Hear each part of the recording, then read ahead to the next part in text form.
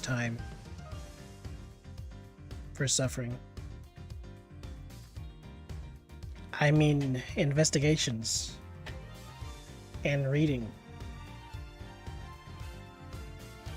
I don't know if the audio is a good level. I guess we'll figure it out. But rest in peace, my god run. I died on the 8th level. I was gonna obliterate myself and get the alt skin, but I died right at the end.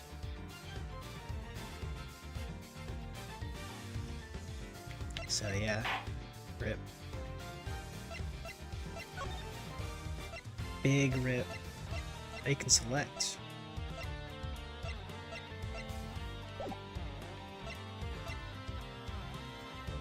Prosecutor's Gambit. Well, anyways, let's start this. As promised.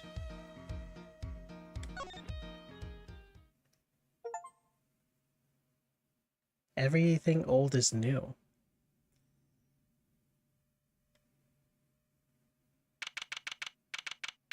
March 14, 1:16 a.m. Question mark, question mark, question mark. To make sure the defendant is found guilty, what other choice do I have? That's the job of a prosecutor, after all. That may be true, but why? Why go this far? Sorry, maybe I wasn't clear enough. But a guilty verdict is all that matters to me.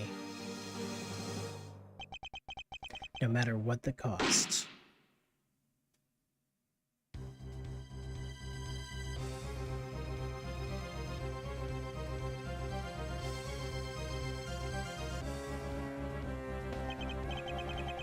I'm a prodigy among prosecutors.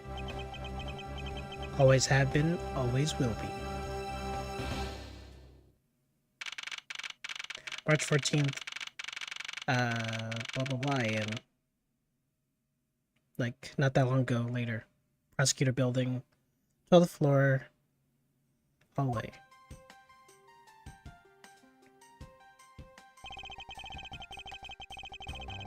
Yep. The mood is blank, always has been. It's hard to believe that I've been away from my office for a whole month. I hope Detective Gumshoe has been keeping an eye on my office, and keeping it clean. The door is unlocked. Detective Gumshoe? What's the smell? It's very familiar. Blood?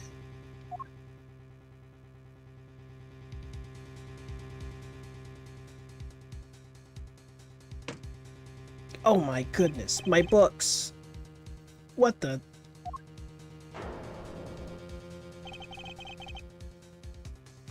What is the meaning of this?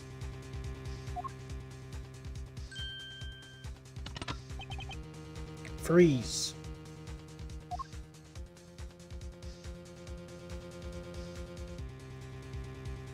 It's me. So what, man?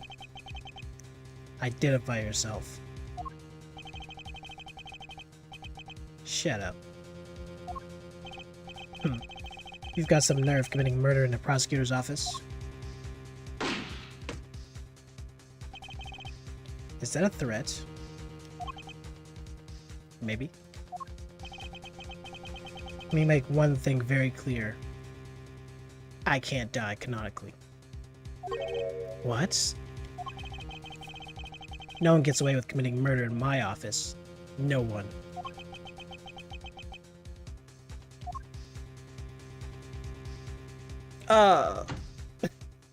I've been evaporated. My name is Miles Esworth, and I work as a prosecutor in my local district. Little did I know that upon my return home, after a month abroad, I can read, maybe. I would be thrusted into a multitude of cases, and some very frantic and busy days.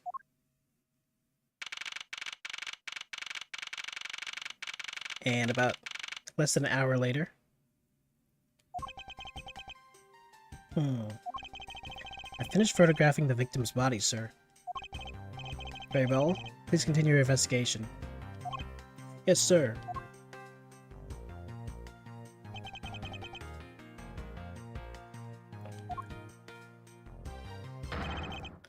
Ah! Mr. Edgeworth, sir. Are you okay, sir? Keep it down, detective. This is a crime scene. I like how they do chibi and, like, I guess full model. Top up.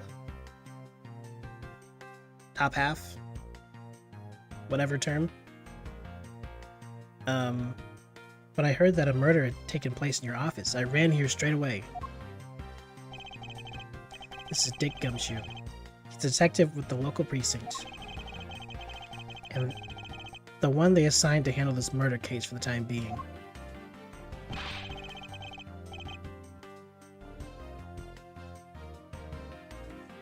I wonder who this is. I know. What a random character. Hello, Crimson.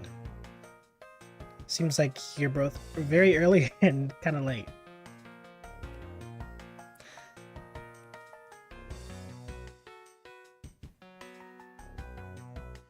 But I suppose I did start early.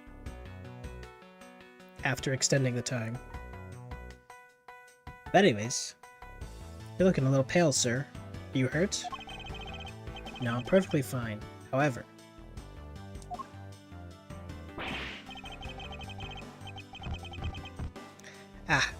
look what they did to your office. It's totally trashed.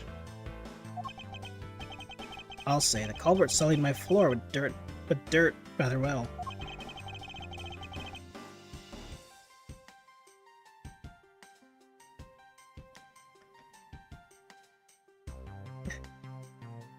Okay. No one gets away with tracking mud into my office. Whoa. Sounds like you're getting really burned up over this whole thing. This crime was committed in my office, so it is my responsibility to solve it. Oh, that's just like you, Mr. Edgeworth. Okay, time to do some investigating. Agreed. Our first course of action is to gather relevant facts and leads. We must not overlook anything, no matter how small, if we are to find the truth. So I'll keep any leads or information we find etched in the forefront of my mind. Speaking of things that pique my curiosity,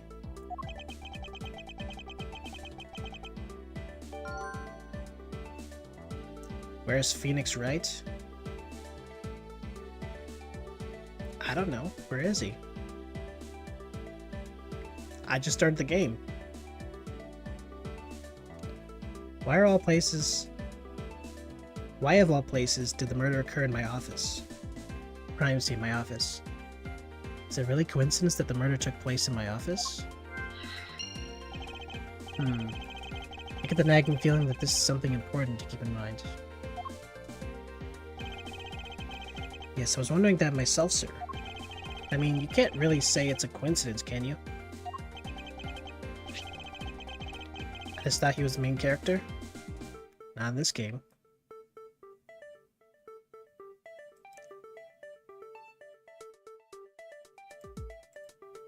I'm pretty sure this game is called Miles Edgeworth Ace Attorney or something like that. Maybe in Japanese. I don't know.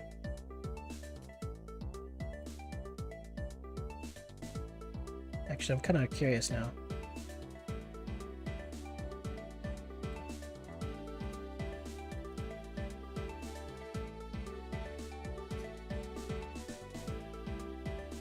Yeah, it is. Miles Edgeworth Ace Attorney Investigations. It's the full name.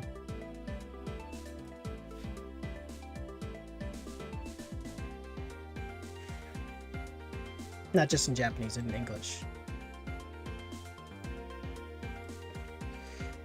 No, not really, especially because of this.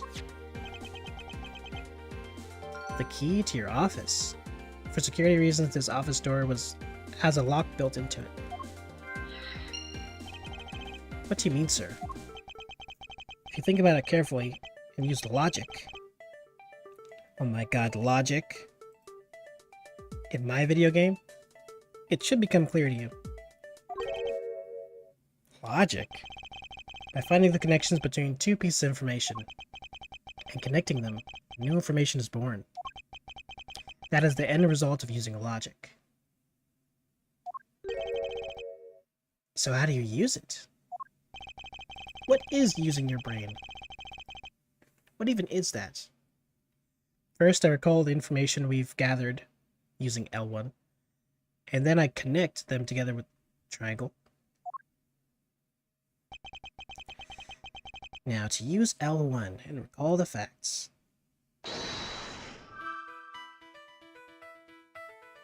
Is it really coincidence that the murder took place in my office? For security reasons, this office door has a lock built into it. Connect. Doing things my way.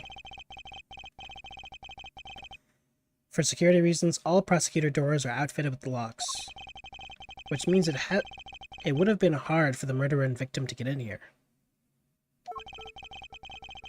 Ergo, it's impossible to dismiss the location of this crime as mere coincidence.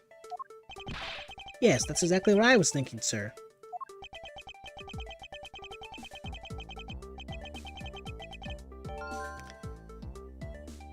I like Gumshoe. I'm not a big fan. I know a few of the characters, though. I've just never been able to play the games. How do you use logic? Me too, I want to know. Me too. What even is that? What is this math, this science of logic? I'm out of coal. Just restart the game. It's over. There must be a reason why someone infiltrated my room. What was the killer after? You're really on the ball today, Mr. Edgeworth. That's some beautiful logic, sir. Yes, well, when you follow leads to their conclusion, only the truth remains. However, if the information doesn't line up properly, I may stray from the truth as well. But if I think carefully before piecing leads together, the logic should flow.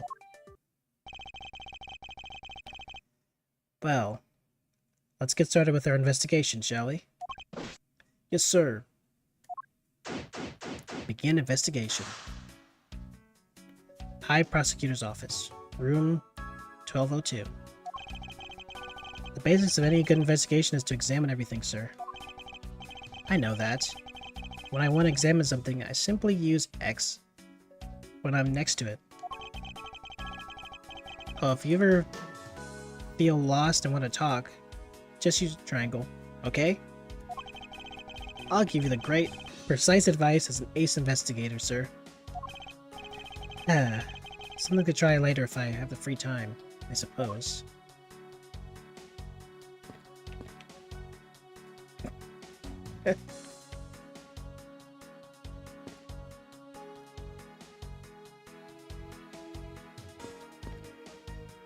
Anyways. I should pay attention to this. What's logic? It's a mystery. What have we here? Can Spaz be the murder weapon? If so, it would mean the killer made their escape after disposing of their gun here. I think I've seen one of these before. Care to enlighten me as to where? Ah, I know. I was issued the exact same model, I think. Detective. I don't really like guns all that much. I mean, they're really dangerous. Now that I think about it, you do see this model around the precinct a lot, sir. I don't use mine much, except in emergencies, so that's why I don't recognize it. So it's the same type of revolver as the ones used by this precinct's detectives. Huh.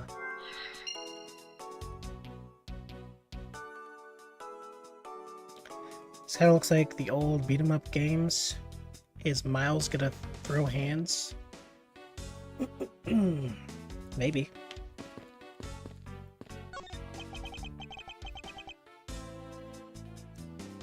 Do you have anything to report? Sir, yes, sir. Nothing out of the ordinary right now, sir. And yet there's something out of the ordinary right in front of my eyes. Talk about a contradiction. Something out of the ordinary, huh? Should look around a bit more. Aha, this couch.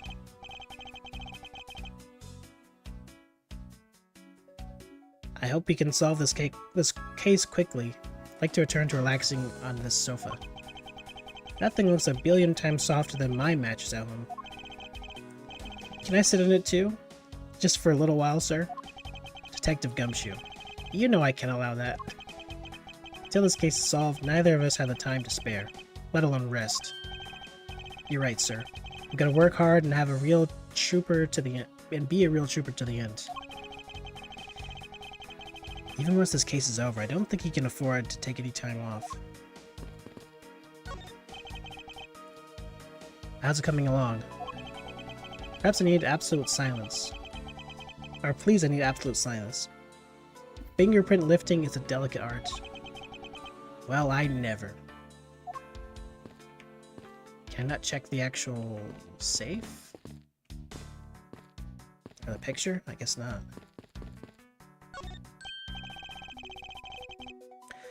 Ah, watch out for the teacup fragments there, sir. Ugh, that killer's going to pay. This tea set. Yikes. You're really mad over this. This tea set is very dear to my heart. It can only be bought in England. It costs more than your whole month's paycheck. What? Now I feel like the killer wastes one of my monthly paychecks.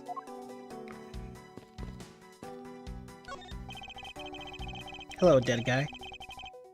They finished photographing the body, so it should be alright to examine this area. I won't rest until I've inspected every suspicious-looking nook and cranny. What do we have here? Okay, I think I've seen one of these before. It's a police badge, detective. Oh hey, I have the exact same thing, actually. What a coinky-dink. Let's take a look inside. Buddy Faith. It would appear that our victim was a detective, just like you. Is that so? I seem to have gathered a few pieces of pertinent information. Now to commonly use some logic and figure out if any of them are connected to each other. Let's not get hasty. Let's see here. There's some blood all over his lower abdominal area. Looks like the bullet passed clean through his stomach area, sir. In other words, he was shot. Yep. Until the autopsy's done, I don't think we'll know much more than that. Please have the body sent to the morgue once they're done processing the crime scene. Bullet went clean through the victim's abdomen. Body was found around 2:05 a.m. You're gonna be okay with keeping track of the evidence you find, sir? Of course. This is the safest way I know to keep track of it all. Alright, if you say so. I keep all the evidence I find either in or with my organizer. When I want to re-examine a piece, I have but to press R1 to open my organizer. But the organizer is only for evidence. I keep people's profiles on hand in it too. It's probably a good idea to have a habit of checking the facts often.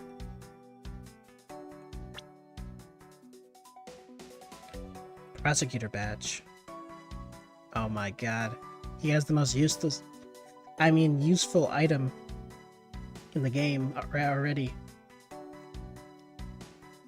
It's just like Phoenix's badge.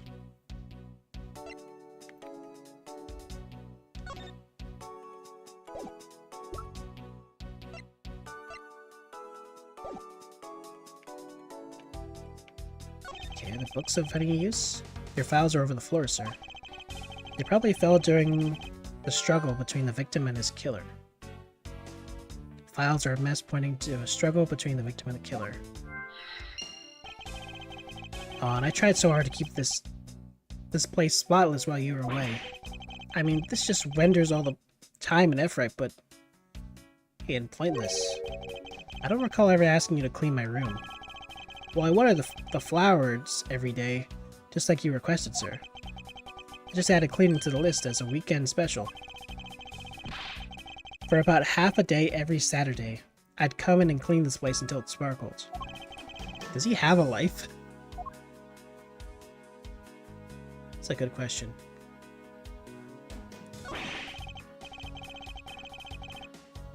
I don't believe it. I packed those files on the shelf so tight. That not even an earthquake could make them fall off. But just look at them. At this rate, the rest of the files would be able to withstand an earthquake at all. Won't be a problem, to be sure. Well, once the investigation is over, we'll put them back up on the shelf. I see Gumshoe upside down here, but I can't, I guess, capitalize on that. Maybe I got a logic. Why did this happen in my office? What was the killer after? Signs of struggle, revolver. Victim was a detective.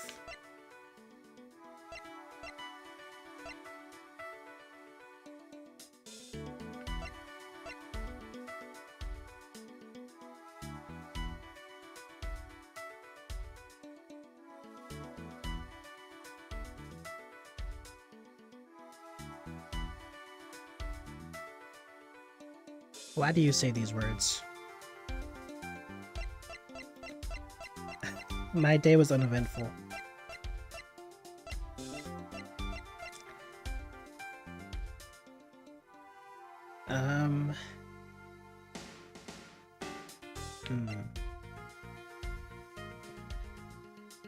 What do you think, Jay? If you're still here? EP is sleepy? I know.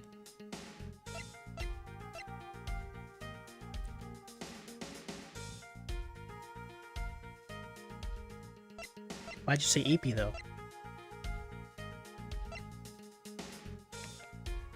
Wow, Jay napping on the job. Jay, I thought you were the ace investigator.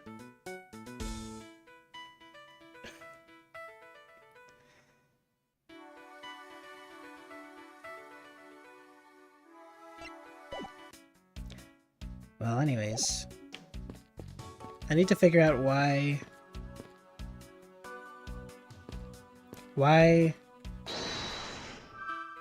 the killer.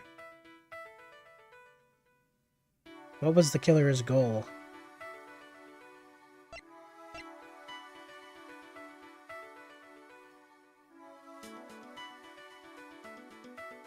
Found at the crime scene is the same model as those used at the precinct. According to his badge and ID, Buddy Faith was a precinct detective.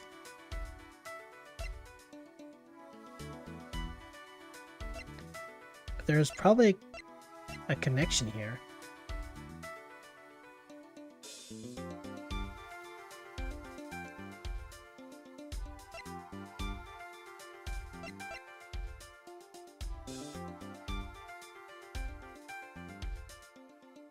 Signs of a struggle proves what? I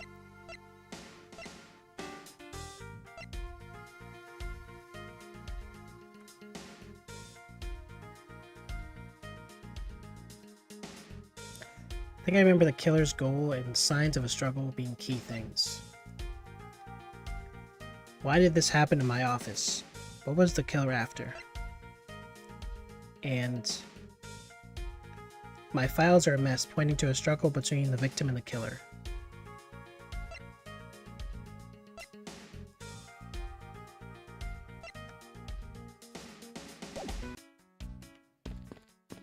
Let me see if there's anything else I can check out.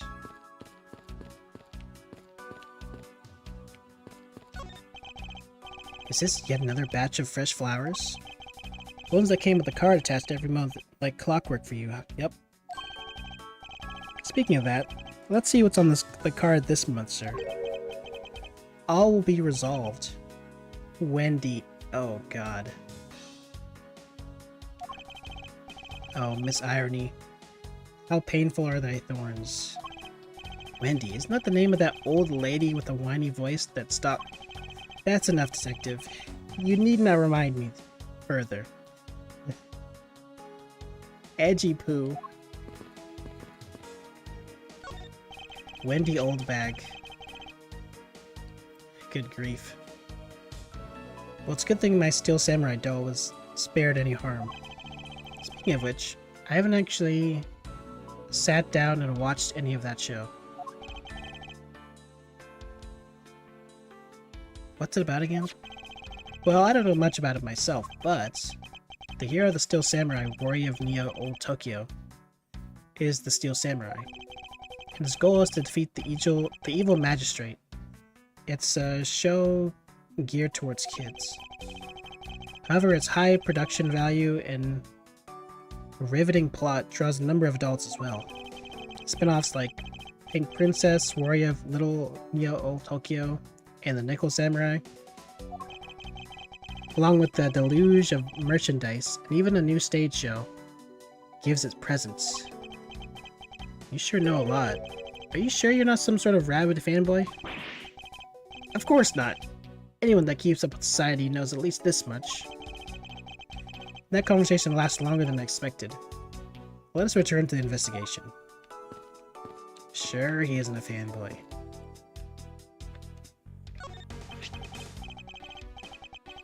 I remember this shield. Oh, it's your trophy. The, Knight of Prosecutors, right? King. King of Prosecutors. And it's not a trophy, it's a shield. They only sent this to the winning prosecutor, right? Yes, but I have no real interest in the perceived worth of the other people. As for my own worth, this is something only I can determine for myself. That's so slick, sir. I'm gonna have to try saying that sometime. Fortunately for him, his monetary worth is tied directly to his worth to me. Damn. Okay, so... wait. Ouch! They even knocked over your chess set. I had it all set up, ready for when you got back. I figured we could play a few games. I had no idea you were interested in chess. I'm actually pretty good at checkers, so I thought I'd give chess a try. In that case, I suppose I can set some time aside after we solve this case. Though I don't expect the games to tax my mental acuity much.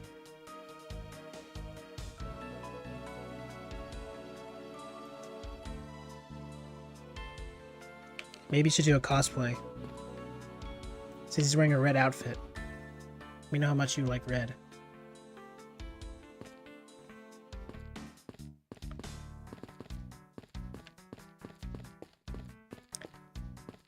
Okay. Wait. It's been a while since I sat on this desk. Oh, how I've missed you. It's so tight, it looks newer than when I first bought it. Oh, yeah. That thing's so polished that it makes mirrors jealous. Don't tell me you had other work. You had no other work the entire time I was a white detective. My job is to protect your office, sir. You did such a good job protecting it that a murder occurred in it. That's harsh, sir. I have to admit, the desk has never looked better, so I guess I can't dock his pay.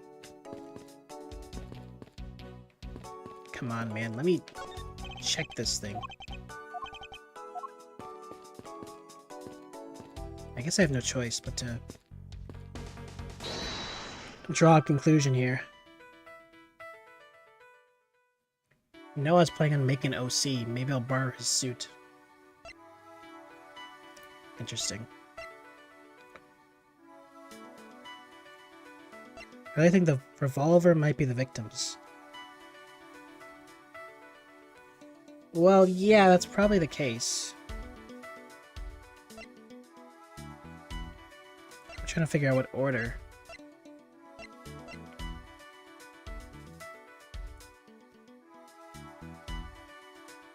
According to his badge, Buddy Faith was a precinct victim, or a precinct detective. And the evidence of that is we found a... I guess we'll do this first, and then this.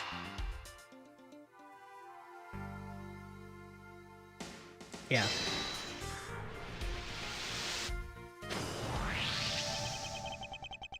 Okay, there we go. The revolver, the standard model used by detectives. I'm not sure if the order actually matters, because it is just puzzle pieces. If it's backwards, does it really matter?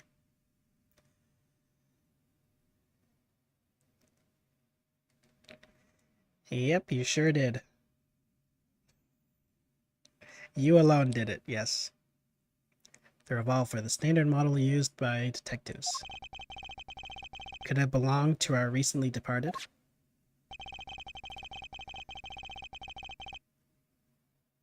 Detective Gumshoe, could you please thoroughly check the victim's body one more time? Yes, sir. On it now, sir. Excuse me, pal. Let's see. What have we got here?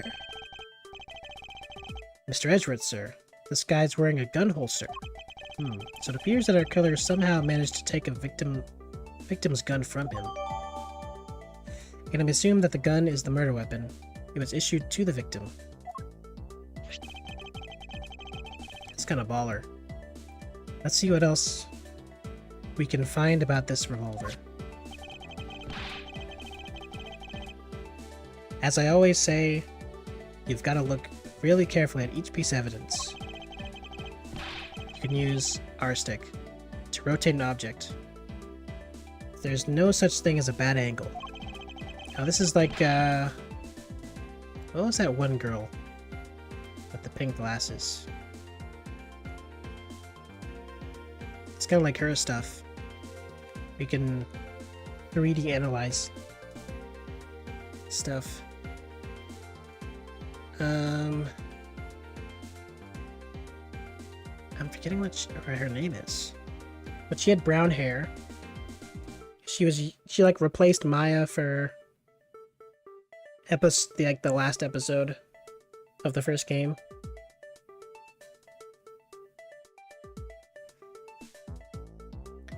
I'm sure Jay knows.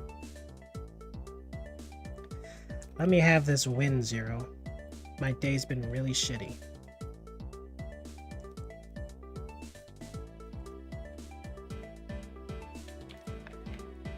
You don't need me to let you have anything. It seems like your days are always shitty.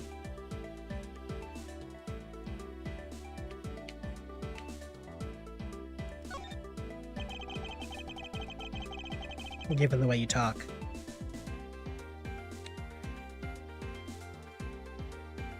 I think it's so easy to take a life with just the pull of a trigger. You know, I can't even see myself really liking guns. Oh, but I love the ones they use at track and field meets to start races. If you take out before it's fired, everyone always ends up following your lead. To chase you down for a false start, detective. Now that you mention it, even when I finish first, I always wind up in last place.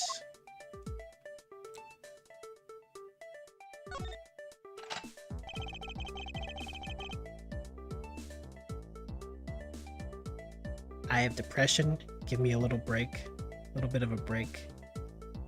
Is that really my fault? I know what depression is.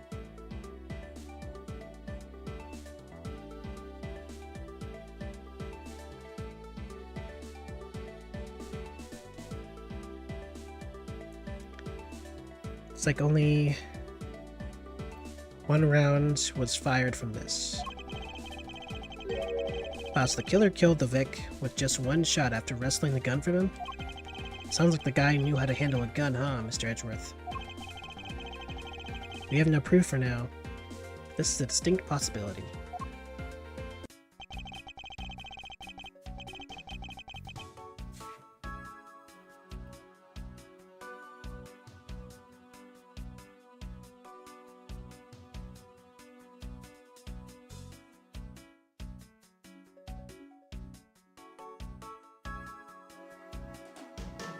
I guess this is about all we're going to find out. We should send the body to... Oh. Jim!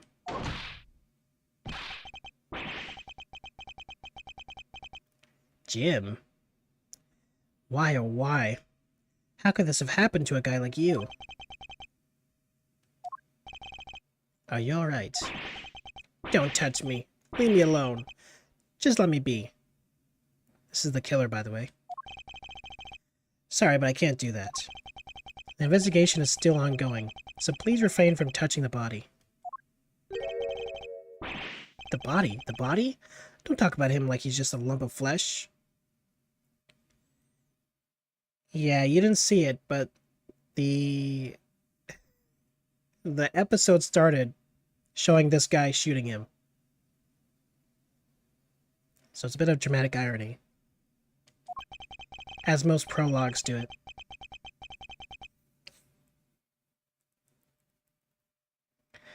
Sorry, I have work distractions. What's up?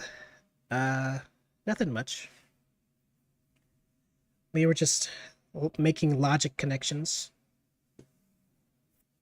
Talking about depression. In chat, you know.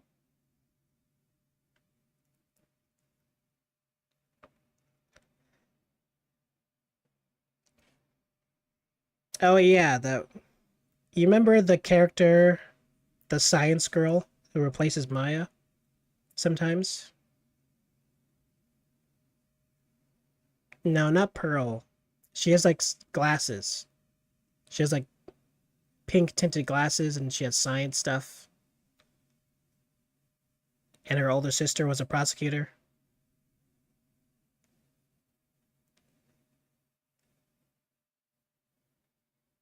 I'm pretty sure she's in the cover of this game, too. I can't remember her name. Emma Sky, that's what it was. Yeah, her. Yeah, I just mentioned her because we did, like, the whole 3D rotating an object to analyze it thing, which I'm pretty sure she introduced. But anyways, that was basically it.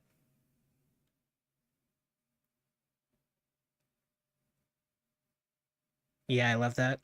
And me too. I like how the games, or like at least the chapters, always introduce something new. Like a new way to investigate or whatever. I think that's pretty neat. Look at him. Jim looks like he's turned in for the night. Sir, this is a bloodstained suit, pal. Where are my manners? What is that? What is this? Looks like he has a rubber band on his head. It doesn't even block his big forehead. Aren't you that prosecutor? Why, yes I am. I'm Jack Portsman? Jack Sportsman. I get it. Sportsman. Anyways. Jim here is my prosecutor in crime busting. Our partner. I'm Mal Jesworth, and like you, I'm also a prosecutor. Detective Dick Gumshoe, sir. So you're Mal Jesworth. I guess this is your office? Yes, that is correct. Then it was you! You're the one who killed Jim.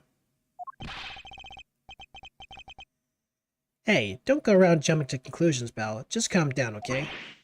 I will not. I know how things work around here.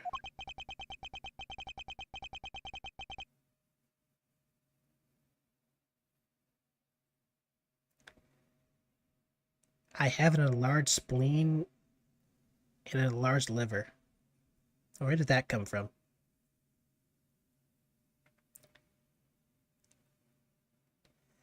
High prosecutor's office doors all have locks built into them.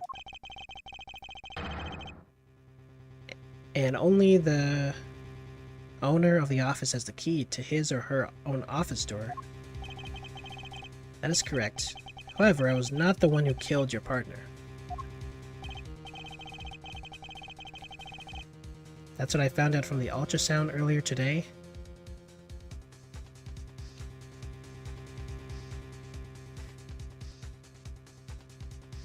I see.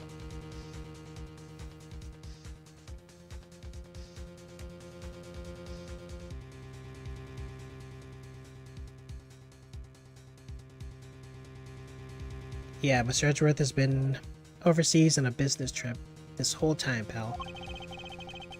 The keys to the door was with me the entire time, okay? So the only one who could have gotten here was me. Ho ho ho ho. Wait, that means... I'm not sure what that means. So it was you then. You're Jim's killer. No way, pal, you've got it all wrong. Everyone calm down.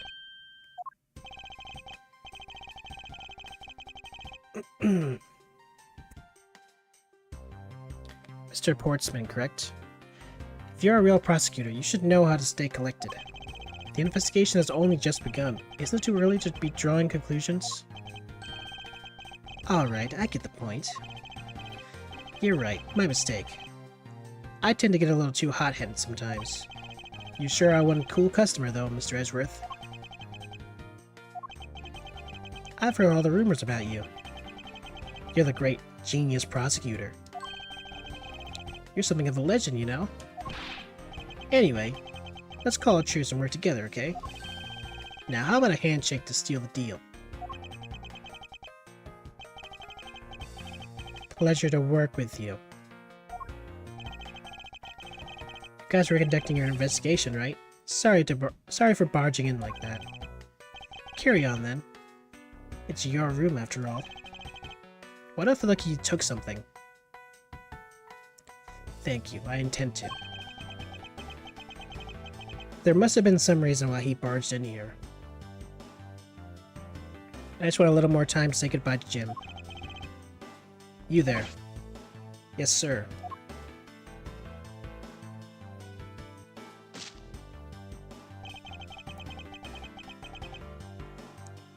What is that? Why'd they make a note of that animation? I want you to capture this scene on film for me. My final farewell to my partner, Jim.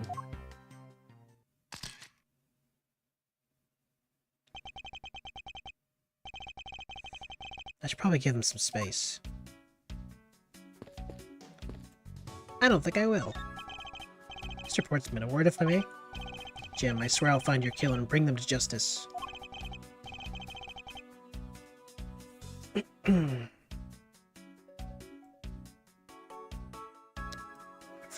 It'll be for the both of us.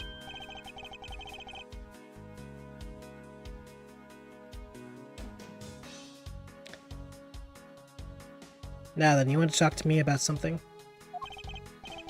No, that's alright. I feel like I'm interrupting their conversation. I bet the reason why it was important is because the camera has evidence on it. Maybe.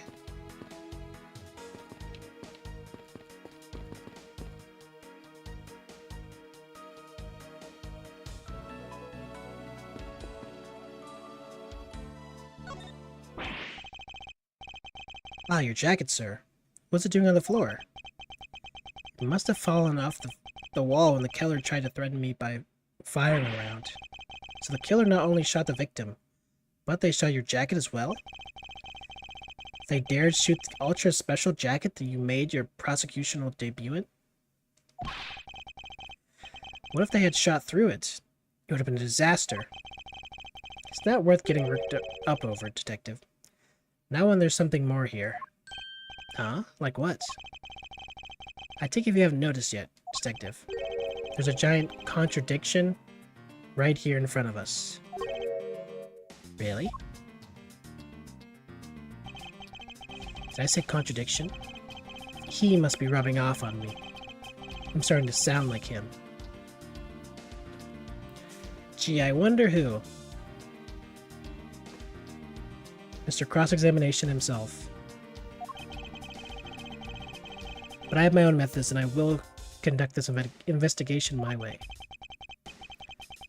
When the scene before me contradicts a piece of evidence or seems off, that's when my deductive skills come into play.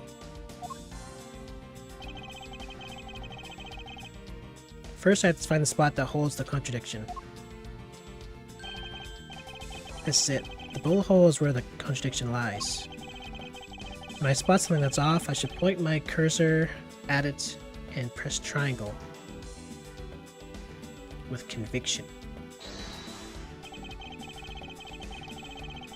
When I have found sufficient proof to prove the contradiction, I present it. This is how I do things.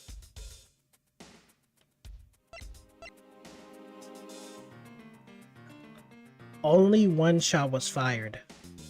Eureka! Eureka! I was not expecting that voice line. There's only one bullet shot, so that means the body was moved. Yeah, I guess so. I guess we draw the same conclusion. This bullet hole is the contradiction. What do you mean, sir? It's elementary. 2 shots were fired in this room. The first fell the victim. I said that before you selected that. Are you competing against me?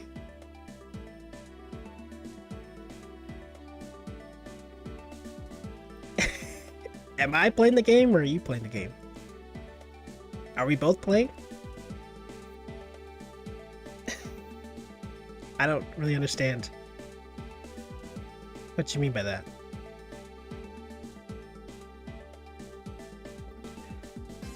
The second felt this frame.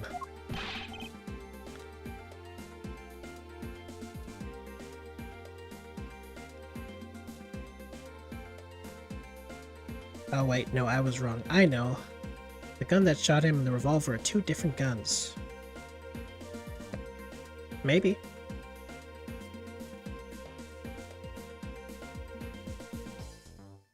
I mean, that would either make more sense, or he just reloaded the ammo, but it looks like probably there were 2 guns, knowing this game, knowing the series.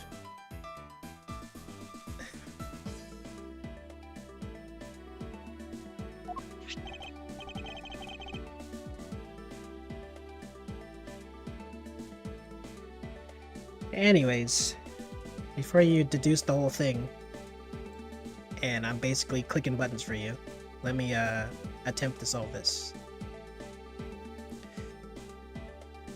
However, this game was only fired once.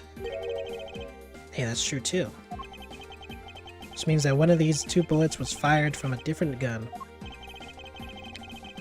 Did the killer have another gun prepared for tonight? Another handgun, other than the victim's gun that I found. Could there be another gun in play here? By the way, I noticed something, sir. Yes? What's that thing sticking out from behind the frame? Oh, that? It's a secret safe.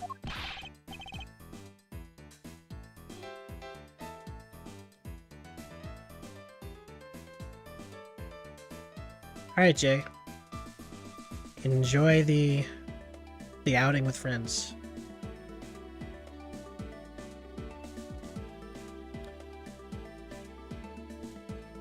Oh, I smell money.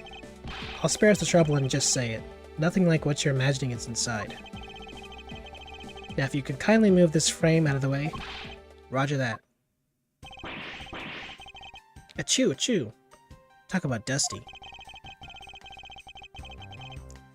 I suppose that what happens when I'm not here to dust it off once in a while.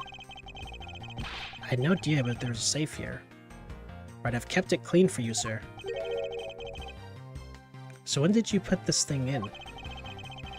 It wasn't something I had installed personally. Every prosecutor's office has one. Really? I had no idea.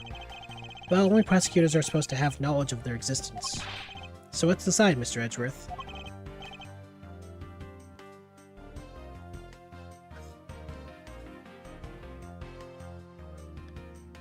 He sure is.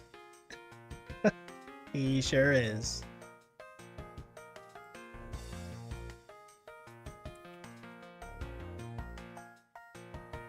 Anyways, see ya, Jay.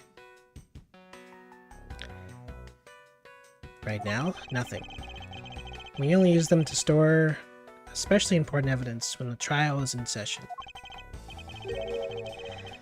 That's it. Talk about squashing my hopes and dreams. Secret safe. Looks like there's some possible handprints around the buttons, so maybe someone's trying to break in. Someone knew about the actual safe. Tried to click some buttons. Anyways. Each prosecutor has one. Only they know of them. Trial evidence use. And another prosecutor is Portsman. So he would know the existence of a safe being in his office. I won't rest until I've inspected every suspicious nook and cranny.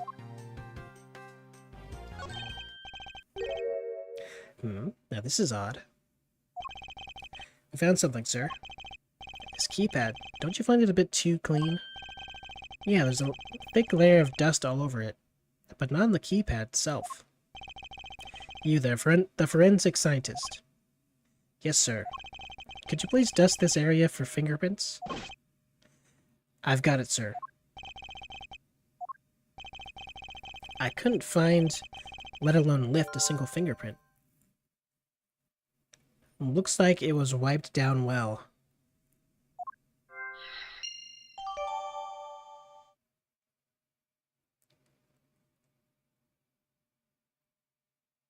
Prints were wiped. As I thought. Appears that logic is the only way around this setback.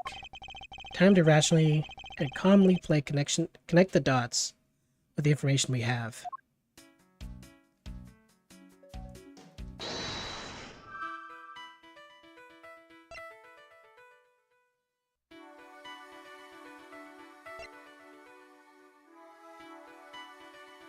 The killer's goal was to get into the safe.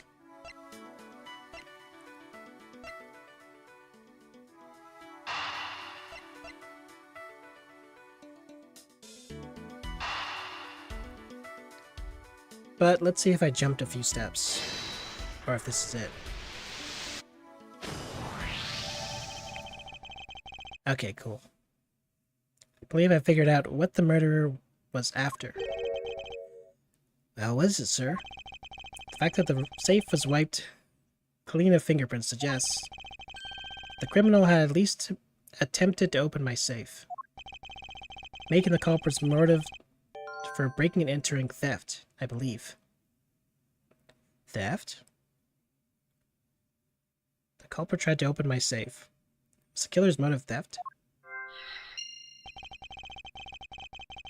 I wonder if knowing that the motive behind this break-in was theft changes what the other piece of information can tell me about this crime.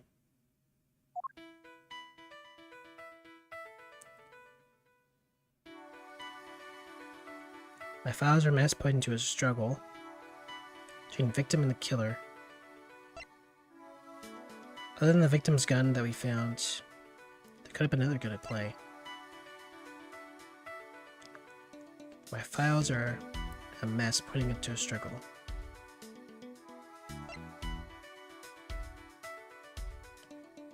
Other handgun theft. Maybe not yet.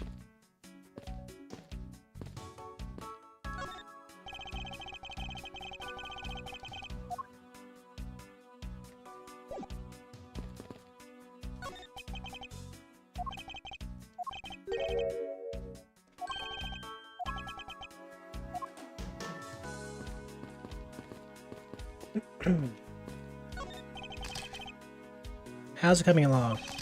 Please need absolute silence. This picture is too important to mess up. I'll leave the man to his art.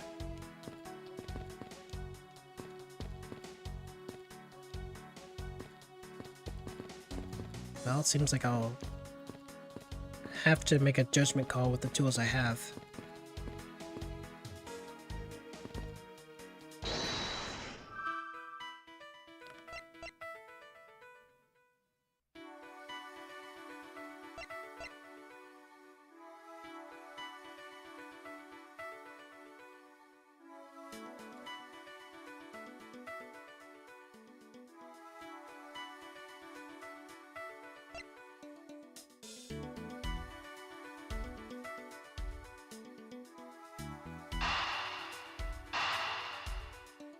This might be backwards or just incorrect. But might as well try. There's a possibility that the files splayed in the floor are not the result of a struggle between the victim and this killer. Oh, you mean like it could be from the killer...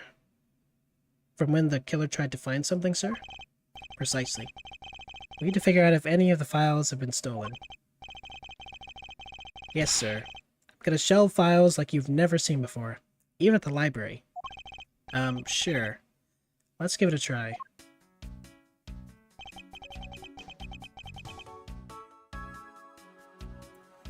Why do all the good ones always die young? Surely you must ponder that every once in a while, Mr. Edgeworth. No matter how much we would lament, the dead will not come back to life. All we can do is search for the truth. And? So what are we supposed to do? How do we go about finding the truth? First, we calmly restore the files to their rightful place. You got it. Here, let me help. So this file goes here, and that book goes there. You sure know a lot about where things go, despite it being Mr. Edgeworth's office. Because I'm the one who keeps it tidy, pal, okay? Done.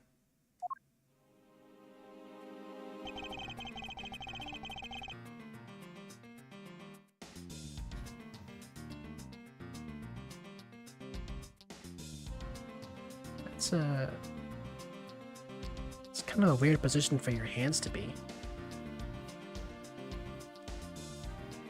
For the blood prints. I'm back. Sorry I had to listen to my band play. I'm missing a lot of people right now because of COVID and mono. Guess I got lucky. You know, because I don't have COVID or mono.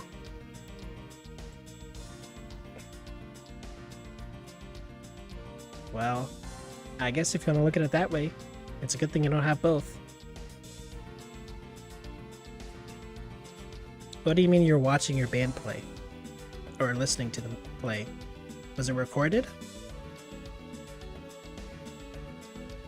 I don't imagine they were playing live at this in the middle of the night.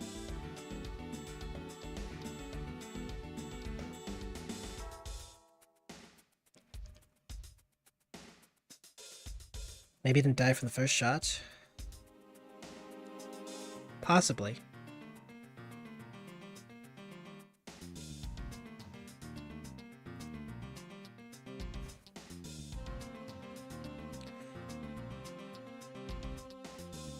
Yeah, it was recorded from the football game we had tonight.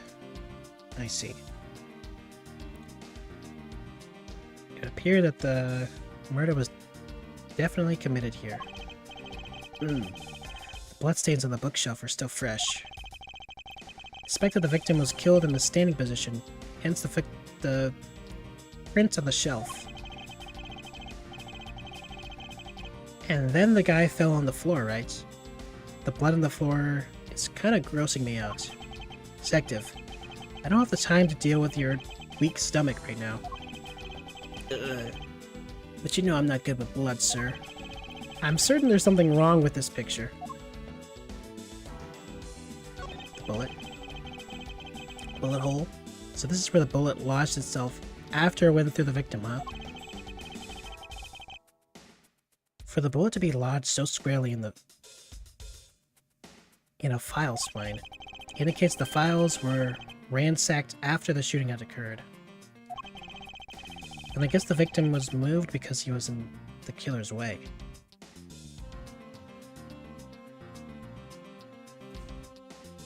So maybe he died, he fell back, put his hands here, and then his hands fell here as he was dying. Then he sat here for a little bit, bled out, and then he was pushed over. Why is he a detective? He gets to deal with blood this whole time. Or the whole time. It's a contradiction, for sure. But that's comedy. And I guess the victim was moved because of the killer's way. Deuce. The victim's handprints. He must have tried to support himself with his hands after being shot. There are prints on the floor too. Must have been made when unable to move. Unable to stay standing, he dropped to the floor. Sure. Here's the victim was in a sitting position after being shot. Oh, so that's why the seat of the victim's pants has blood on it. That would be a logical conclusion.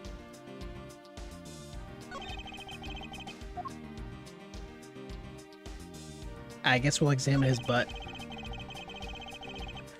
Victim moved the body because it was leaning against the bookshelf. Blood on his pants proved that pretty well. In a sense, I suppose. See, I'm not completely useless, Mr. Edgeworth.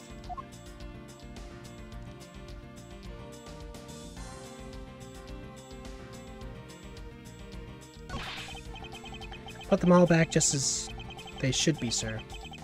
Doesn't look like anything's missing. That doesn't look like the killer moved the body to flip through my shelves. Wonder if they found what they were looking for.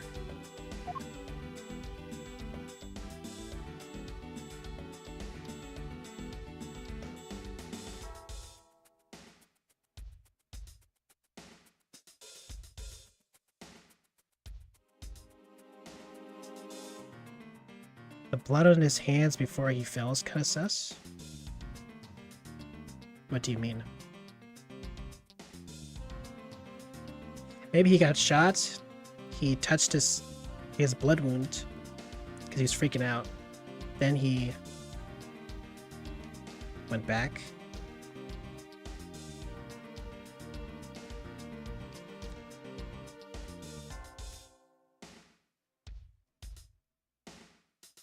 Well, anyways, let's deduce something, I guess.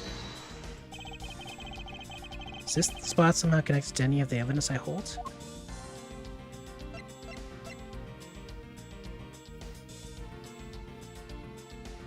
Bullet went clean through the victim's abdomen.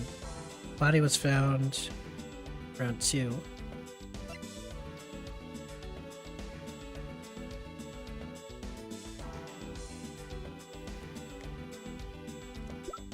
Well, I guess we can present this.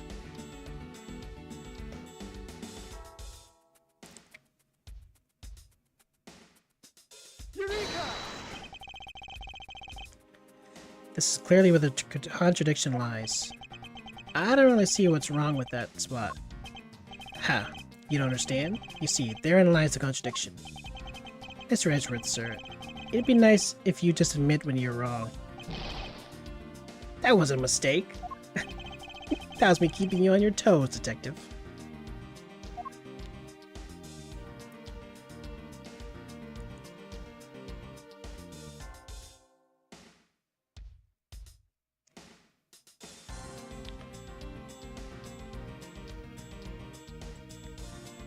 Oh, yeah, I see what you mean.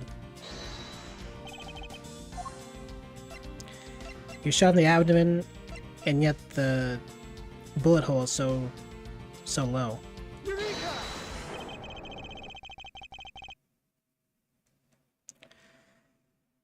This is clearly a contradiction here in this bullet. What do you mean, sir? You don't see? Quite simply, the bullet hole itself is too low. The victim was shot in the stomach, the hole should be up higher. What if the guy was shot while he was sitting on the... or lying down, sir? He couldn't have been because there's fingerprints on the top. That would be illogical. The victim leaned against this shelf here after being shot, which suggests he was standing when he was shot. But that means... Wait, what does that mean, sir?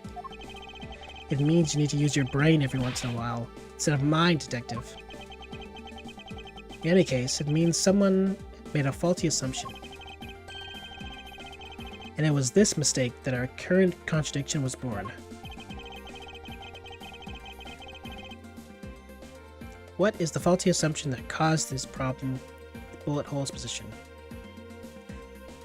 The position of body, position of handprints, the order of the files. It's gotta be order of files. I believe the order of files is a bit off.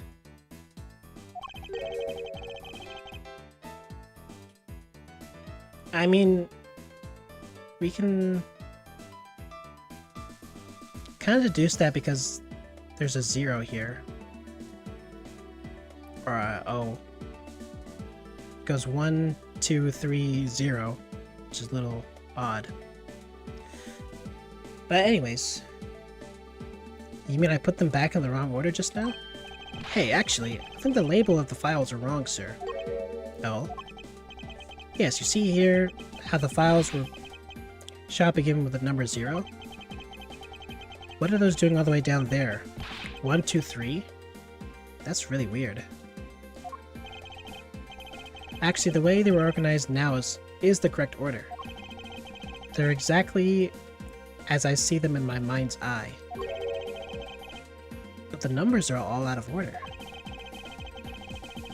Those white banners are special, so they are organized a little differently. Is that so? But from this, we know that the files were not in this order when the crime occurred. Aha, so that's it. I believe the killer made the same incorrect assumption as you just did, detective. Let's rearrange the files in numerical order and see what we find out.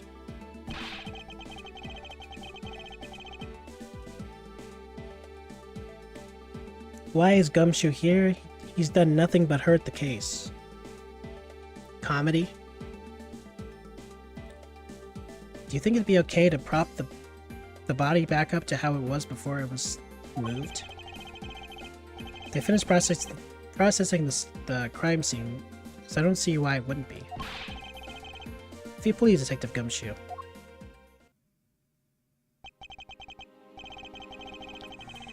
As I suspected, the bullet hole is now where it should logically be.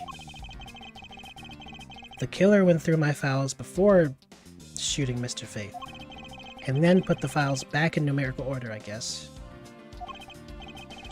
Exactly, and then proceeded to shoot the victim.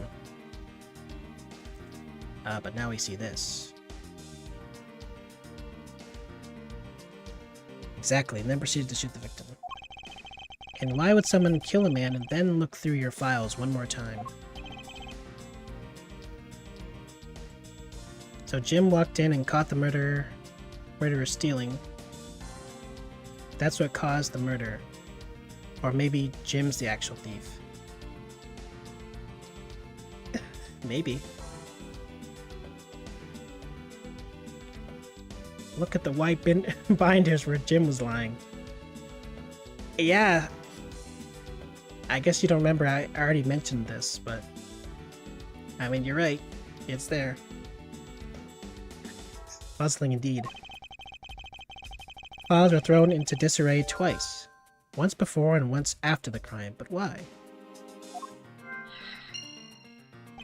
Yeah, well, while he was lying down, and we were able to do a close-up on him, I saw the gum upside down. But it doesn't really matter.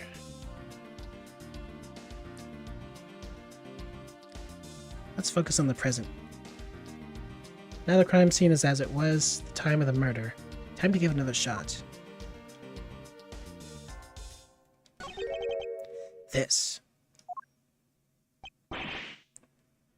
What is that? Why does it say gumshoe on there in blood?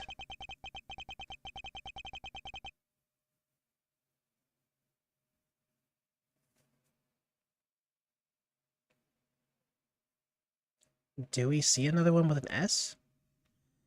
I'd say that's more incredibly incriminating evidence. Yes, indicative of criminal activity indeed. No, wait, there's gotta be some mistake. Mr. Edgeworth, sir, help me. Say something, sir. It appears that one of my files was stolen. Is that all, sir? What about me and my situation? Is that what the killer was really after? Stolen file data jotted down in my organizer. One of the files that were written upon is in blood was stolen by the culprit.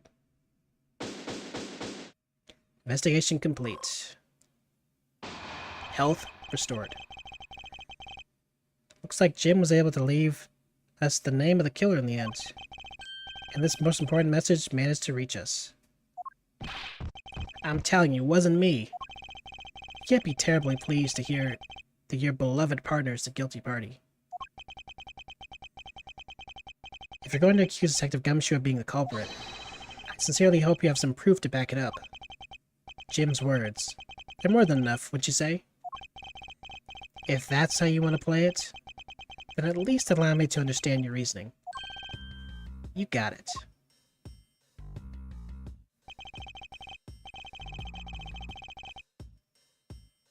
Why do you hate Gumshoe so much?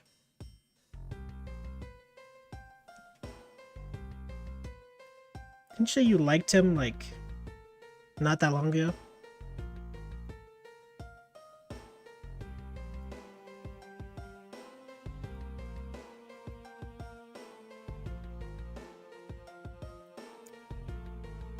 Yeah, about an hour ago. I like Gumshoe.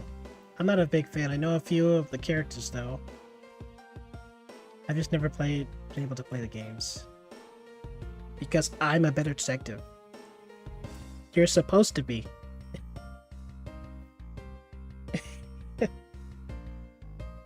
He has his moments. You don't like this one bit. I don't like this one bit. There's something strange about this man's attitude. There must be some sort of flaw to his logic. Waiting for me to dig in. Dig out. Mr. Edgeworth, what are you going to do? What I always do in court. I'm going to cross-examine him. One way or another, I'll expose the flaw in his logic with this technique. Oh. How do you do that? Can you explain it to me, sir? Maybe some other time. Might as well. I already know how to cross-examine, but why not? New game, after all. Alright, first I listen to the witness's testimony. If I find a flaw in the testimony, something that contradicts the evidence, I open my organizer with R and present the piece of contradictory evidence. To present something, I simply use triangle. That's old news.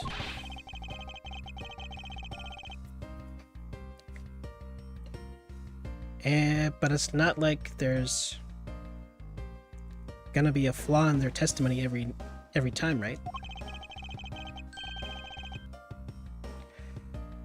Correct.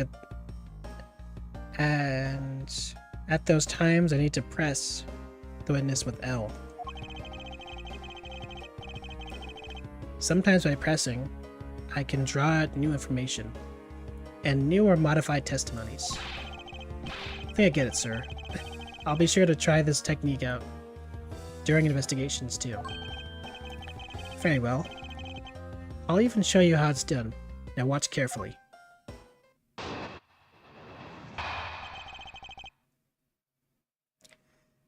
Mr. Portman's logic. Detective Gumshoe.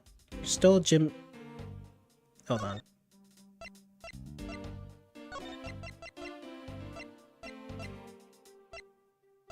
Let's do it like this.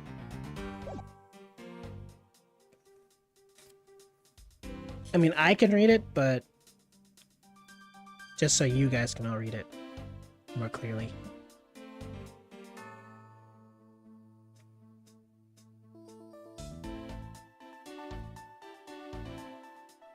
Are we supposed to be Edgeworth or Gumshoe?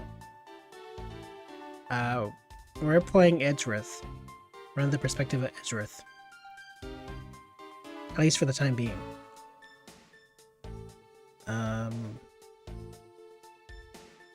Like right now it seems like we're playing the role of Gumshoe. I wouldn't really say so. I mean, we are investigating, but we're lawyers at the end of the day. Also, is the text suggesting that Gumshoe understands what L means? All video game characters understand video game buttons.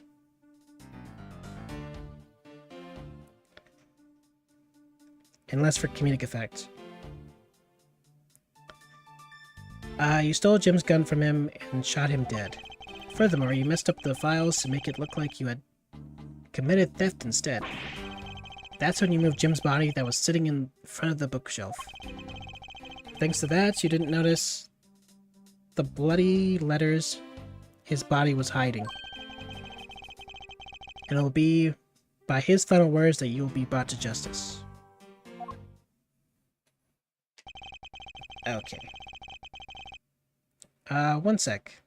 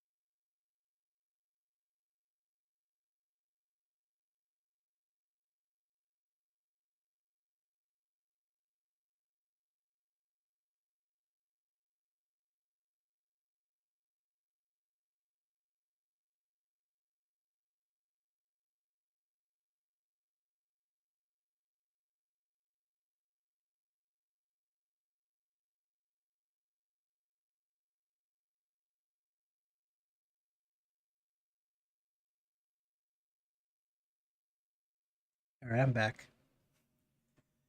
You intend to argue that the victim's dying message points to its killer? I can hear Jim's voice, and he's calling for his killer's arrest. Are you sure you're not mishearing his words, Mr. Portsman? There's no way Detective Gumshoe is the culprit here. I will find the flaw in this man's logic and expose it with credible evidence.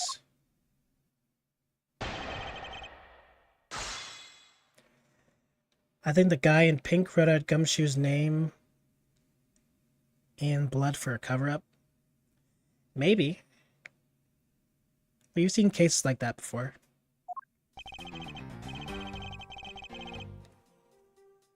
Alright.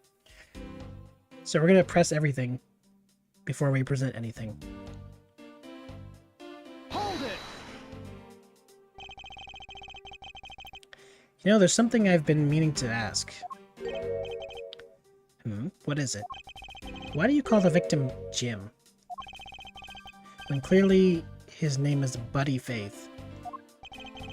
Isn't obvious? Jim is the perfect name for my companion. Jack and Jim. Don't those two names go together like peanut butter and jelly?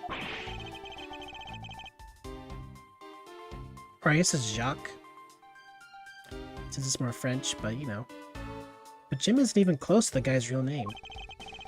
Well, Jacques and Buddy just sounds off somehow. Besides, he was the third of a bunch of guys that decide to nickname Jim.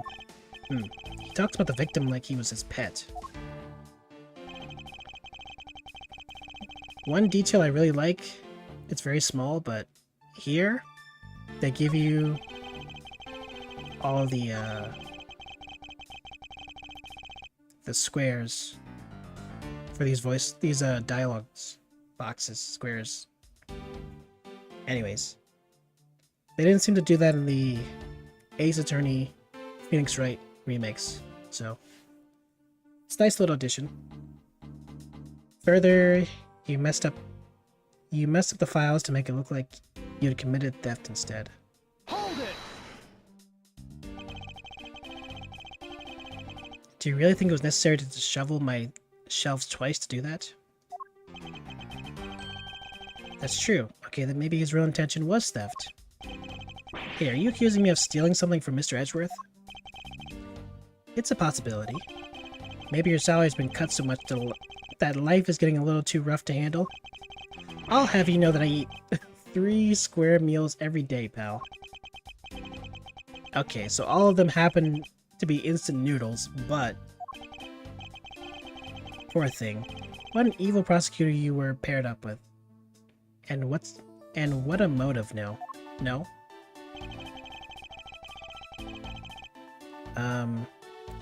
That's when you moved Jim's body that was sitting in front of the bookshelf. Hold it! And why would Detective Gumshoe do such a thing? Because the body was getting in his way. He had to mess up your bookshelf somehow, right? Anyway. Okay, that was not fruitful. But thanks to that, you didn't notice the bloody letters his body was hiding. Hold it!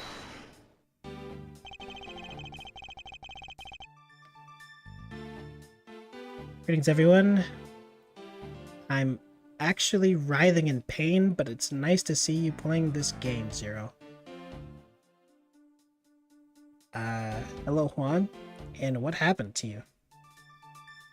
Why are you writhing in pain?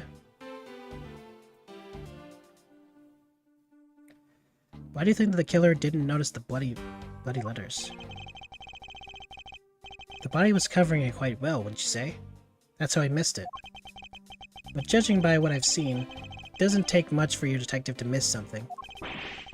Who do you think you are? You know nothing about me, pal. It's a lot a person can understand from first impressions alone. I'm sick, my stomach and head hurts. I don't like pink shirt.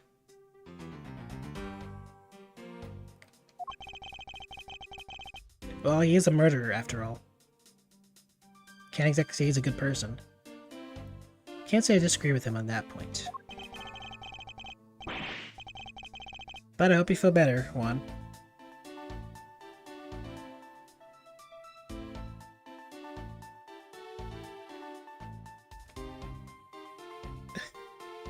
I don't know if my streams are relaxing enough for you not to want to vomit aggressively, but I'll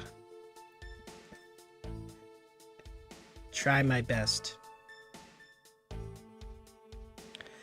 Why don't you say something, sir? Gasp. Not you too, Mr. Edgeworth. Despite his lack of attention to detail, I don't believe the detective to be the culprit. Nobody could overlook the bloody letters, and I can prove it with evidence. I couldn't ask for a better setup for the game-finishing spike. Okay, so here's probably where I present something. But let's hear this out first. And it will be by his final words that you will be brought to justice. Hold it!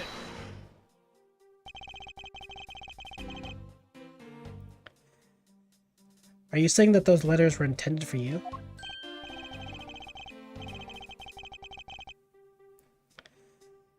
Yep, Jim was an outstanding detective. I would expect no less from my former partner. It looks like Mr. Portsman still doesn't understand. He has yet to figure out the true meaning behind the bloody letters. What are you sputtering over there? Can't you just admit my logic is perfectly sound? Actually, there's a gigantic flaw in his logic. A gap so wide that even the good detective can spot it. Now to clue Mr. Portsman in by presenting him with some evidence.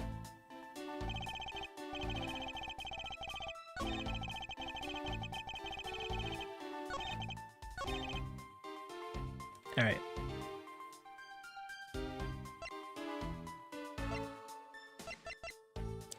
One of the files written on blood was stolen by the culprit. Objection! Objection! Perhaps you're not aware, Mr. Portsman. There's a serious flaw in your logic.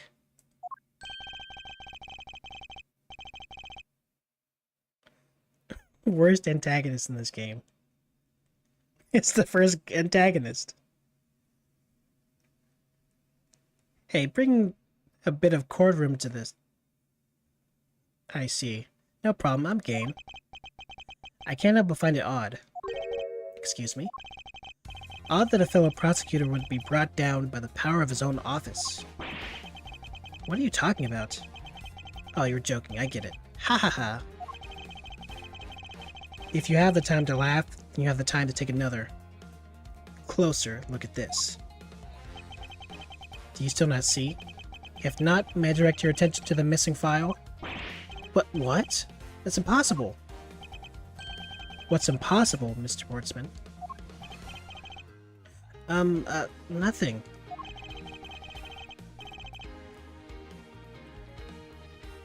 The file on that shelf are about a certain case.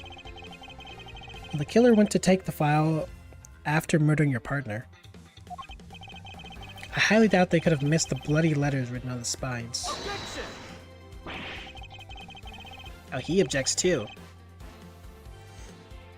Also, a bit of a... Damn, see you guys? Oh, you're leaving already? Okay. See ya. That was fast. It's possible that they could have taken the file before committing the murder. I think it's pretty obvious that the file was stolen after it was written on. The missing letter in the detective's name where the file should be is proof. Yeah, I mean the S is gone, and there's only half of H. If Detective Gumshoe really was the culprit of this case, I highly doubt that even he could overlook his own name written in blood on the files. Especially as a detective who can't stand the sight of blood. Gasp!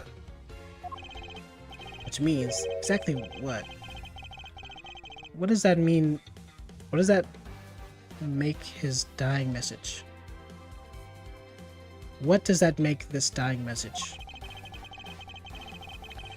It makes it the work of a criminal intent on tampering with the crime scene. That's so low. I can't believe the criminal tried to pin the whole thing on me, sir. I'm gonna get him, sir. You'll see. I'm gonna have them under arrest in no time. Well, Mr. Portsman? Ha ha ha ha ha ha ha ha. Brilliant. Absolutely splendid. Logic deserving of Olympic gold. I appreciate the praise, but it doesn't change the fact that your reasoning is flawed. Meh. You win some and you lose some. That's how life goes. Glad everyone's so cheery, even though I feel more dead than alive. But you know, it really is a shame. I really didn't want to have to bring this up, however.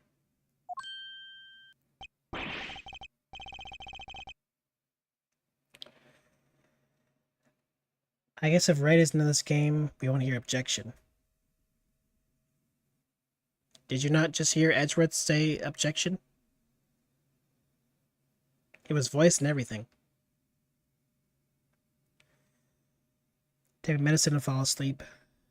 And a deep sleep. Okay. Well, yeah, focus on getting better. Stream can wait. What is it this time? Are you still after me, pal? Humor me for a second. Who has the key to this office? That would be me. Mr. Edgeworth just proved that I'm innocent, pal.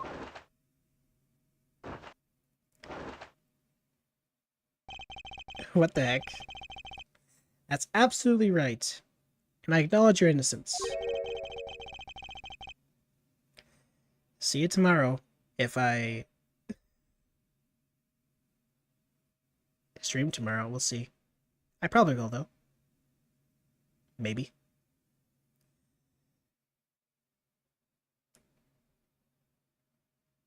Then why do I sense that you still have something to say?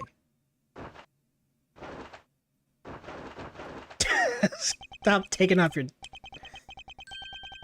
Well, I was thinking, did you know there is one other person with a key to this office? What other person?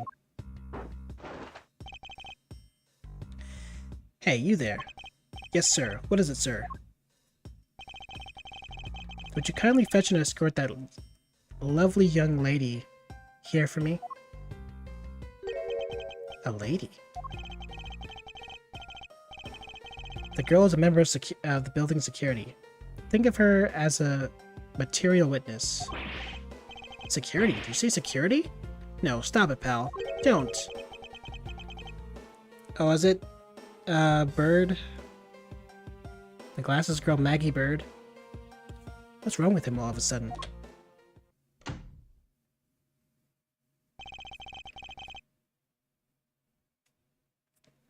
I believe she needs no introduction.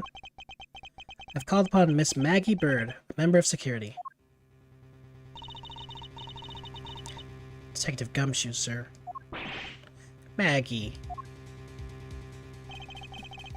Miss Bird is a security guard on watch tonight. I see, and your point is?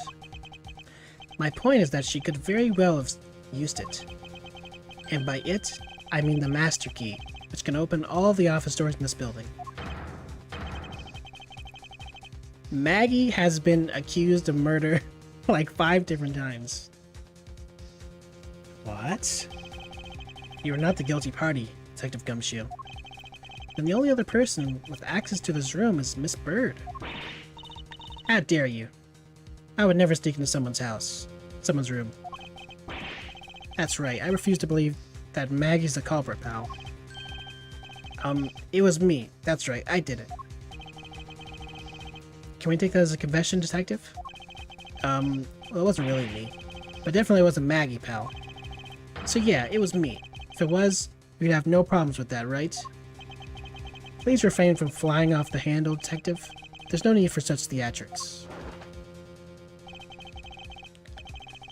Listen to your boss, Detective. He understands what I'm saying here.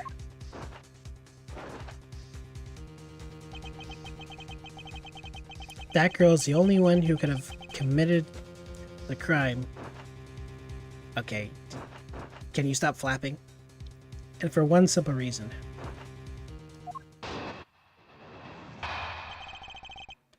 Reason for suspicion. It's pretty obvious that Miss Bird snuck into your room using the master key. I mean, if Detective Gumshoe isn't the one who opened the door, then leaving only Miss Bird as... That leaves only Miss Bird as our prime suspect. On top of which, she knows our good detective, doesn't she? Making all the more probable that she was the one who faked the dying message.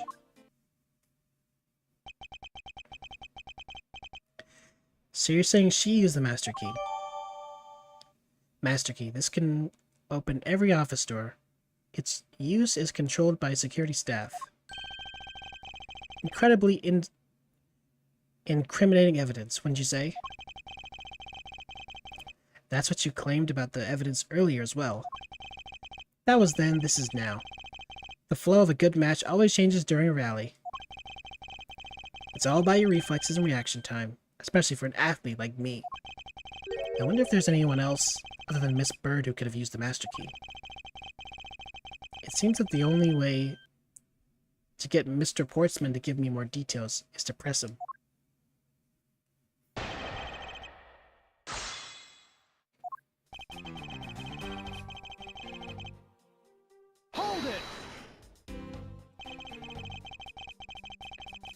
So you heard the whole of it, right?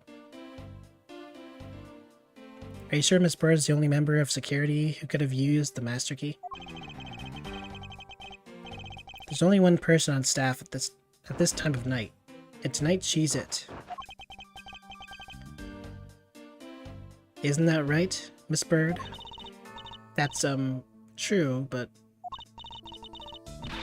I wasn't able to use the master key at the time of the crime, sir. Wasn't able to?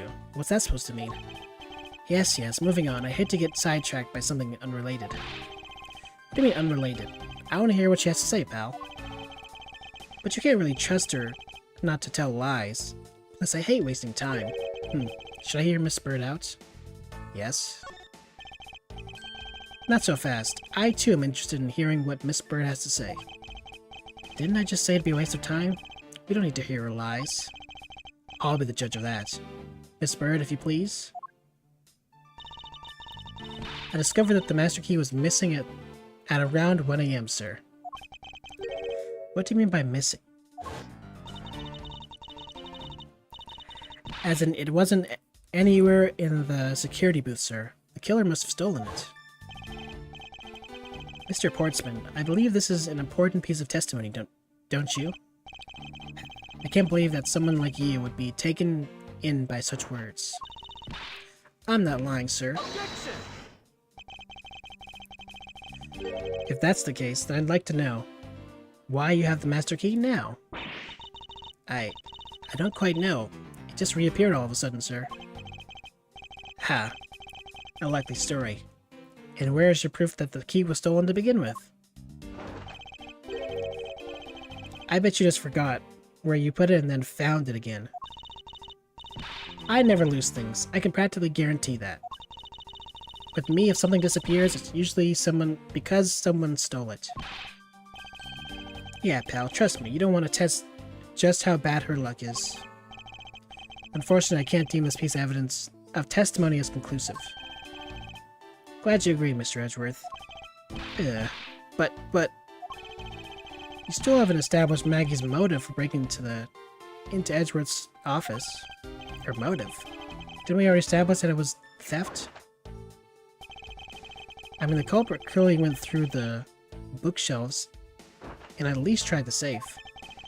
It was as Mr. Portsman says, Detective.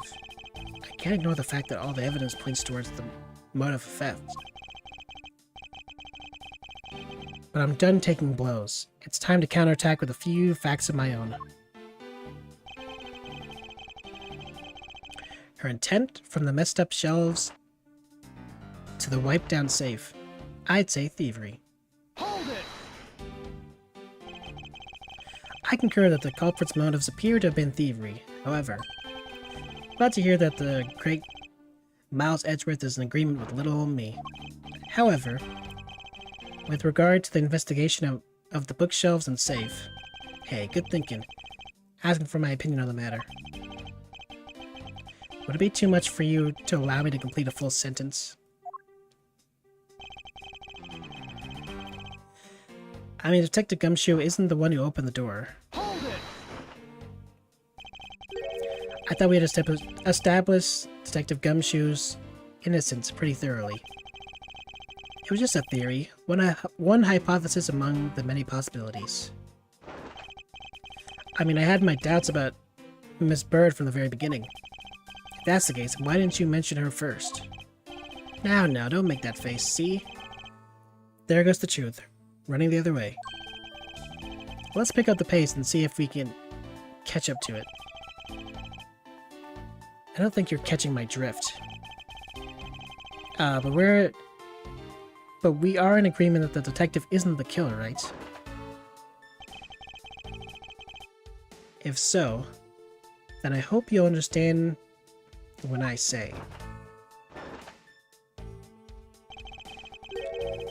that since she's the only one who could have opened your office door, that leaves only Miss Bird as our prime suspect. Hold it! Don't you think it's a bit early to jump to conclusions?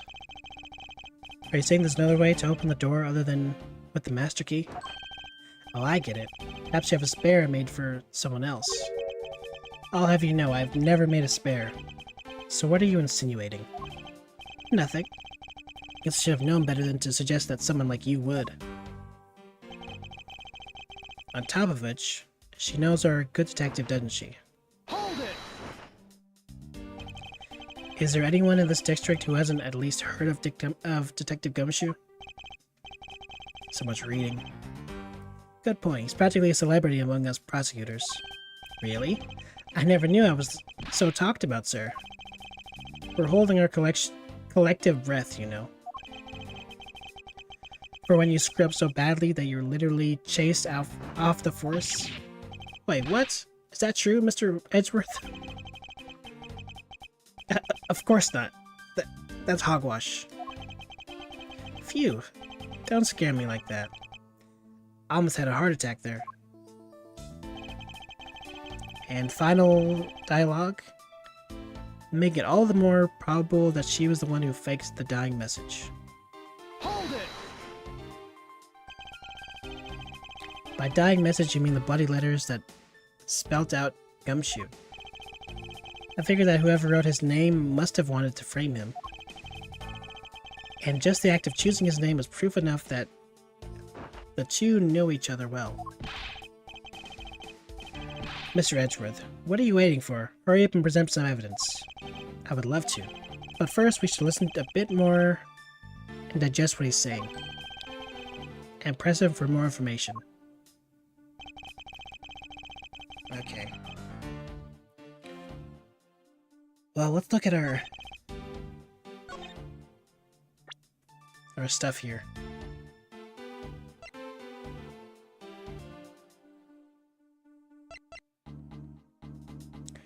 One of the files that were written upon in blood was stolen by the culprit. The master key can open up every office.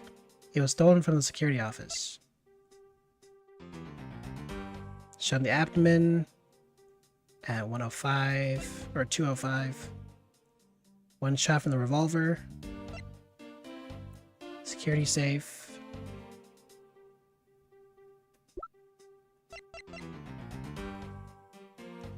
Gumshoe knows her from when she was a police officer. Now works as nighttime security. High prosecutor with this prosecutor's office. It's my first time speaking with him. Homicide detective at the local precinct in charge of the initial investigation. Why was he killed in my office?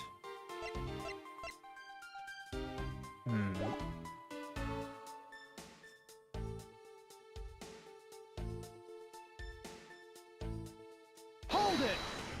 Let's cycle through a little bit.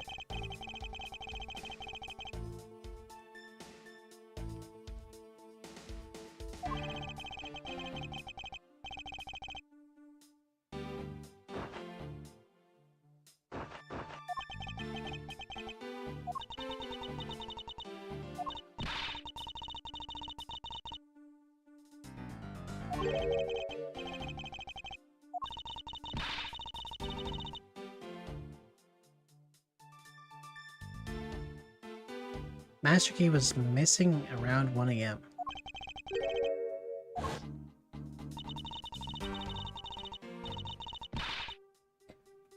Objection!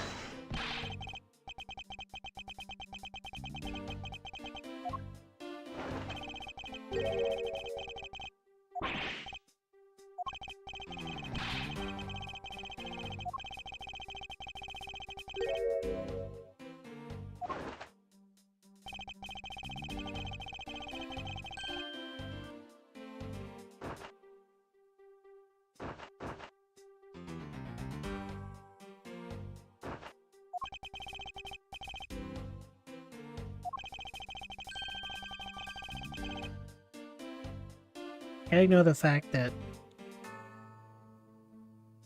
all the evidence points towards a motive of theft.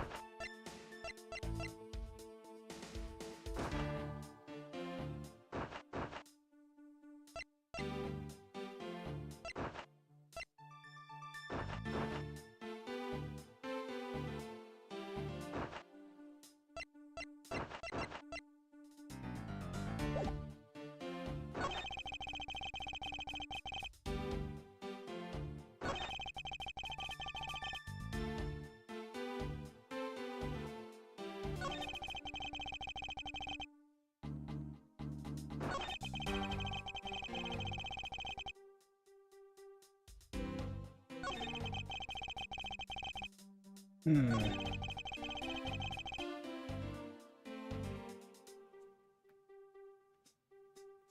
I think Maya and Wright will be in this game.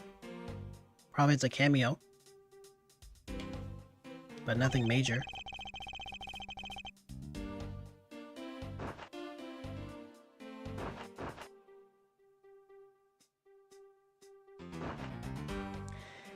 Any ideas, Crimson? Since I know you've been paying attention.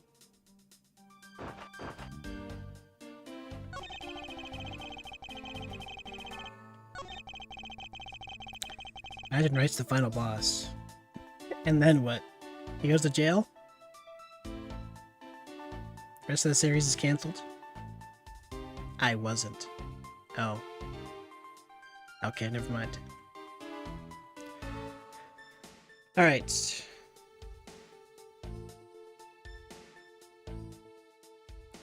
Snuck in here using the master key. But apparently it was stolen. So we could try that. Objection! That wasn't it.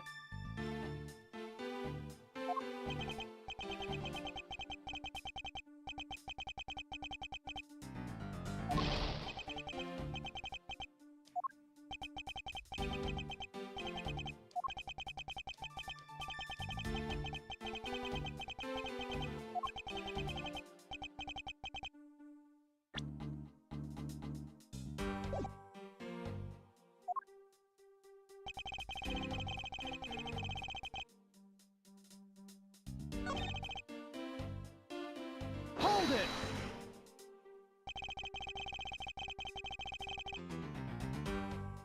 It's possible he's the defense for the final criminal.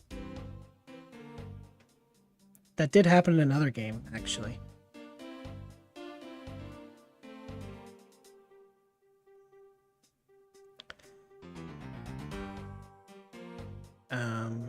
Concur that the culprit motive appears to have been thievery. However,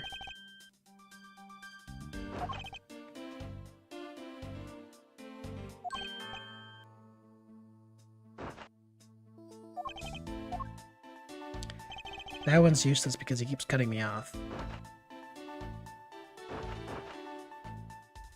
Hold it! So what are we doing right now? We're cross-examining. We need to point out a contradiction and present something here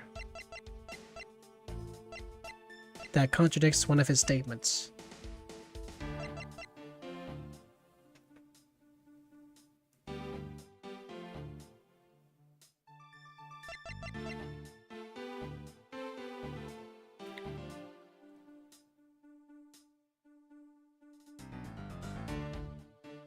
It could be the save here. Only prosecutors know about the saves. And Maggie's only a security guard, so she wouldn't know about the safe. That could be it. I thought we had established... Sure, go ahead. And I had no doubts. Blah blah blah, whatever.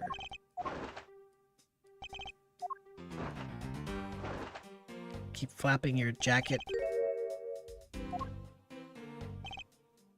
Anyways, that's our main lead right now, but I'll just show you the other text bubbles. It's pretty obvious that Miss Bird snuck into the room using the master key. Her intent for the messed up shelves and wiped down safe, I'd say thievery. I mean, if Detective Gumshoe isn't the one who opened the door, and that leaves only Miss Bird as our prime suspect. On top of which, she knows our good detective, doesn't she? Make it all the more probable that she was the one who faked the dying message.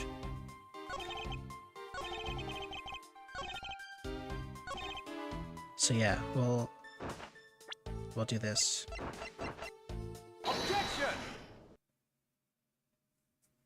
Music stopped, that's a good sign. Do you wish to continue insisting that Miss Bird was set on stealing something? Why not? It's the truth, after all.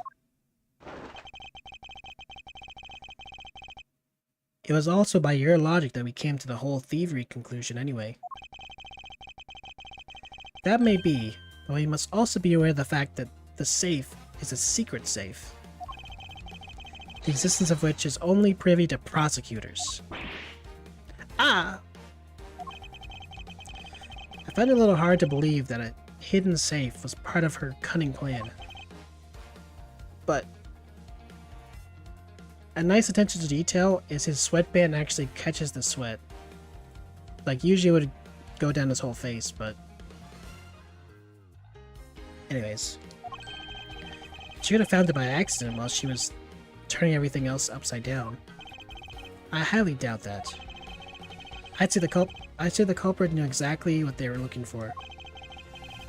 After all, only the bookshelves and the safe were targeted. He's biting his metal. No. Yeah, even I didn't know about the safe, pal. And that means there's no way Maggie knows about it either. Then are you proposing that the killer's a prosecutor? Interesting conclusion. That's definitely looking more and more probable. What's wrong, prosecutor? Do you have a different suspect in mind now? Curses, why? What made you... What's with the angry face all of a sudden? It's all my fault. What do you mean? It's Jim. He knew about the existence of the secret safe. What did you just say? We were partners, like inseparable conjoined twins. That's why I told him. I filled him in on the secret safes. Then that means... Yeah, I know. I'd only just told him too. Obviously it was wrong of me to tell him. I still can't quite believe it. But the thief who broke into your room was probably Jim. Now he's claiming the victim was the thief? And you were simply trying to stop him, weren't you? Miss Maggie Bird? Excuse me? I mean, you are a security guard, right? That's your job. But killing is going a bit too far, even in your risky profession. What the? You're still accusing Maggie of the murder? Yes and no. I mean, she had stumbled upon Jim, who had probably drawn his gun. I get it. It was self-defense, wasn't it? No, I couldn't. I could never do something like that. Not even as a security guard, sir. Plus, even if he was the thief, he wouldn't have a key to this office. Which is precisely why he had to steal it, wouldn't you say? It was Jim who stole the master key. Ah! Pretty impossible for a supposedly stolen key to be here with us, unless... Well, unless you retrieved it from Jim after you killed him. Mr. Portsman, are you honestly accusing your own partner of being a thief? I don't want to admit it, but it's the only way for everything else to make sense. Has he no honor?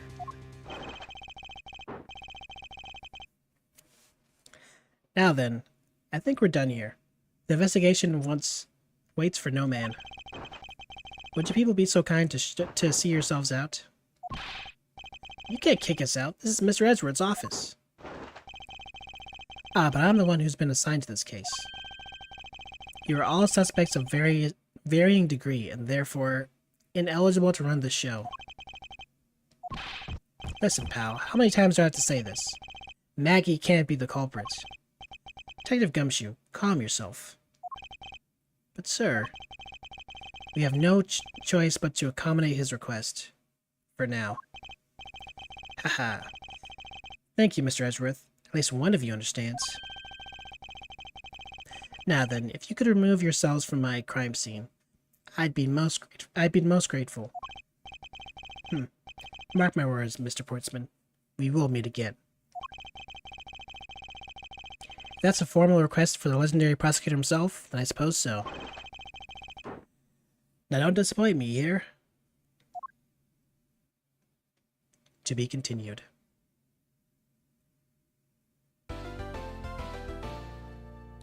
Man, that was nearly 2 hours.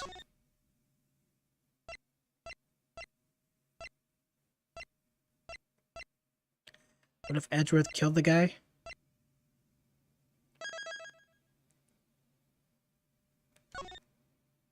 That'd be kind of badass. Prosecutor's building. 12th floor hallway. Basketball on the ground for some reason.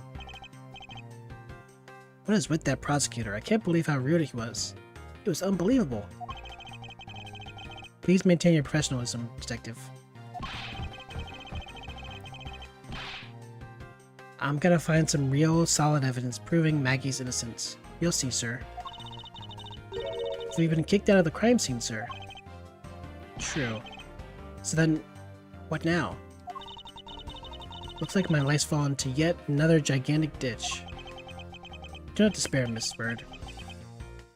We can overcome this as well.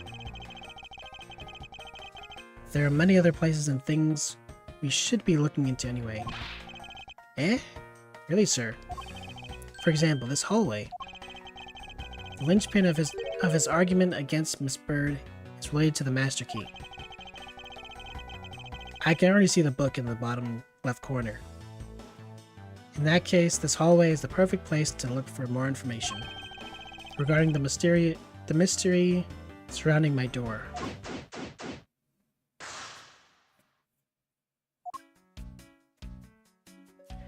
Maybe Jim is the murderer.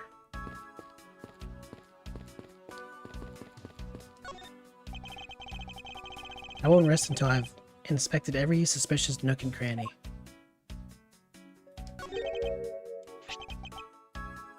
It's... Ah, isn't this the missing Zero series file, sir? No doubt about it. The bloody letters mark it clear as day. There seems to be a few missing pages. Our thief took only what was necessary and left the rest behind.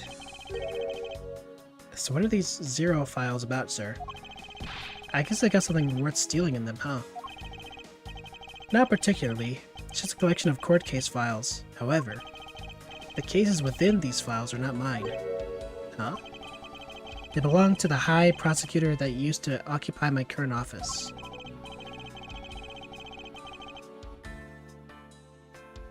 I had my reasons, but let's just say I was charged with keeping them as they were. And that means the thief must have also wanted the files for a specific reason, right? It would seem so. Only the pages related to the file from 10 years ago are missing. I wonder why anyone would care about such an old case.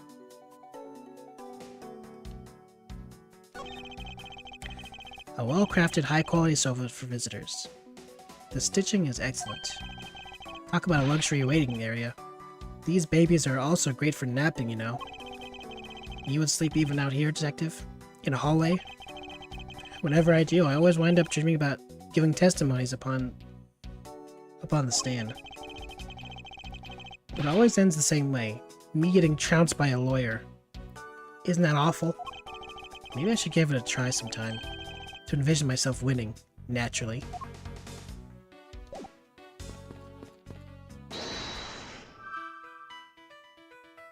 Files in disarray, another gun. Culper rearranged my files twice, once before and once after the murder. Why? Other than the victim's gun that I found, could there be another gun in play here? Imagine that's how he got hired. He just sleeps here every day, so they gave him something to do. Maybe.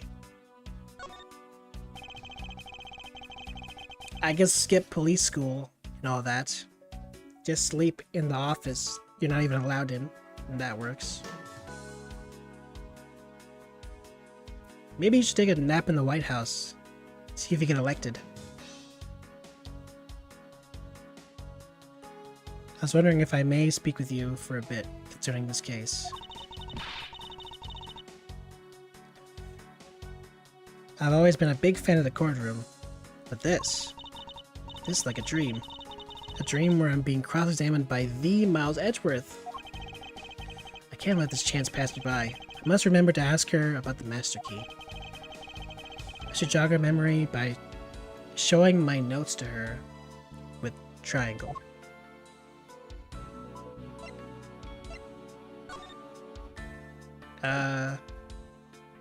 Let's chat first. Have you ever met the victim before? Well, I've seen him a couple of times before when I had to go to Mr. Portman's office. Mr. Faith was always playing basketball with Mr. Portsman, sir. That sounds like fun. Just once I'd love to play with them. Sounds fun, but the only person ever taking a shot was Mr. Portsman. All Mr. Faith ever did was pass the ball, sir. On second thought, I don't think I'd fit in all that well with them.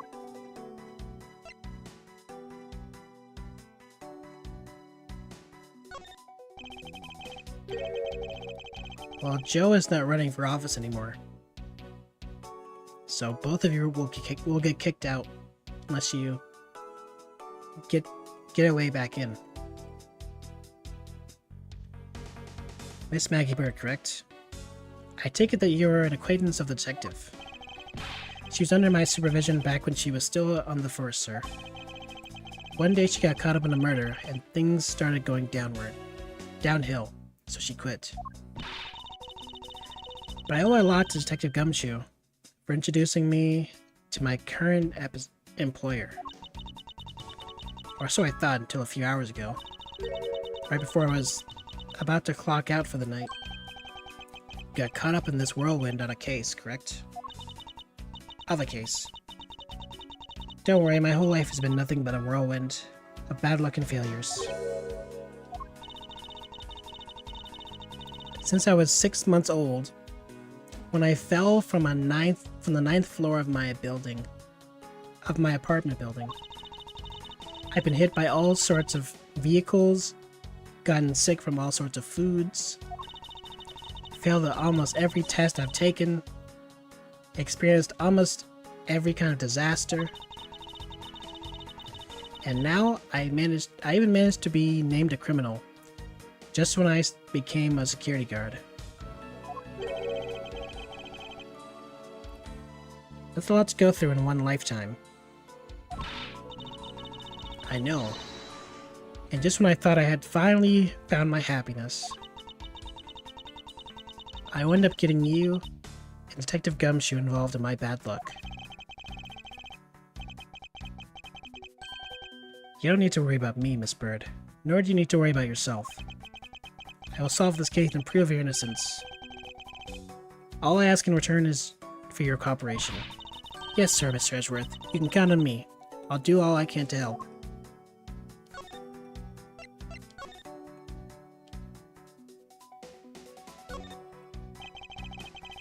It's the master key to every office in the building.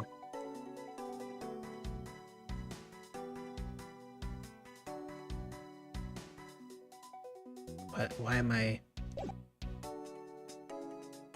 Oh, it's because I pressed X, not triangle again. So when did you discover that the master key was missing? By the time I realized it, I think it was around 1 AM, sir. And I noticed it was back at around 2:30 AM. It was just sitting there on the ledge where the security room's reception window is. But I'm sure that between those 2 times, it was not just gone, but stolen, sir.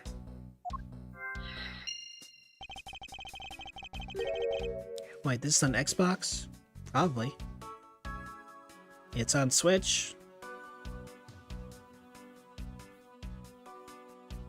I don't see why it wouldn't be on Xbox. All platforms, PlayStation 2. Why is such an important key stored in such an insecure place? It's not like that, sir. Wait, what are you playing this on? Steam?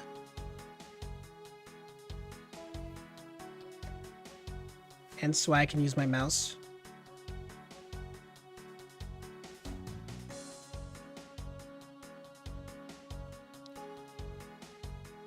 We always keep the key further inside the room, away from the window.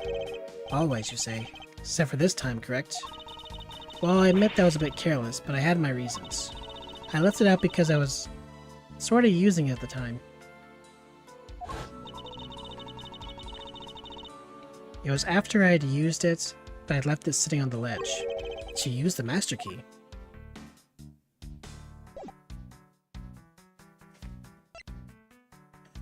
It says triangle and X. Isn't triangle only on the Xbox controllers? Triangle is exclusively PlayStation controllers.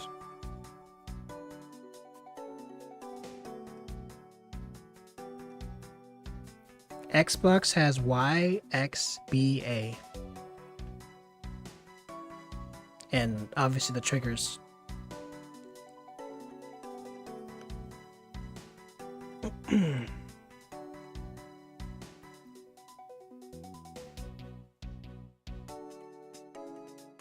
Yeah.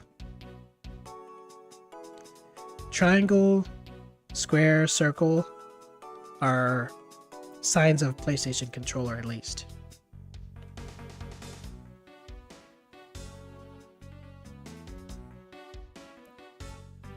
It seems like all controllers have an X button though, so... Although they function differently, depending on the actual controller. Actually, it's kind of funny that way. X is on the bottom for PlayStation. It's on the top for Switch. And it's on the left for Xbox. But anyways. What did you mean by you use the master key? Oh, I had to use it to open the door for this prosecutor who had forgotten his key.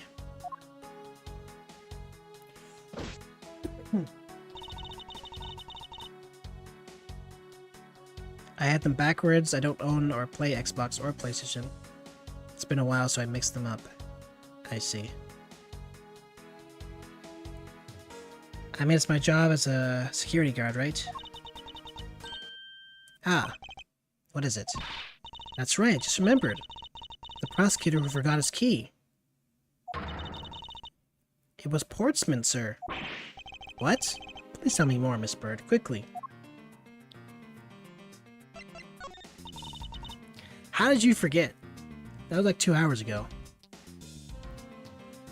It's around midnight.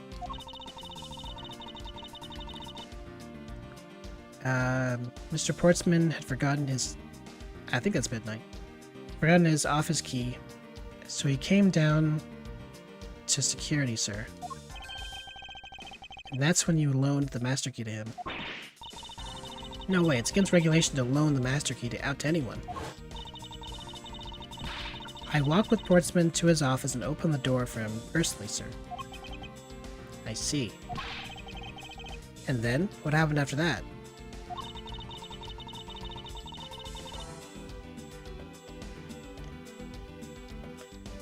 The last time I played, PlayStation Fortnite was still super popular. Isn't it still super popular? In the present day? I sold my 360. Yep.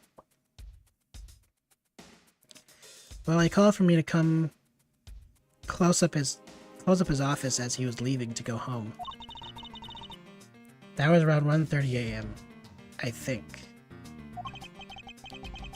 So in summary, for the sake of one forgetful prosecutor, he used the master key twice tonight. It was used to unlock and lock Mr. Portsman's office at 12 a.m. and 1:30 a.m.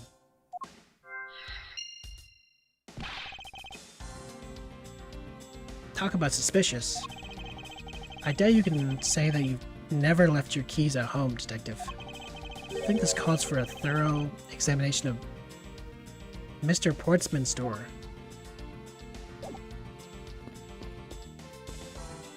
But first is basketball. What's a basketball doing here? Oh my god, it's a cameo.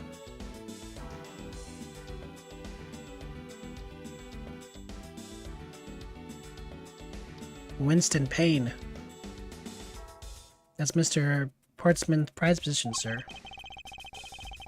I heard he also plays sports. Or plays soccer, dodgeball, and even tennis.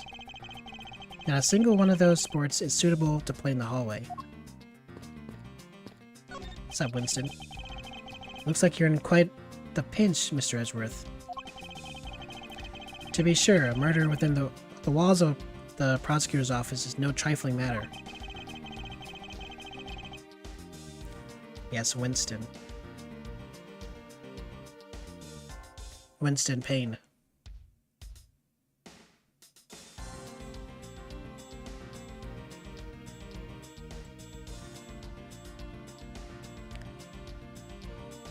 We must find, apprehend, and punish the killer accordingly post-haste. Sounds like a messy case you've got in your hands. If you ever feel lost or need some advice, my door is always open. How gracious. I will keep your offer in mind. Who is this guy again? Usually he's like the tutorial opposition for Ace Attorney games. Usually when Phoenix is the lead. So it makes sense he's in Chapter 1.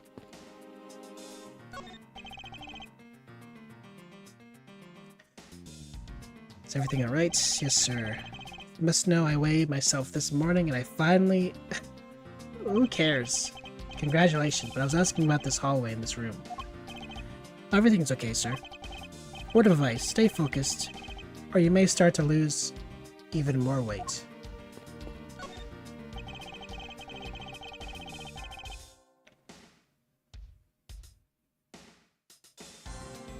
I won't rest until I've inspected every suspicious looking nook and cranny. Okay, room number, sure. Take it that this is Mr. Portsman's office. Yeah, you can't mistake it because of all of that basketball hoop. That reminds me, Mr. Portsman had actually wanted room 1202 really badly. But since you were already occupying it, Mr. Edgeworth, we put him next door, sir. So why was Mr. Portsman so particular about getting 1202? I'm not sure, but I bet it's because something like his birthday is December 2nd. Yep, that's gotta be it. I can't think of another reason why. I can think of at least 3. Why am I even wasting time thinking about this?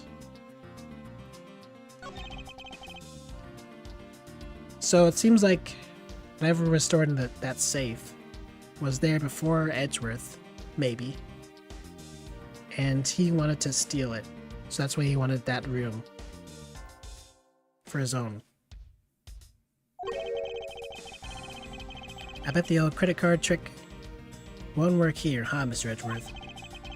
This is the office of a high prosecutor detective.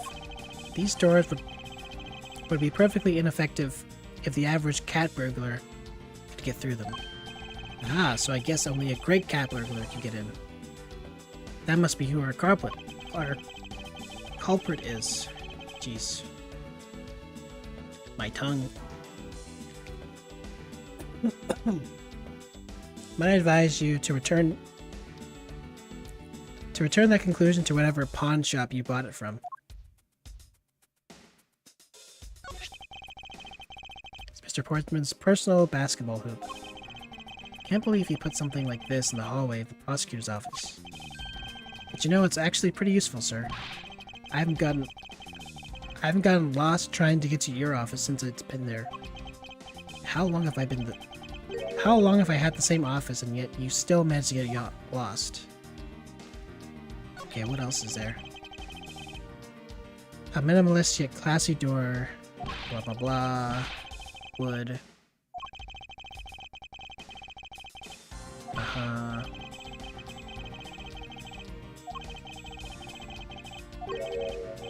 Mr. Payne, I suppose custodial work can also be more dignified.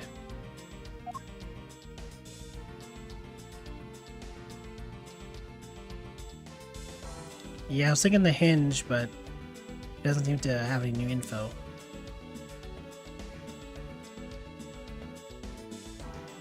Based on the check mark.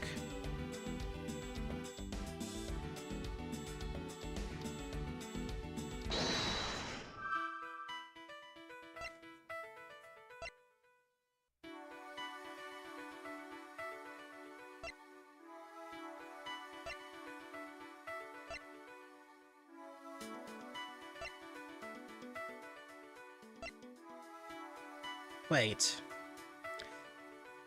This key went missing from approximately 1 a.m. until 2:30. And yet, this key was used to unlock and lock Mr. Portsman's office.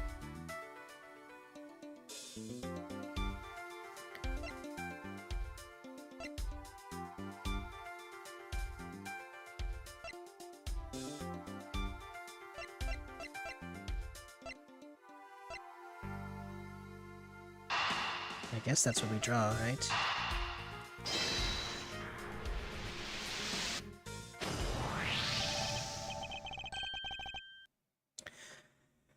Miss Bird, I'm afraid there's a flaw in your story. What? No way, pal. I mean, sir. You said that you locked up Mr. Portsman's office around 1:30 a.m., correct? However, the master key has already been stolen at the time. Had already been stolen at the time. Wow, nothing gets by you, Mr. Edgeworth. You saw that contradiction like a pro. I had totally forgotten all about that, but thanks to you, I remember it now.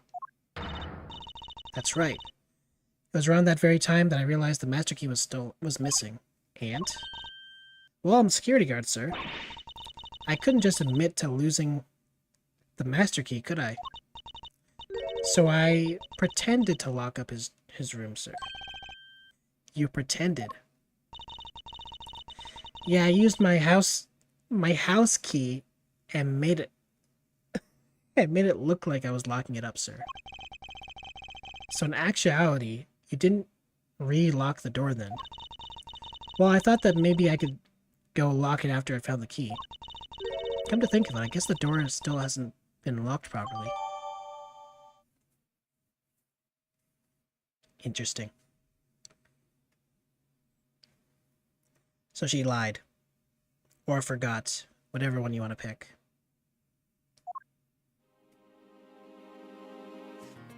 Wait, what did that updated info say?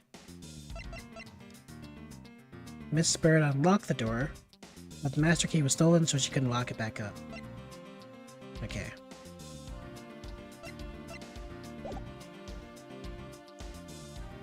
So deduce. Is this spot somehow connected to any of the evidence I hold? Maybe.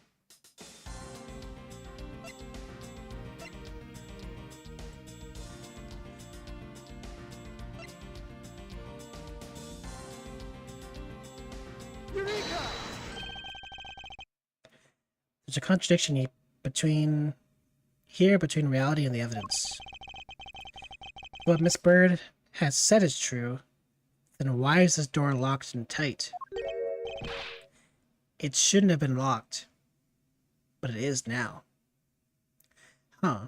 You know, you're right. Miss Bird, are you sure you didn't re-lock this door? I'm certain of it, sir. I don't think Mr. Portsman noticed it himself that I hadn't. Which means... what, sir? It either means that he actually does have the key to his office, or that the door Miss Bird opened wasn't this one at all, but a completely different one. She opened a different door? But how can you prove that? There's an easy way to find out. All we need to do is... we need to examine these. Prints of the master key. Prints of the doorknob. Prints of the number plate.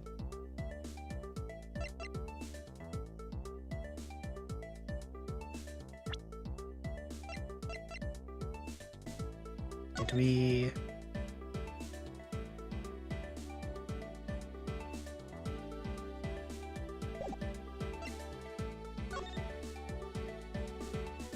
Did we know about any prints?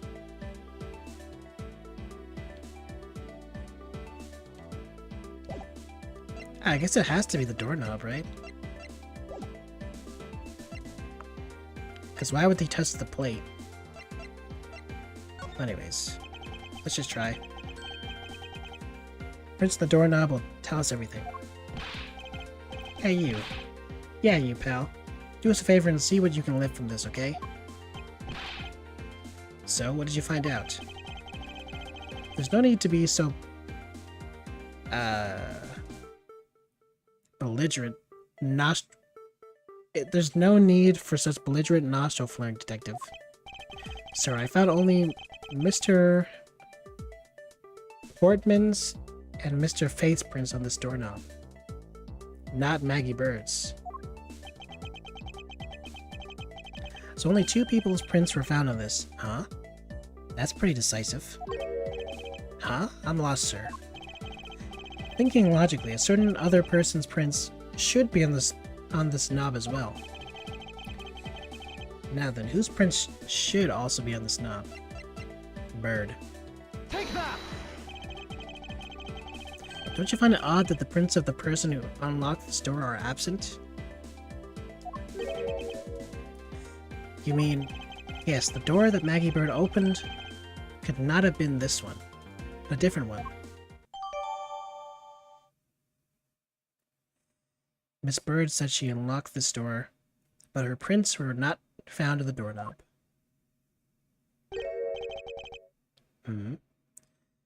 What have we here? I won't rest until I've inspected every suspicious nook and cranny. That basketball is dangerous. Also, it looks like the basketball hoop was moved, given the imprint. What is this? Looks like a scrap paper. I'll get it, sir. Let's see. Oh, there's something written on it. I brought the 3 pieces of evidence by, just like we talked about on the phone. It looks like you're out. Guess I'll catch up to you later, buddy.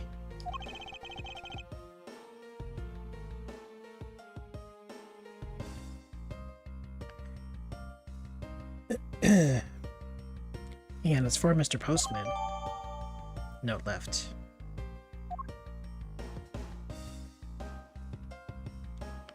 So if this door was actually open, they would notice it's scrapped. What's this?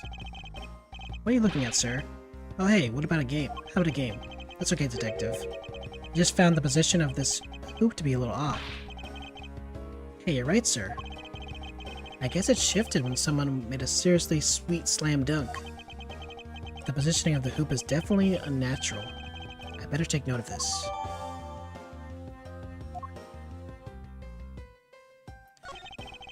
Is that basketball property of Mr. Portsman? Yes, sir. He's always ready for a match. Basketball, soccer, dodgeball, tennis. Doesn't matter what sport it is. He's game. Although I think it'd be a little hard to play tennis with this ball. Ho ho. That isn't the point you should be focusing on, Detective. You're right, sir. Now I know what I should be focusing on. Bad, Mr. Portsman. Someone should teach him to clean up his toys after he's done playing.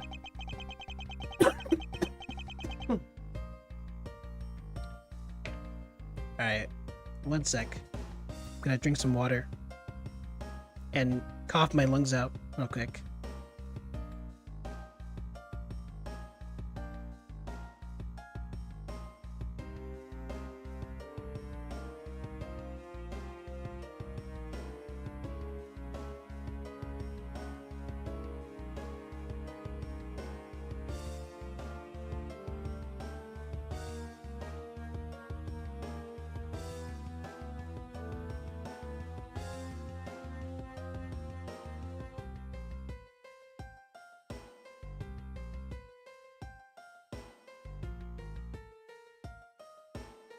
I lied, I didn't drink any water.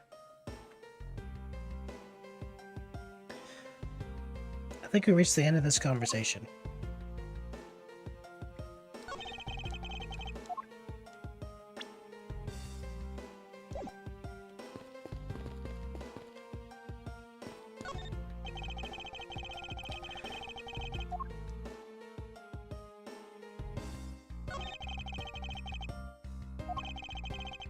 Don't see any signs of entry, and according to the guard, no signs the lock was picked either, sir. Meaning that the door was opened with a key. Did you happen to ask if any prints were lifted from the doorknob? Apparently the doorknob's clean as a whistle. Wiped, they think.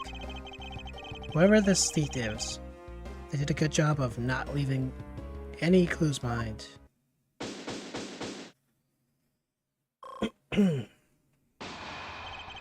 Nice. Poking around in this hallway has actually paid off quite handsomely. Huh? How so, sir? In a variety of different ways. I think it's time to have a little chat with the real culprit of this case. You know who the killer is? Wow, Mr. Edgeworth. As long as my logic is sound, then yes. The mastermind behind this murder is none other than Mr. Portsman. What? Portsman? No way. I knew it. That's exactly what my logic senses were telling me too.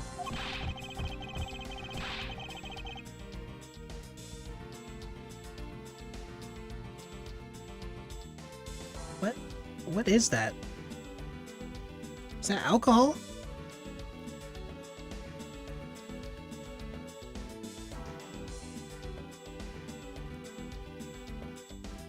You're too young to be drinking and offering me alcohol.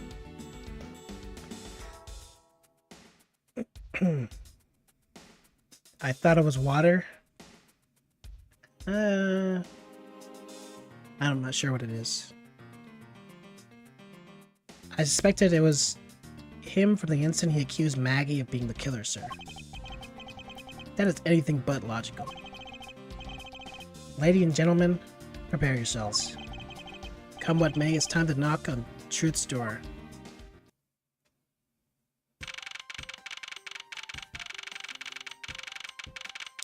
Back in the room.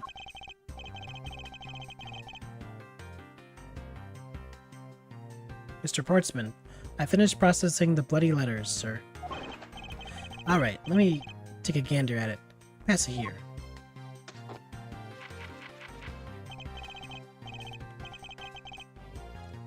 Okay, looking good. You there. Take care of this. They're just playing catch in my office. Well, if it isn't Detective Gumshoe. End the line for you, Portsman. We've got you now. Why are you trying to drown me? What did I do for you to want to drown me? Call off your dog, Mr. Edgeworth. Is this some kind of joke? It's no joke. We know, Mr. Jacques Sportsman, that you are the guilty party in this case.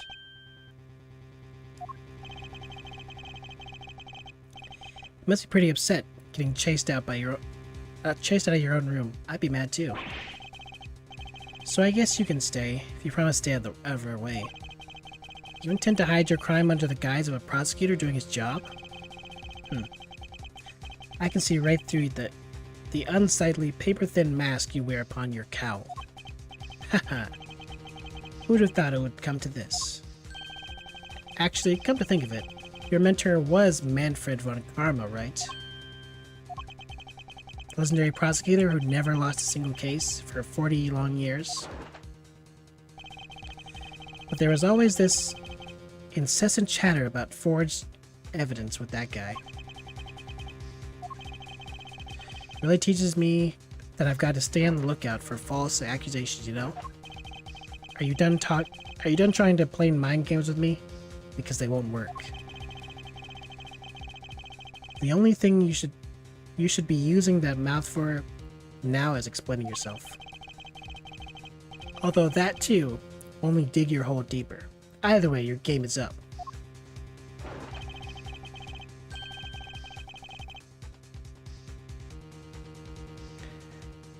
Well, aren't we full of ourselves? Even though you have yet to prove anything.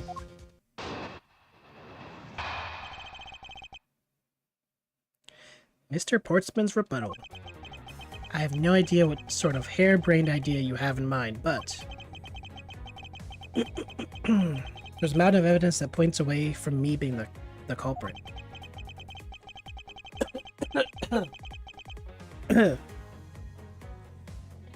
Besides, how am I asked do you propose I unlocked your door and got in here?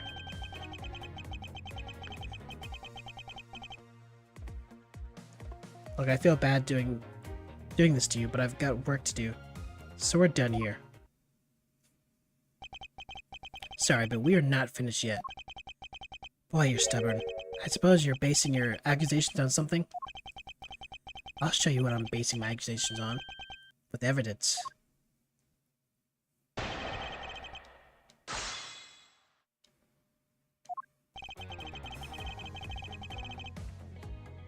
Hold it! My accusation is a harebrained idea, is it? You tell me. I say it is. After all, there's a mountain of evidence that points away from me being the culprit. Hold it! Oh? And what, pray tell, kind of evidence are we talking about here? Jim was my partner, so you can't say I have a motive for killing him. And that's it? That's not even an anthill, let alone a mountain. But it's more than enough, wouldn't you agree? Might I recommend that you review the word evidence, what the word evidence means? Doesn't change the fact that the evidence doesn't point to me as the killer. Besides, how may I asked do you propose I unlock the door and got in here? Hold it! Unfortunately, I believe I've already shown you how earlier. Your speculations mean nothing, as I still insist that I could not gain access to your room. What should I do now? Should I raise up an objection? Not yet. I need to gather a bit more information. What's wrong? Don't tell me all you wanted to do was find fault with my flawless logic. Look, I feel bad for doing this, but I've got blah blah blah. I don't think so. Oh? Why is that? Because there's a flaw in your reasoning. Are you calling me a liar? Yes. So where's your proof? But saying evidence is everything isn't limited to just the courtroom, you know. You need not remind me. I'll show you all the evidence you want in time. I'm tired. Go to sleep then.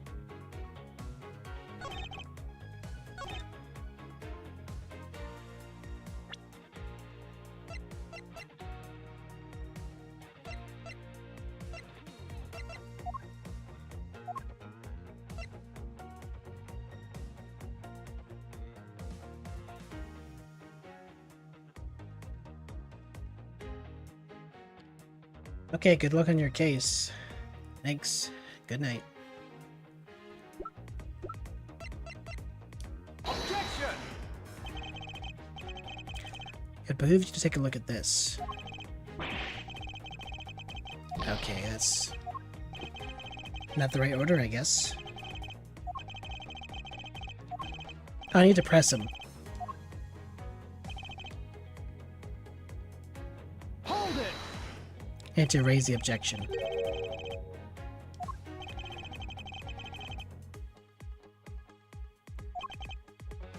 Yeah, raise objection. You claim to have no way to open my door. However, is that really the honest truth? Haha! Alright, I'll humor you. Go ahead, shoot. Very well then. I propose that you use this to open my door. Master key. Take that! I believe you're able to open my office door with the master key, no less. Objection! Wait. Hold on for a sec. I never laid a finger on that key, and you already know. Precisely. You're able to open my door without... Voltorb? With the membership? Live? Well, thanks. I appreciate it.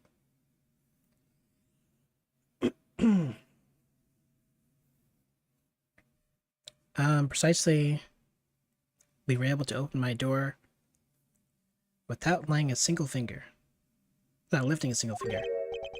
Well, maybe you did, but only to direct. That's right, use your fingers to direct this person to open my door with the key. Maggie Bird. Take that! You would ask Miss Bird to open your own office door for you, yes? Yeah, I kind of forgot my keys at home. Happens a bit too often for my taste, you know? But the room you had Miss Bird open at the time was not your own, was it? What? You have quite the imagination. Well, why don't we ask the girl herself whose door she opened, shall we? I'm certain it was Mr. Portsman's door, sir. I checked the number plate to make sure I was opening the right doors. The right door, sir.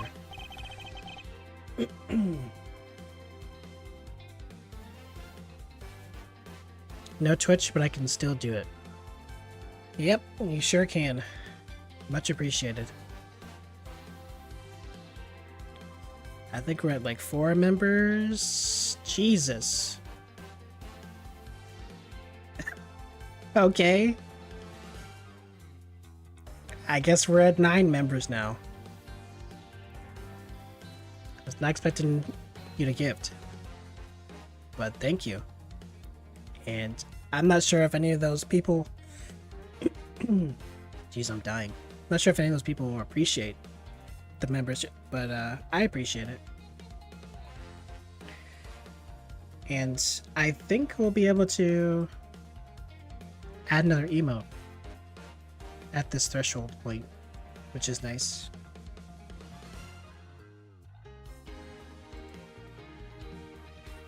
Let me actually check.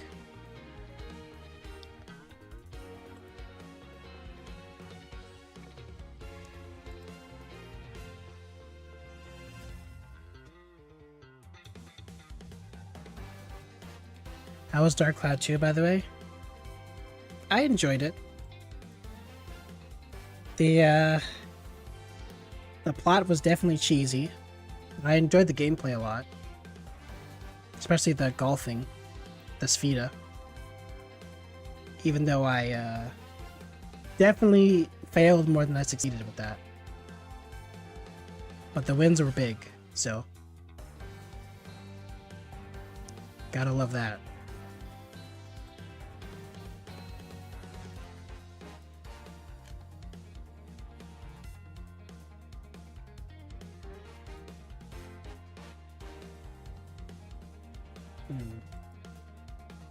Okay, I guess I need to wait for it to actually register. Good check.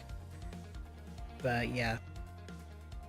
How did you enjoy the game? I think you mentioned you like rebought it for your PS4? I think you said?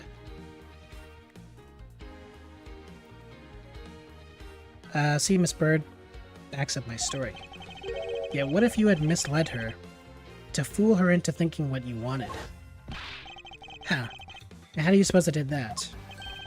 By switching the number plates on our doors, for example? That's right. They do slide out pretty easily. Furthermore, you then used one other thing to give a very strong impression. The door she was opening was yours and not in fact mine. It's my favorite. I played it 8 times. Jeez. Do you like go for the same weapon builds when you play it, or do you try to switch it up? But I'm sure there's like optimal stuff for the wrenches and guns and swords and armbands. Also, do you ever bother building up monsters with Monica? I feel like that's a bunch of work. Anyways, what was it that Mr. Portsman used to make Miss Bird think it was his room? basketball net. Take that! Normally I grind in the second stage. Oh no. I see, I see. Unless you want a trophy. Is that all they're good for? The monsters just trophy hunting? Just got the notif for membership. Thanks for the free membership. Yeah, thanks Moltorb. Also, I didn't realize they do a notification.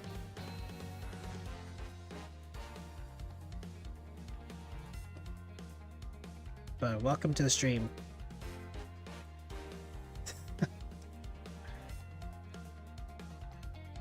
It's kind of funny.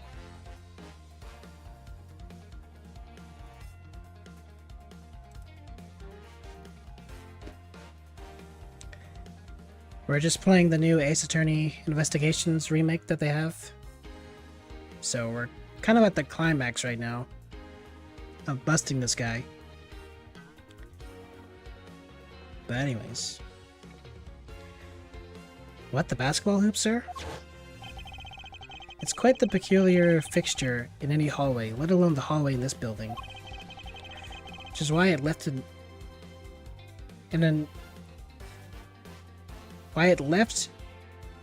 a usually strong impression. It's not supposed to end. That's a typo. Anyways.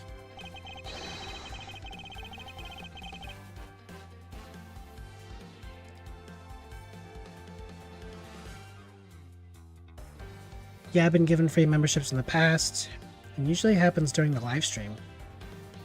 That makes sense. Well, you're the first person to actually pop up after getting that notification. Usually, those people who randomly get gifted are, I don't know, they're MIA. It's an object perfectly suited to sit just outside the office of a peculiar prosecutor. Ooh-ah. That's very true, sir, because there was a basketball hoop sitting there. I thought the door I was opening had to be Mr. Portsman's. There are signs that the hoop had been moved. To sit it in front of my office, to be sure. I see, so that's how you throw suspicions on people. Thanks for the tip. But I think your conjecture is a little off the race. Off the racetrack. Conjecture is rebuttal. Now you're just spouting nonsense. I had the girl open up my office door. After that, I was in my room the entire time. You don't have a single reason to suspect me. Okay, we already have the evidence in mind that makes that false, but we'll just go through text. I'm grinding Guiding Lands right now for Silver Ratha. Oh, good luck with that. One of my least favorite things to grind. Just because the weak spots are so terrible. So he intends to claim his innocence to the end, does he?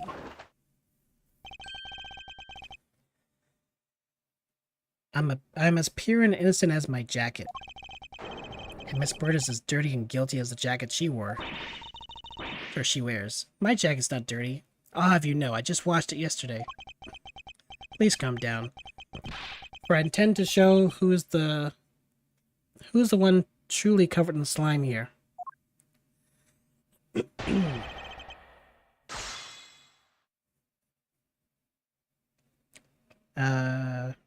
Can't really stick around, but it was nice popping into the stream and chatting for a bit. No worries. Hope you have a good night. Or whatever time it is for you. But take care.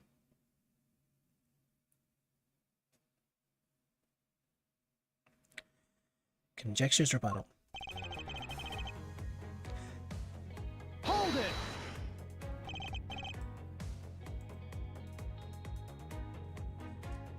Nonsense, you say? Yes, because I'm telling the truth here.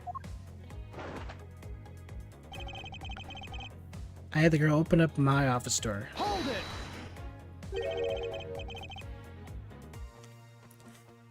Using the master key, of course. Sure you have a problem with that? That is what the master key is used for, right?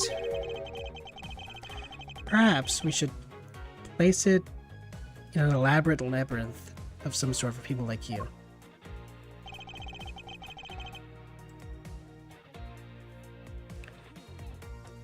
It's fine, I like hunting. Raging Bracky is something else wholly. Yeah, Raging Bracky is definitely annoying. I find that using the, I forget what they're called, but those green pods, slinger pods, helps a lot. You kind of just clean off the insta-bombs, and then you go in to beat it up. After that, I was in my room the entire time. Hold it!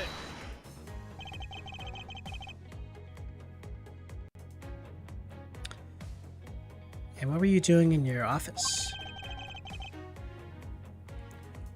I don't have 3 blast resistance. Alright, well. You definitely get more of that.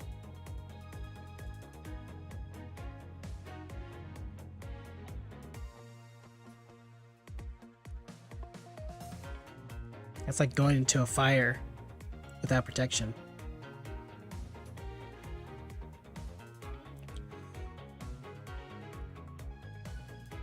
I was doing my...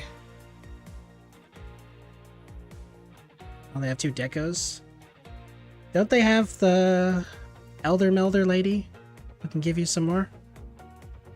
If you feed her some more decorations?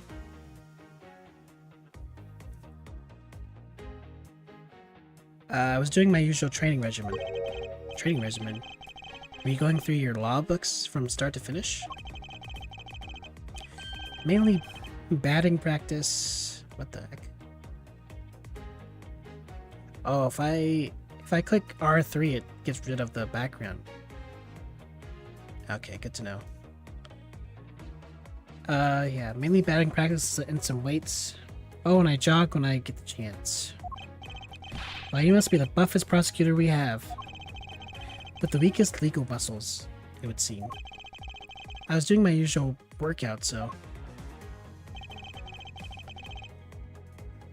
it doesn't work, huh?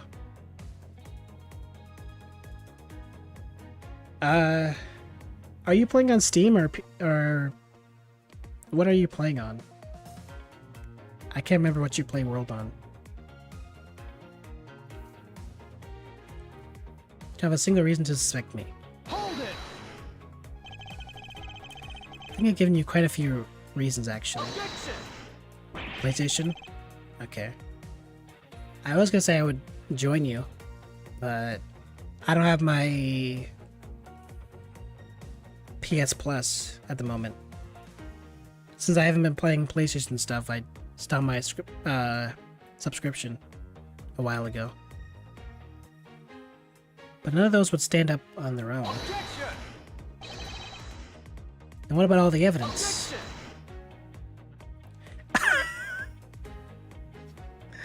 Okay.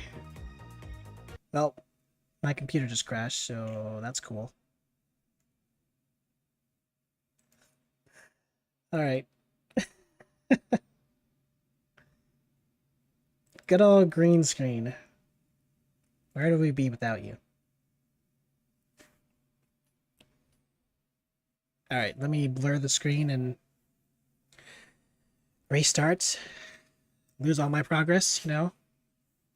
Stuff like that.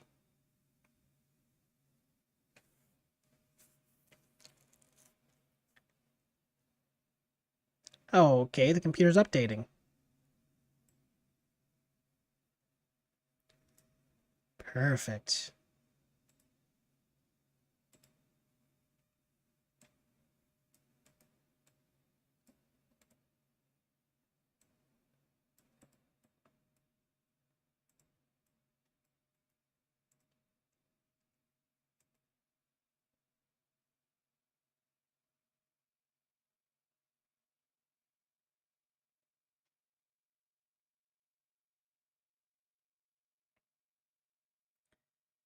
Well, anyways, I'm sure I'll be fine. How did your Fatalis attempts go? I think you mentioned you were doing that. I wonder why my computer just completely died on me like that.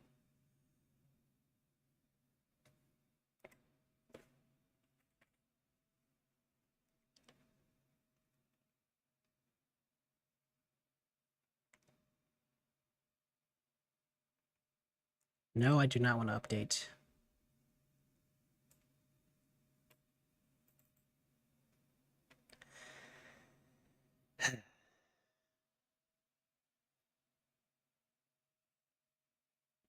Good grief.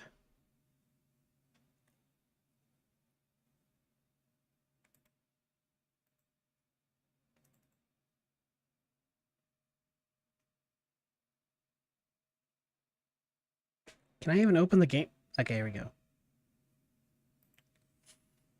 Okay, we're back.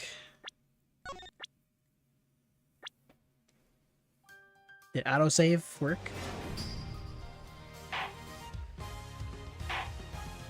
Continue.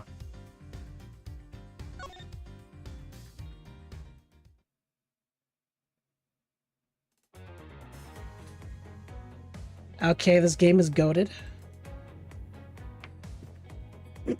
Didn't lose my progress. Perfect.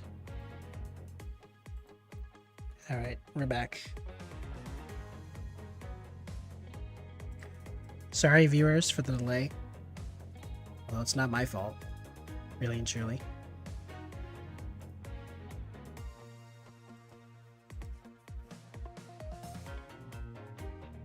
But yeah, hopefully the audio and stuff also works.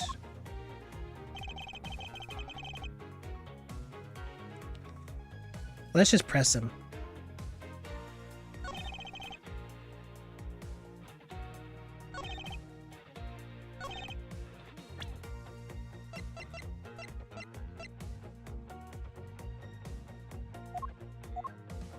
Objection!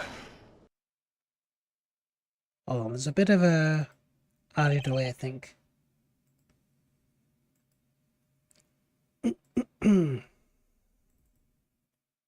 Let me just,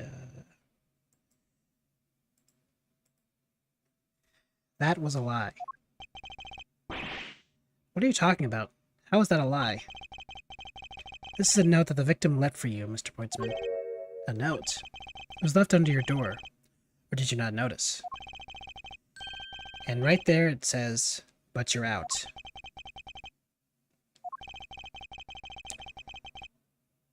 You were not in your office when the victim came to call on you. So then where were you and what were you doing? Ah. So I explained it in full detail for you? You were busy snooping around in my room. The very room you had Miss Bird open for you. Objection! That's just nonsense. You have no evidence that I made the girl open your door for me. Oh, but I do. I have very decisive evidence. No way! This is proof positive that you had Miss Bird open the door for you.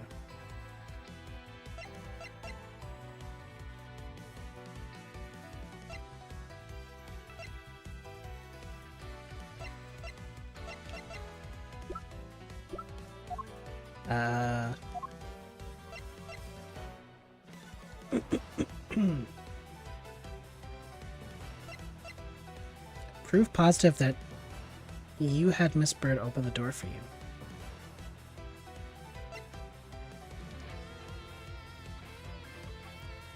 Miss Bird says she unlocked...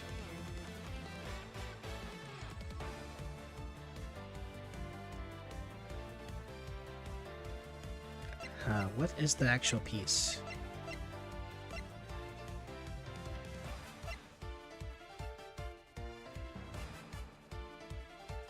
Also, this music is going off right now.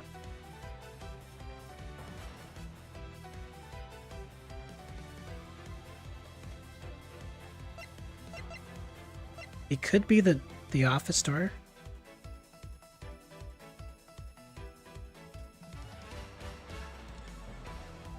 Let's try it. Take that! I had your door dusted for prints. My door? Huh, what for? Come on, I bet you didn't find anything. You sure are good at wasting time. You're right, I didn't find anything. And definitely not Miss Bird's fingerprints. Her prints? What do they have to do with anything? Let's put it this way. If she really was the one who opened your door, then her prints should naturally be on the doorknob she touched. Ah. Further, all of the prints on my door's knobs have been wiped clean off. I was only it can only be assumed because Miss Bird's fingerprints were on it. Don't you think it's time you gave up your charade? We know you stole into my office with the intent of stealing something from me. And Detective Faith found you out. Possibly because he heard sounds coming from a room whose occupant was on leave. Mr. Postman, you killed Mr. Faith to silence him. And I had the misfortune to return when I did. You had to threaten me as you escaped.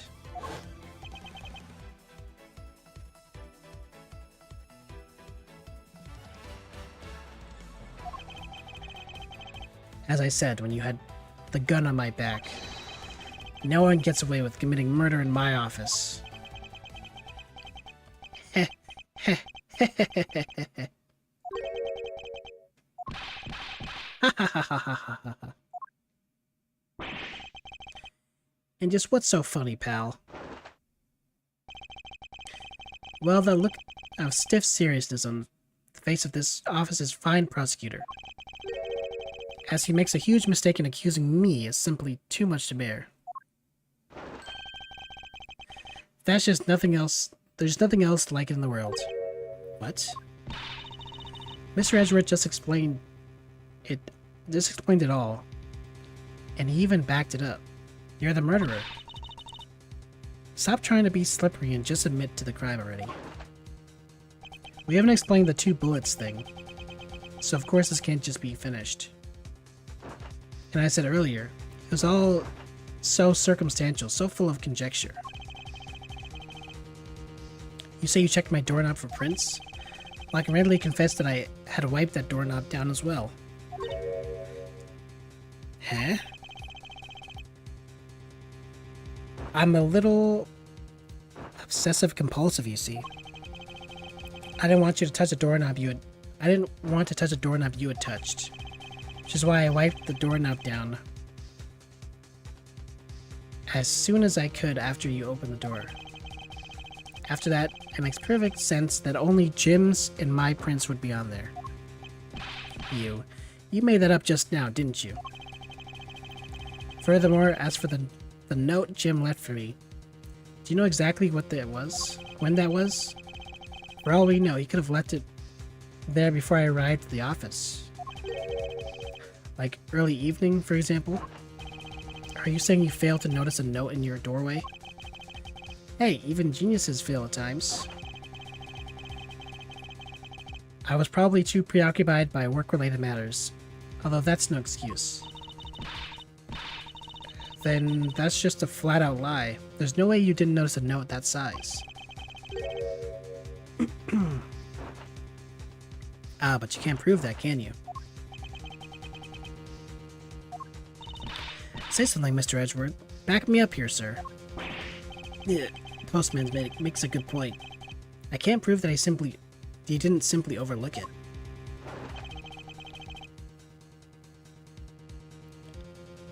Besides, I have an airtight alibi.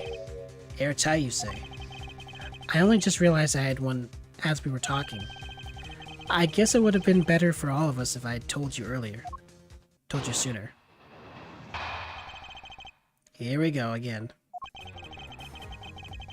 Memory serves, you came back to this office at around 2 AM, correct? And it was then that you had an unfortunate confrontation at gunpoint with the culprit. But at exactly that time, I was down in criminal affairs. Ask around. I'm sure the other detectives will corroborate my story. It's the perfect alibi. Do you really think it's that perfect? Like I said, I don't care. Ask around all you like. You'll see for yourself. Detective Gumshoe. Sir, yes, sir. I'll go check out his alibi, sir. Be right back. Mr. Edgeworth, sir. I think we're in trouble. It's just like Mr. Postman said. The guys down in criminal affairs say they saw him at around 2 a.m. So the guy who pointed a gun at Edgeworth's back might have been a different person. Because we didn't actually see him. We know Portsman shot...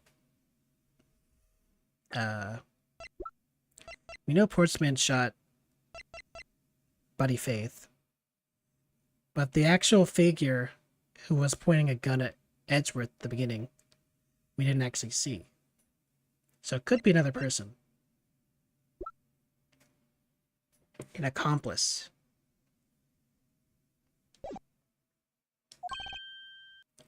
You see? All the evidence points to him being the culprit. There's also 2 guns, so that's probably the case as well. 2 guns for 2 people. So there must be a contradictory point in his alibi somewhere.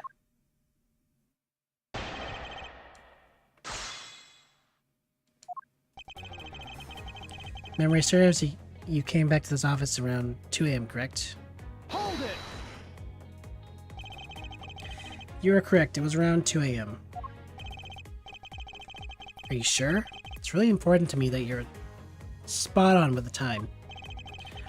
I remember checking my watch then, and make no mistake, it was 2. Oh, giving testimony like a pro. Okay, so you came back to your office at 2. It was then that you had that unfortunate confrontation at gunpoint with the culprit. Hold it!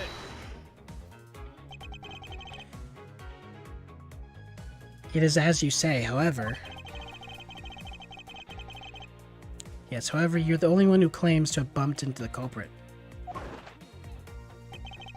So tell me, did you see the person's face? Was it me who you saw? It was pitch black, so I couldn't actually see. Objection! Oh, come on. Or come now. I'm sure you saw something. Try a little harder, why don't you? I'm beginning to feel like I'm the one being interrogated here. Oh well, it doesn't matter if you remember or not. It only matters that you ran into the culprit.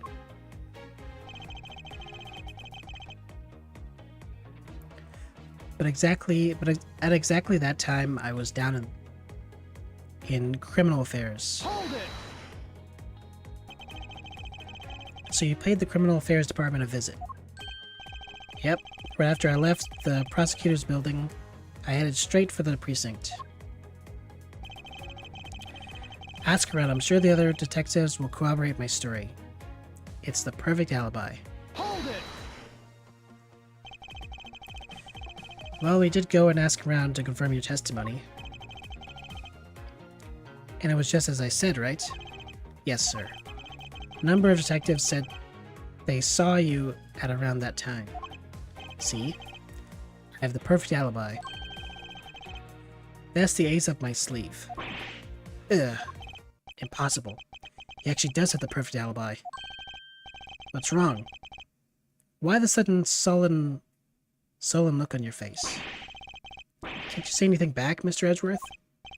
Heh. I think we've reached the end of the line and it's time to get out. Get off this crazy train. You there. Sir. Please escort the young lady out. Now remember, be gentle. Baggy. Detective Gumshoe.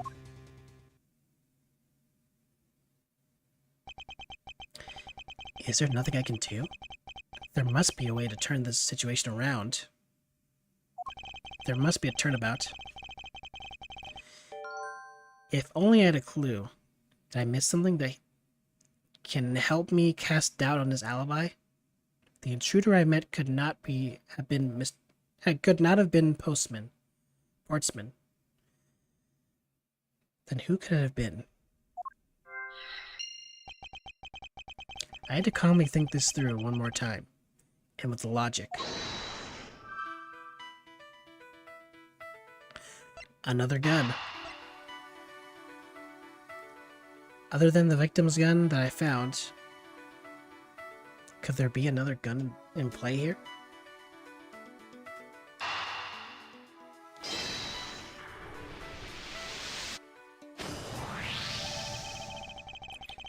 Let's go! There were 2 bullets left at the scene of the crime. One that robbed Mr. Faith of his life. And one that nearly robbed me of my jacket. However, the murder weapon shows signs of being fired once. Meaning it is entirely possible that a second gun was used in my office tonight.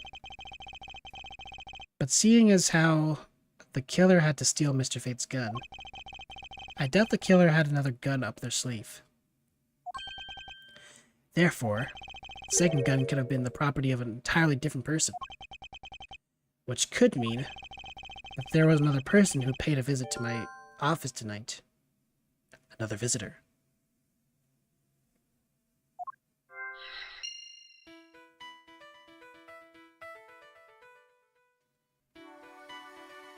The culprit rearranged my files twice, once before and once after the murder. Why?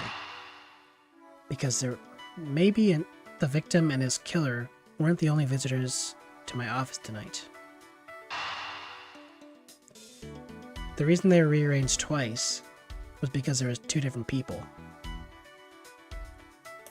One was out to kill, the other one was out to rob.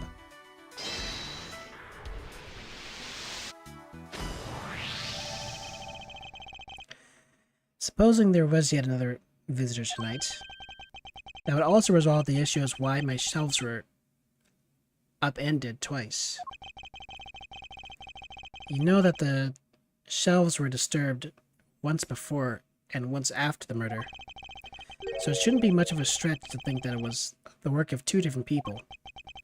Once by the person who stole the victim's gun and then killed him with it, and once again after the murder by our second culprit.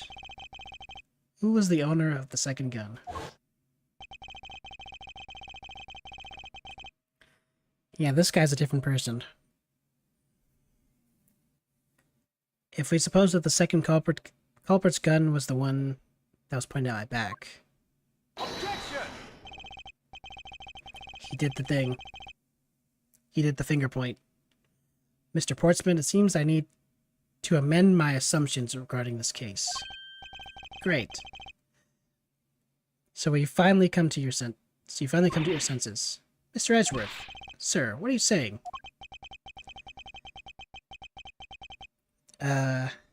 This has been a big misunderstanding on my part from the start.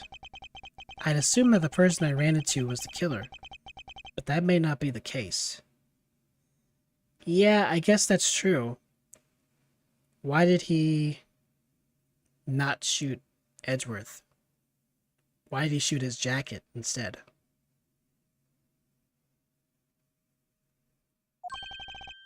What do you mean? The person I ran to was just your average thief. A thief? But sir, doesn't that cause some sort of contradiction in the facts? Not at all. It simply means that the killer was someone else.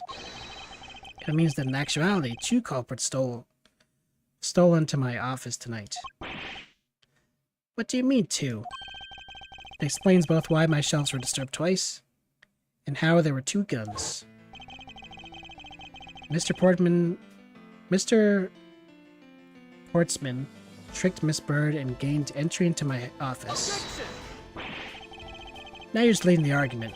You still don't have any actual proof, you know. If you could please go along with my hypothetical scenario for now, Mr. Portsman. In the end, if you really are innocent, you should have nothing to worry about. Grr. Now then, returning to my scenario, Mr. Portsman was out to steal something from me. Which is why he checked my secret safe and ransacked my shelves. This is the first time. So then, you know, I guess that makes sense. Because why would he need to steal the key if he already tricked Maggie into using the key in the wrong place?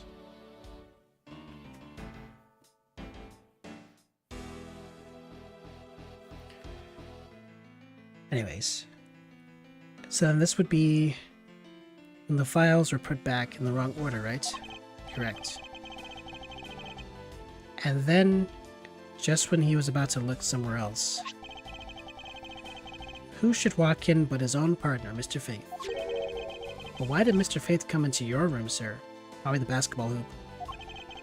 Probably had business with Mr. Portman, which is why he was in the area. That's when he noticed sounds coming from my office, would be my guess. No, because you were supposed to be away, right? And he must have thought it was odd, so he came in to this office to check it out. Correct. And as a detective, that was the right thing to do. But when he came in, he found his own partner standing there. Because it was Mr. Portsman, Mr. Faith probably let his guard down.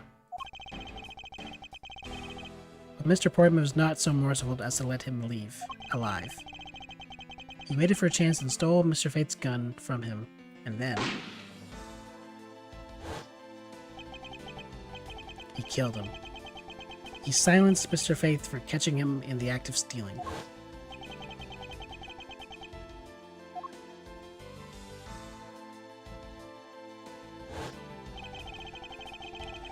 This was the moment in which the first shot was fired. The one that landed in my files. Following that, Mr. Portman wiped the gun down and left it behind as he made his exit. He could afford to do that because he had also left the fake dying message behind. You're such a complicated troublemaker, you know that? Well, if things were as simple as that, then all would be solved. However, there was yet another visitor in my room, and this is where it gets complicated. There was another visitor, sir? Yes, and this other person's objective was to steal something from me.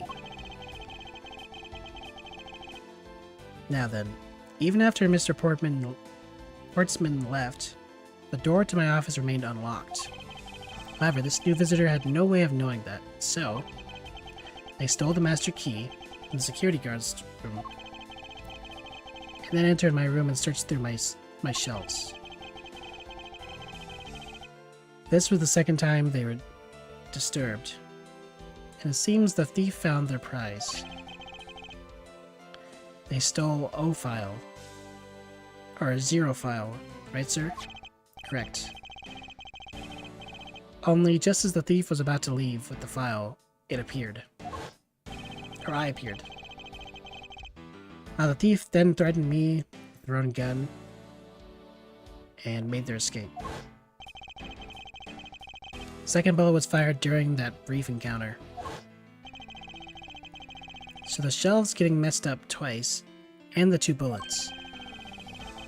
It was all because 2 different people were doing those things at 2 different times. Precisely. So now do you see, Mr. Portsman? The person I met was just a thief. It was not, in fact, Mr. Faith's killer. Your alibi for the time frame in which I ran into the other person is now irrelevant. Because we know that the murder took place during the first culprit's visit. Objection! Ha ha ha. What's so funny, pal? Absolutely splendid. Your scenario explains everything. Of course it does. It's Mr. Edgeworth, after all. But you know, it doesn't it still doesn't change the fact that it's all circumstantial. Supposing if, and that's a big if, your theory's right, it would indeed render my alibi, which has withstood scrutiny, mind you, relevant.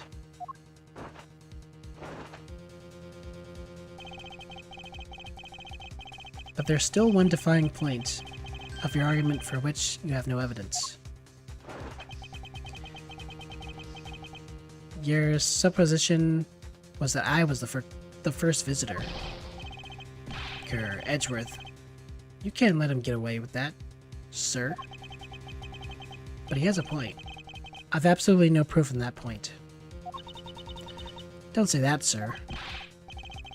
I don't believe this. Don't worry, Maggie. I'll do something if I must. You know something? I found your attitude to be somewhat peculiar, Mr. Edgeworth. The person you met really was just a plain old thief. And why is that person not your main suspect? That is, if your theory is correct. Part 2. That thief you ran into should be the real suspect, wouldn't you say? You should be out there looking for that thief right now. They might be nearby. I hate to repeat myself, but I've already said it. I was training in my room. And when Jim came to deliver some evidence to me, I was down at criminal affairs. So I can't be expected to know what happened around here after I left. So you think we should be out there looking for the thief? Of course. Now isn't the time to be having these dead-end discussions. I don't think it's all dead-ended. I find your alibi to be fascinating. Let's continue where we left off, shall we? I know he's lying. I know he was here, at the scene of the crime.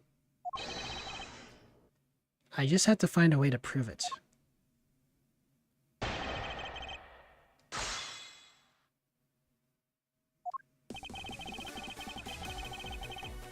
Hold it!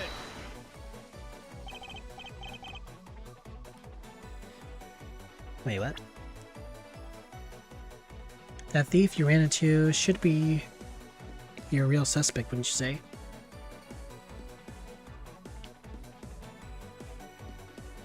Actually, no, I wouldn't. Why not? It's elementary, the dying message, of course. Mr. Fate's killer very clearly left those letters on the spines of those files. And it was after they were on there that the thief stole one of them.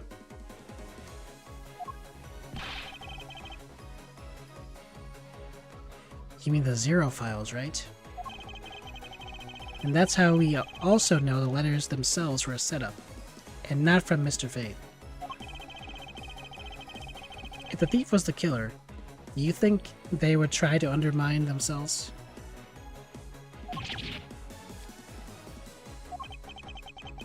Maybe the killer just didn't think of it that way. Or think of that either. Yeah, that must be it. Maybe, just maybe. We should be out there looking for that thief right now. They might still be nearby. Hold it! Once escaped, I highly doubt a thief would linger nearby. Well, you never know. Maybe they didn't get what they were really after. Oh, you talk like you know quite a bit about this thief. Ah, it's nothing like that. I have no idea about anything after all. I hate to repeat myself, but I've already said it. I was training in my room. Hold it! But according to Mr. Fate's note... Hold on. I thought we already cleared that up. Didn't we say that Jim left that note for me in the early evening? If you have proof that he left it at a different time, say just before he was murdered... I don't have any, no. You see? So I insist again that I was in my office the entire time. When Jim can deliver some evidence to me,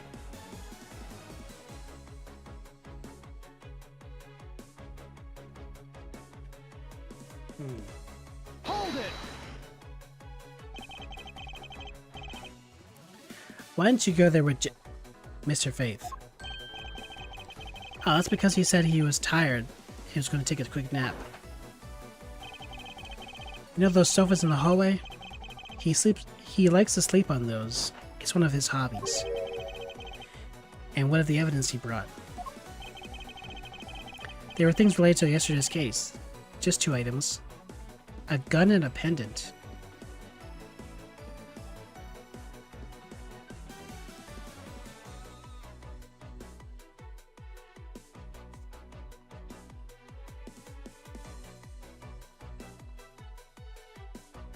What is happening right now?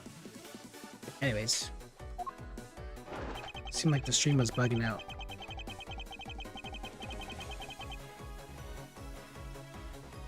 Interesting. This piece of testimony seems too crucial to let slip through the cracks. He brought me 2 items, a gun and a pendant, that was related to yesterday's case. Hold it! A gun and a pendant.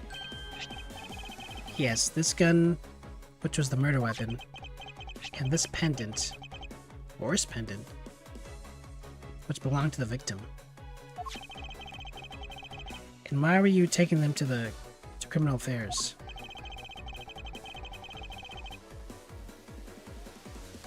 There was something in the past case file I wanted to compare these two to. But all this has nothing to do with this case right now. Anyway, I believe you'll find the long paper trail I left to be your satisfaction.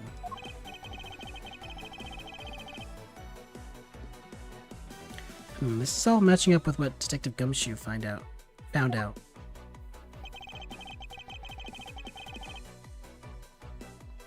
So I can't be expected to know what happened around here after I left. Hold it!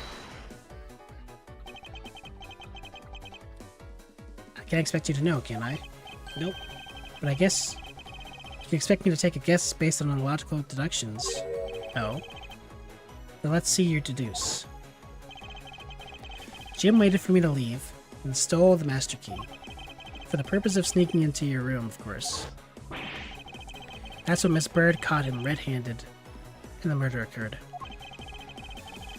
That's all exactly as I had laid it out earlier. I know he's lying. I know he was there. Scene of the crime. I just have to find a way to prove it. Okay.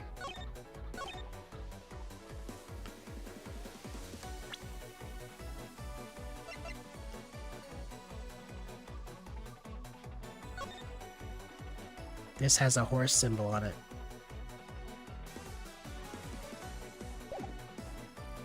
Objection! I would behoove you. Okay, we're taking a hit.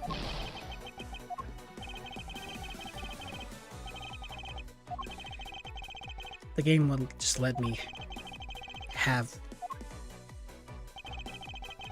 nice things.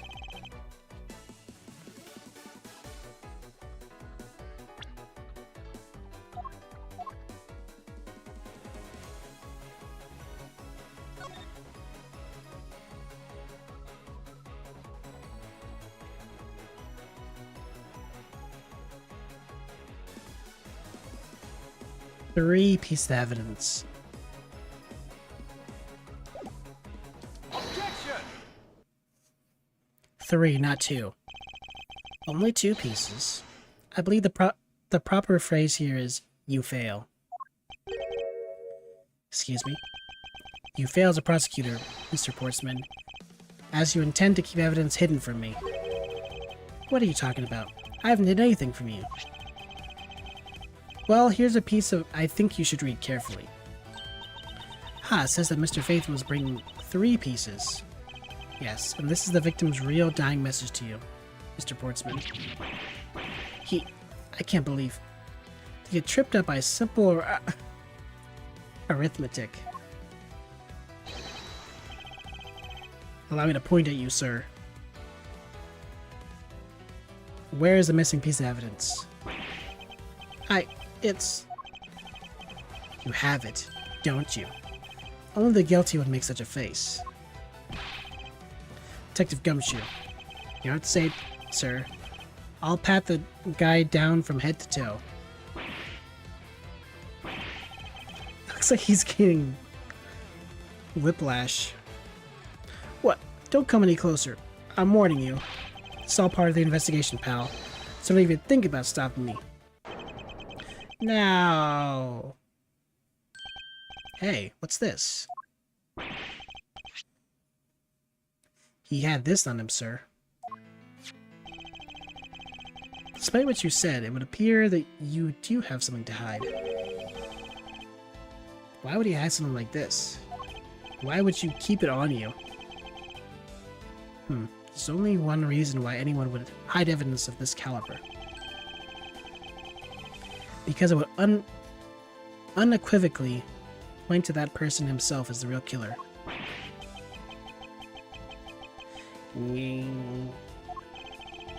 Let's examine this videotape in a little more detail. For the section of the tape that will drive the last nail into his coffin.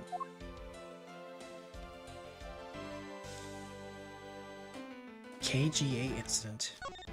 The KGA incident? That's a police case number, sir. Does that mean this video is evidence from that case? Interesting. However, what's recorded on this isn't what's important right now.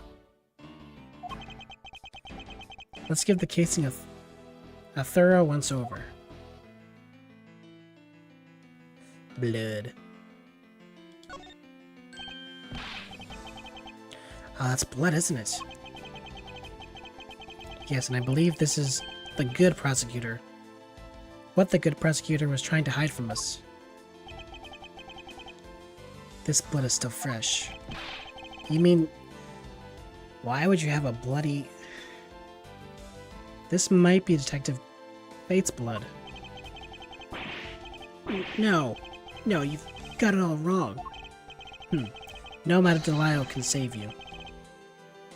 We have but to run a blood test to find the truth. You told us that you had received evidence from the victim earlier. Now you would tell us when and how did the victim's blood find its way onto this video. Yeah, it's totally suspicious. Was it at the moment of his death? Did Detective Faith have this videotape on his personage when you killed him? You know very well there's no way to prove that. Not even if we were to examine this tape for fingerprints? Ugh. If I had to take a guess, I'd say the only person on here...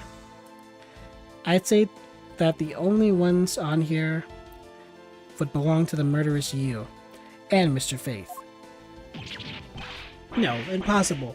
Impossible.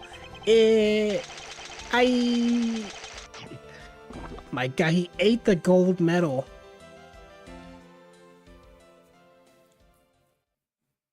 This guy passed out. Well, that's one of the weirdest KO animations we've seen.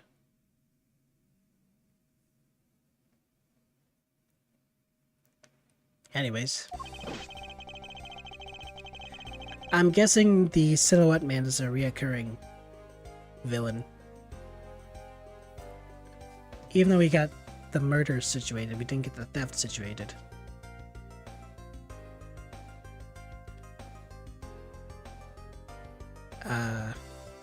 Mr. Portsman has been... That's a good setup, actually. Mr. Portsman has been placed under arrest for the murder of Detective Buddy Faith, sir. Very good. And the result we got back from the lab techs on the tape turned out to be real solid, sir. Blood work came back, and it was definitely Mr. Faith's blood on there. And as a bonus, they were also able to lift a few Mr. Fate's fingerprints as well. Thank you very much, Mr. Edgeworth. I still can't believe I got to see your cool deduction skills outside the courtroom. I'm impressed beyond words, sir. It was nothing. I'm just sorry you got caught up in a murder in my office. Please accept my apologies. Aw, it was nothing, really. Compared to what I've been through, I mean... I consider myself lucky that it was only a burglary and murder this time, sir. It's only burglary and murder. If it had been a holdup or a hostage situation, I'd have thrown my hands up in the air. I think I'm finally raising up from the goddess of misfortune to just an unlucky person. Something tells me we should have hired a different person for a security detail. You know something, sir? That Mr. Portsman really was one corrupt prosecutor. And why would you say he was corrupt? Well, I heard that there was a number of suspicious things related to his court cases. There's even rumors about how some of the evidence he uses is forged, sir. Forged evidence, huh? And they say he even decided not to prosecute a few cases for some really vague reasons. Oh, that guy was a complete disgrace to the entire profession. We never did get around to asking what his reason was for breaking into my office. Yeah, whenever we got near the topic, he just clamped up. Although we can be pretty certain that it was to steal something. This is just between you and me, sir, but there's a rumor that some sort of huge organization is involved behind the scenes. Oh? Well. With Mr. Portsman not willing to divulge anything, certainly leads credence to that rumor. It would seem that we haven't heard the last of this. Huh? That Mr. Portsman isn't the bad guy? I didn't say that, but rather, there's still many more mysteries for us to solve. For example, we still haven't figured out the significance of this piece of evidence.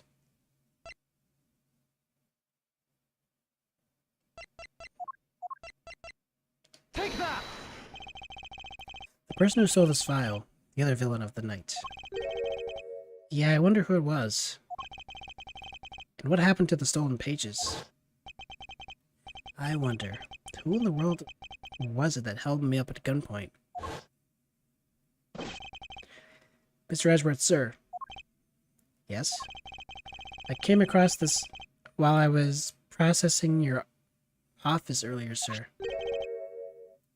This card. What is it, sir? Is that a bird or something there? It's not just any bird. It's the mark of the raven. A three-legged raven. I don't see it, personally.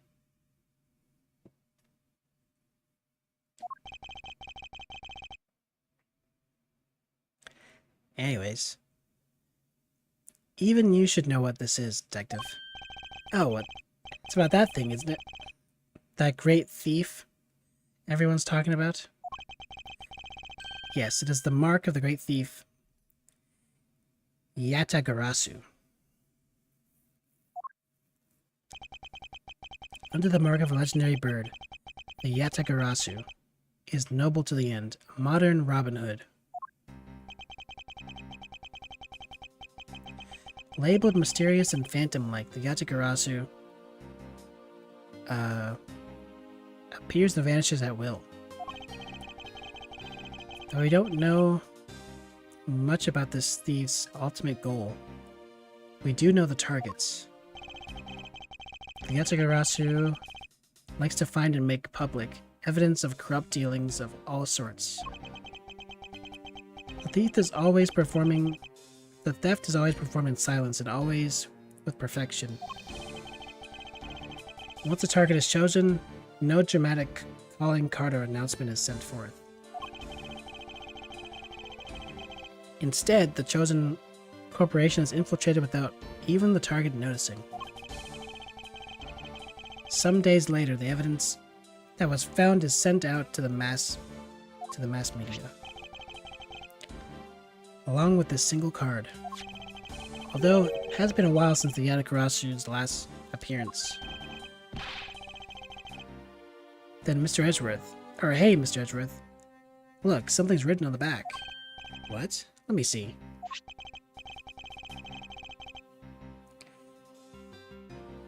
Hey Red. You just missed a guy eating his own gold medal.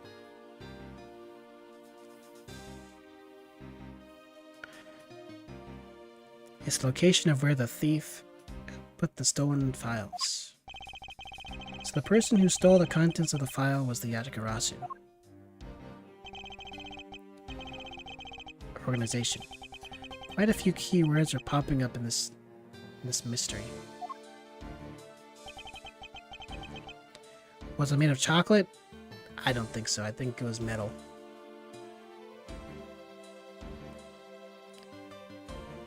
He ate it, then passed out.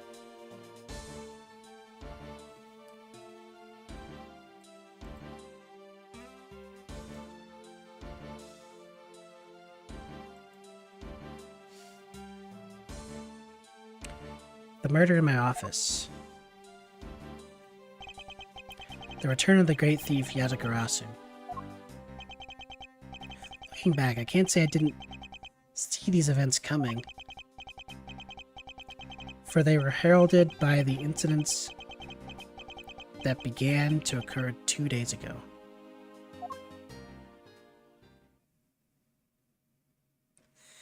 The end.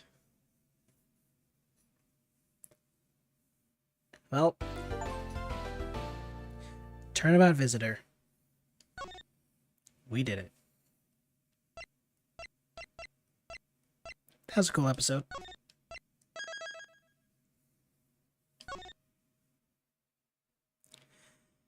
Turnabout Airlines. Beginning, opening.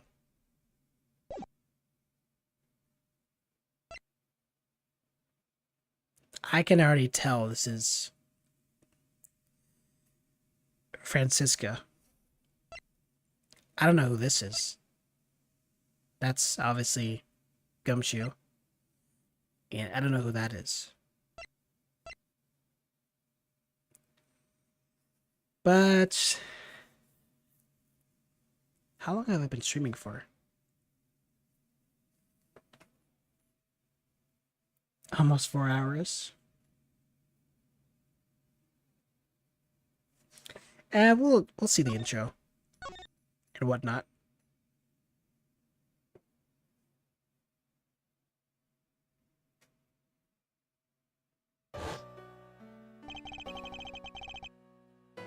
The murder that occurred in my office.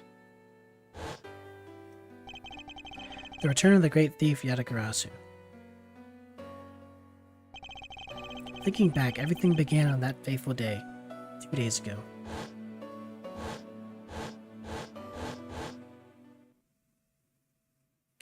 Two days earlier.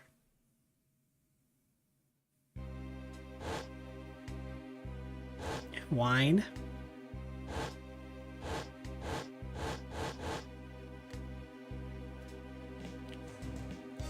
We're doing a whole crime on a plane? Doing a whole investigation on a plane? Thank you for flying, go you. Jesus, what is this? Slight turbulence. Okay, that's what it is. You're asking all passengers to please return to their seats and fasten their seatbelts. No way do they have an elevator in a plane.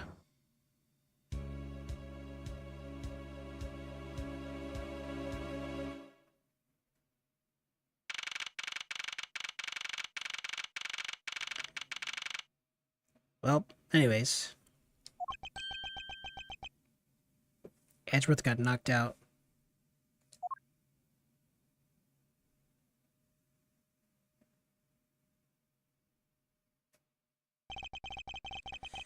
Why do I feel like I just woke up from a horrible nightmare?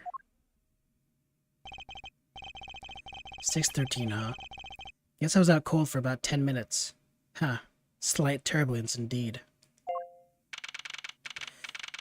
Ladies and gentlemen, we are currently experiencing some slight turbulence.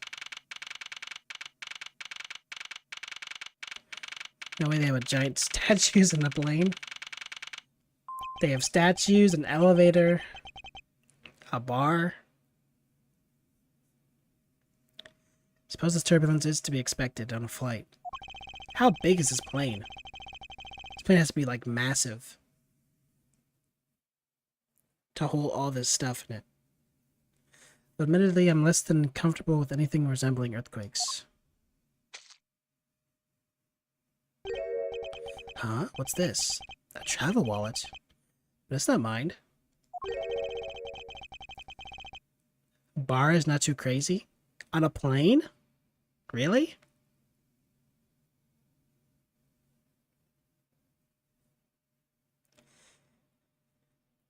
I guess I'm too poor to experience such things.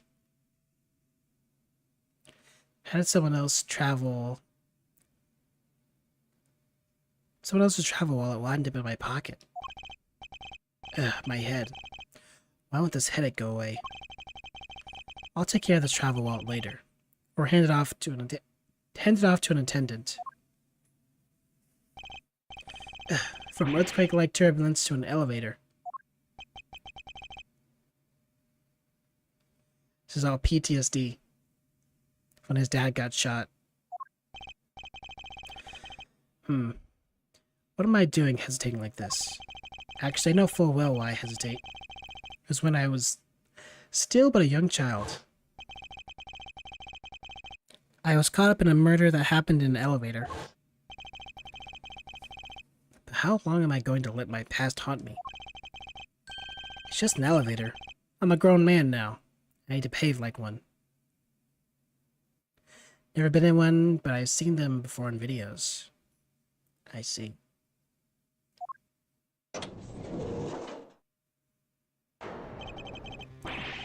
What the? What in the world happened? Is there something wrong, sir? I must ask that you please return to your seat. Seek? He's dead. Is he a doctor? What's around his neck? Please calm down. We mustn't jump to a conclusion without all the facts. What's wrong? Did something happen? You murderer. No! You have it all wrong. It wasn't me.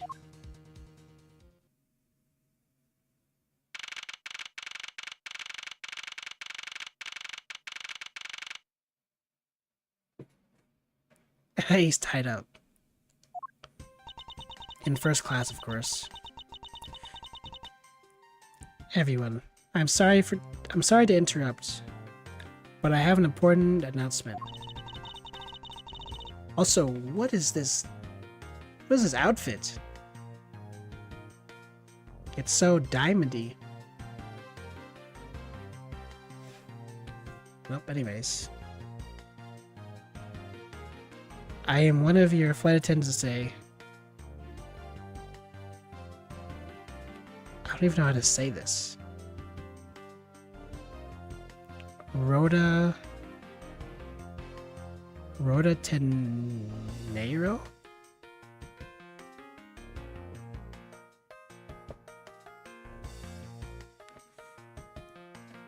Maybe I'm missing the pun here.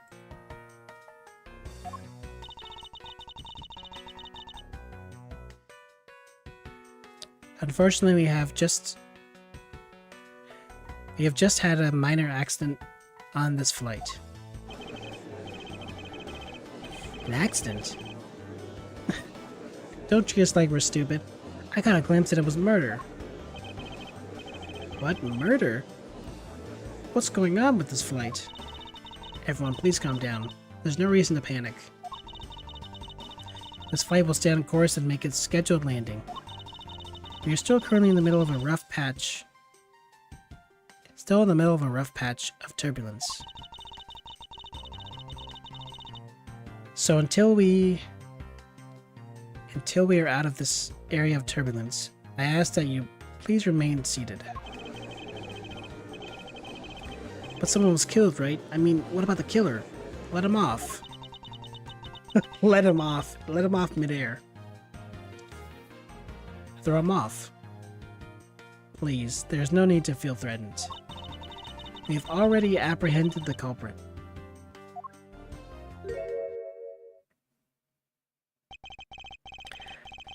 I ask that everyone please remain calm. What the heck is he talking about?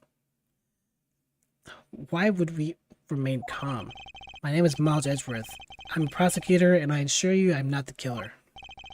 Ha! Being a prosecutor doesn't make you incapable of murder, buddy. Now you listen here. I am not the murderer. I simply found the body. So you say. However, I'm sure you are the perpetrator of this crime.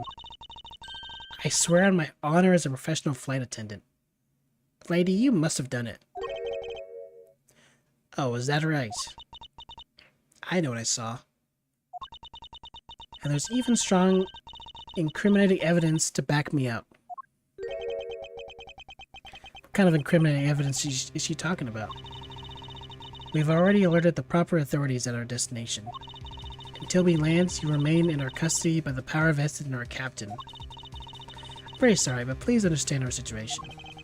Your situation? I'm more concerned with mine, and the direction it's going in. I'm not about to just idly by, or sit idly by, while I get accused of murder.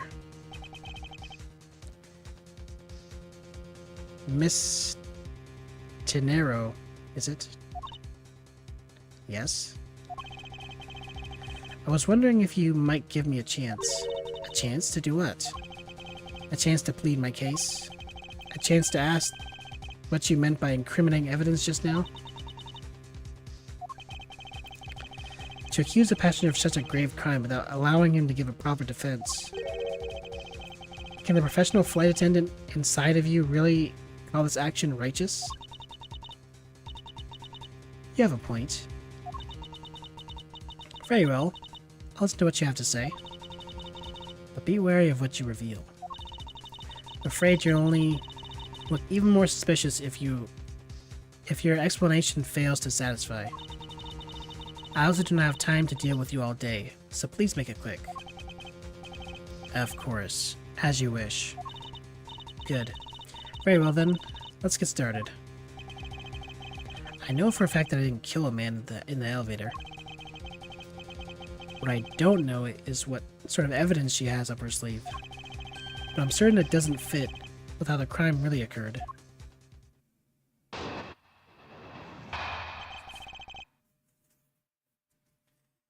Those, like, I don't know what you call them, speed lines? No.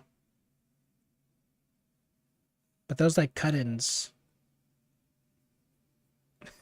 kind of remind me of, like, Yu-Gi-Oh! Or something. Like we're just starting a duel. Or like a Pokemon battle in the anime.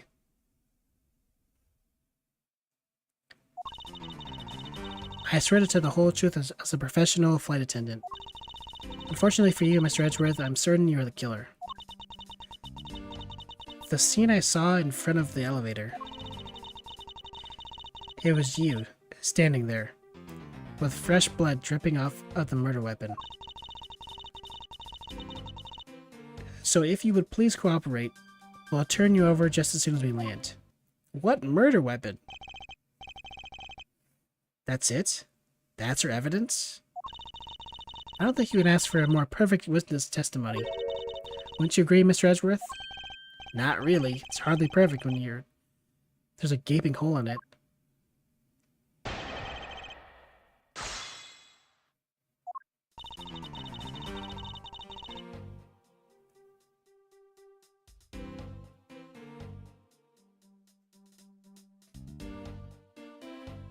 It's ready to tell the whole truth.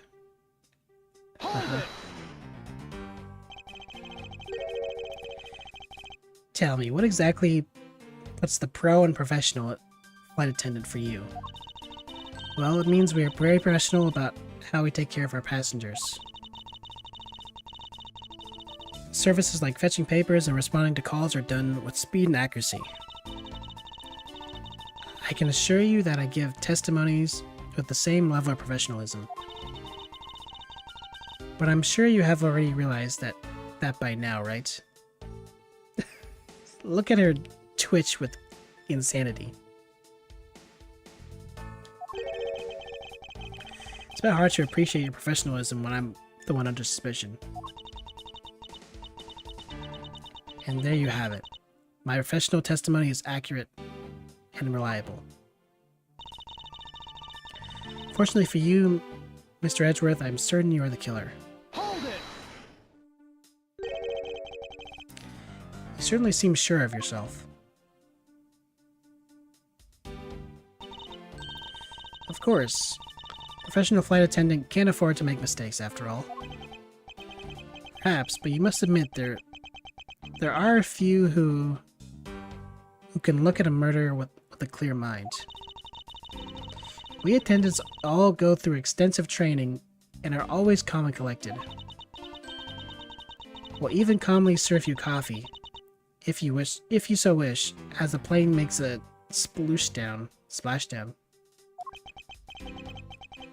I fail to see how that would be a common rational thing to do in an emergency. Even until the bitter end, we are there to serve the passengers.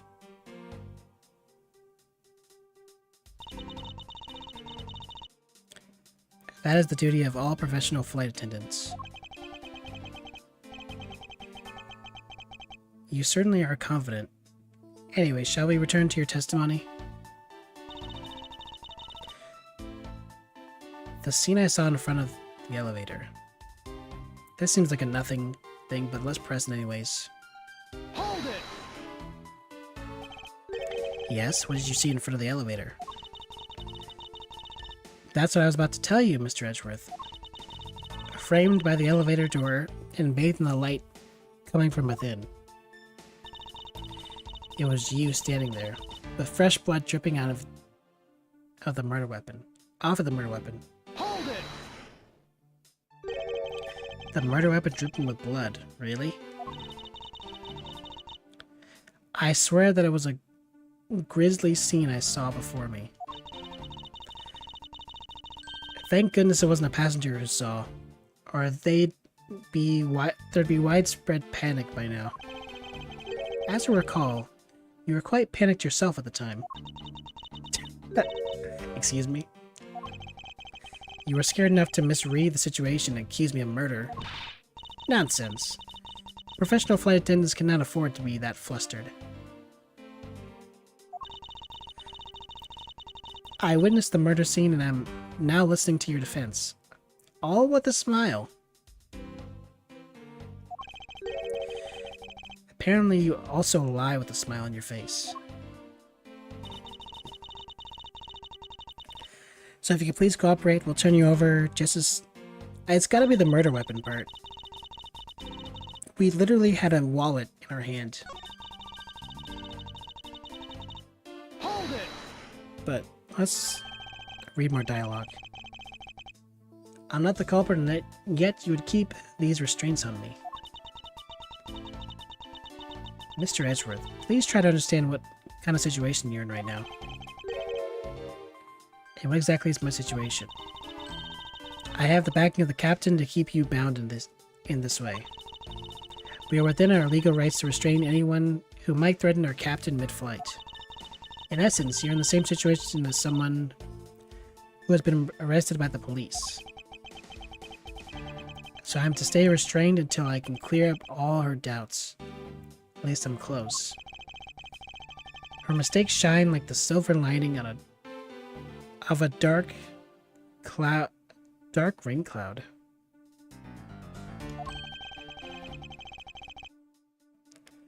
And I'm going to capture some of that light with evidence. Alright.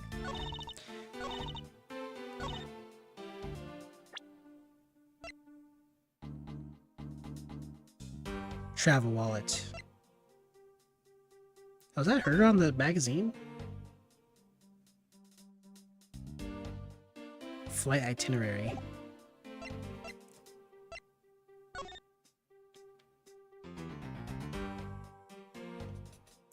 I'm not really sure what that is. Looks like he used it on the back of the head, though. Anyways. Objection!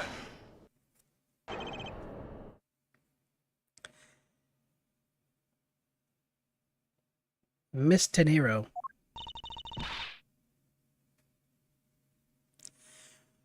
What is with the yelling all of a sudden? Ah, force of habit.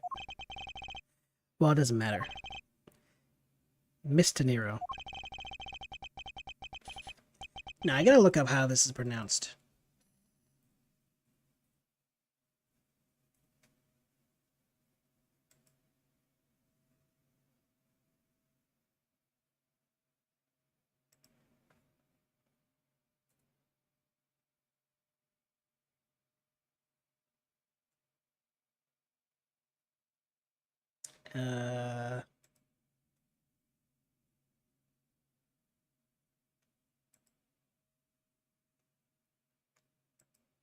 That's not even the right word.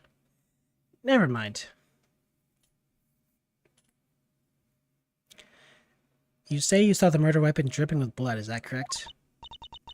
Yes. All that blood. Drip, drip, drip. Just recalling that scene sends a chill down my spine. Sorry, but your so-called professional flight attendant training has failed you. What? I'd like to direct your attention to this. Do you know what this is?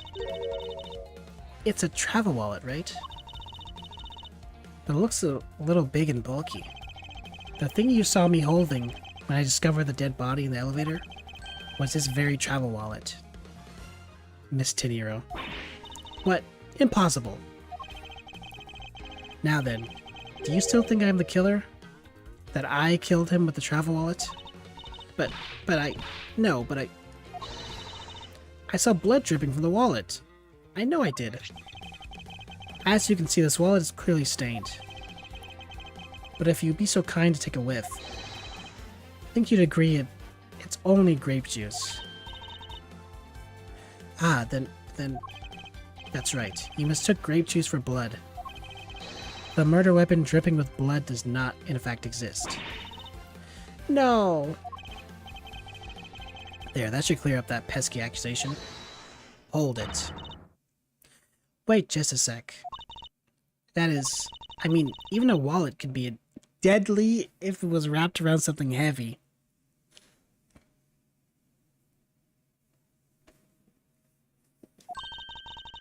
I demand that you show me what's inside, please. She's trembling, and the tack down please at the end. Sounds like I've got her. There's no need to look inside, even if you can tell from its appearance that it's light. You know, I can't be sure of anything until I see the contents of that wallet for myself. She's a persistent one. I suppose we have no choice but to see what's inside. Miss Tenero. If you would be so kind to open the wallet and check its contents for me. Alright, I usually don't pry into passengers' belongings. We have no choice here.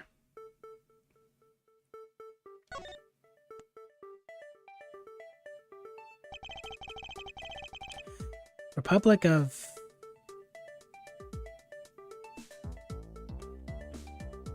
Borginia? Is that an actual place?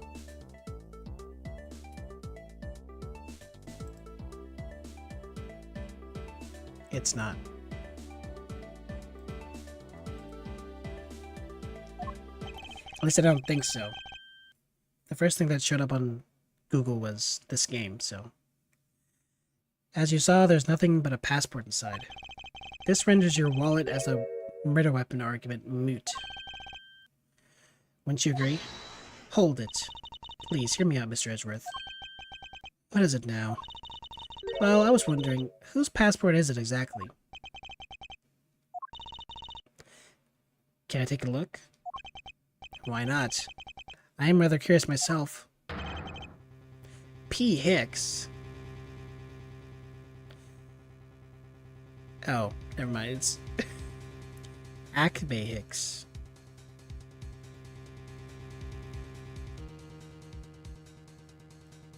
Type P. I guess passenger.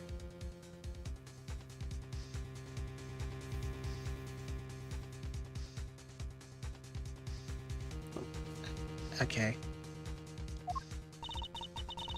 Just as I thought. This travel wallet belongs to Mr. Acme Hicks.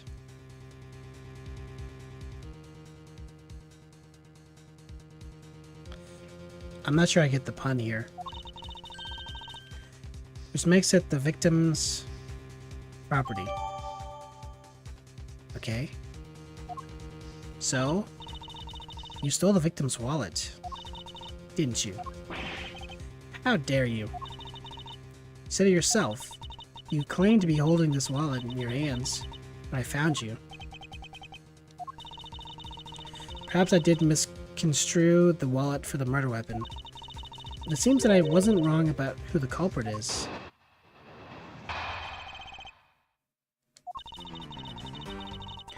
As you claim, the murder weapon is not the travel wallet. However, it is something you stole from Mr. Hicks after you were done with the vile deed. I find it hard to believe myself. But your motive was very simple. You were out to steal Mr. Hicks' money, weren't you?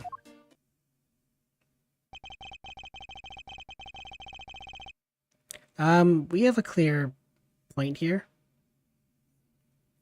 I already know what to present, but we'll just go through the text. Anyways. So even though I didn't have the murder weapon on me, you still suspect me, I see. You stood up at the crime scene with the victim's wallet in your hands. How could I turn a blind eye and not suspect you of foul play?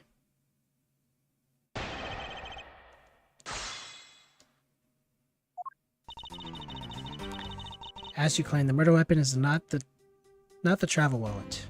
Hold it! Shouldn't that be proof enough for you that I didn't murder the victim? Not at all. Oh, and why not? Because that wallet may not have been what I thought it was. Hold it! You think I stole it? Yes, I'm very sorry to say it, and I wouldn't usually be so rude, but it must be said.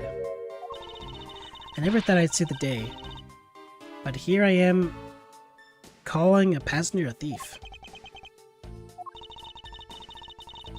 Maybe I should put on a serious face and say it more directly. I believe you removed the wallet from the victim's personage. It really doesn't matter how you phrase it. What I'd like to know is why you think I stole Mr. Hicks' wallet. I find it hard to believe myself, but your motive was very simple. Hold it! I don't think I have any sort of motives to speak of.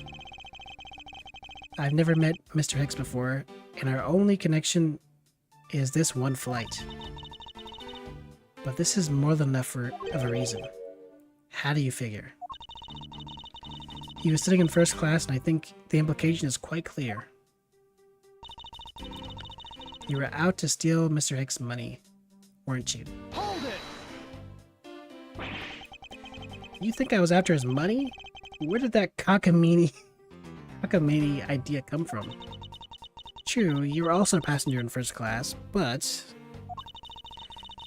I thought something was off about you and those deeply etched lines on your forehead. They're not lines, they're perfectly normal. and are part of my natural face.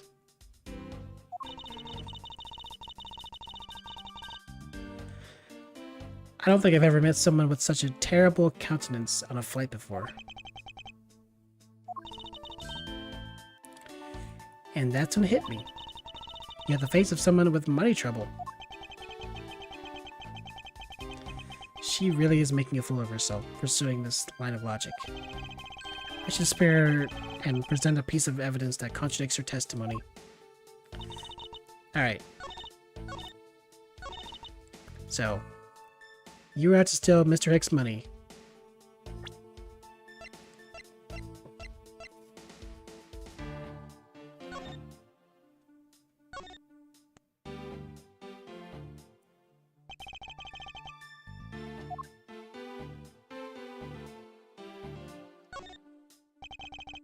The wallet's empty. It seems that this passport is all that's in there.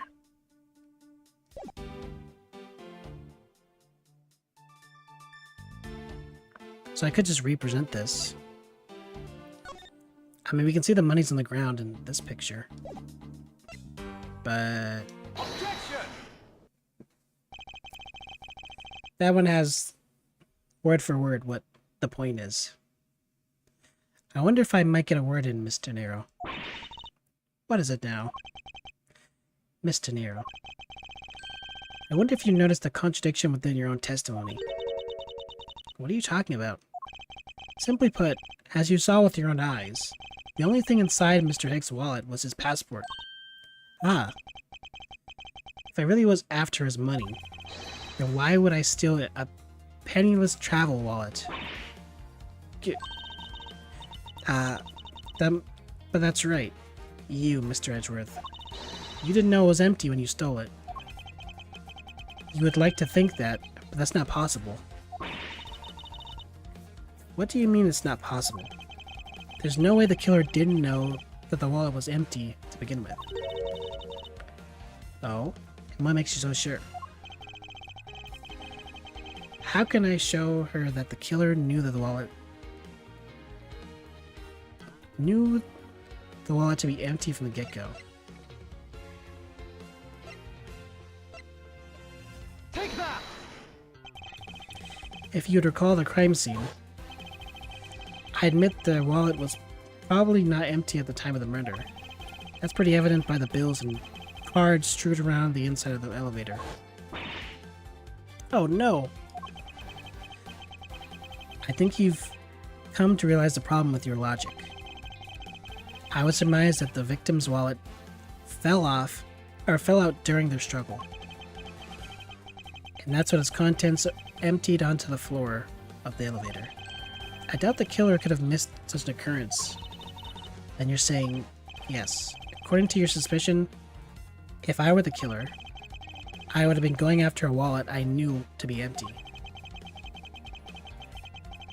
And since I clearly was not attempting to gather the scattered money, it renders your argument of theft completely invalid.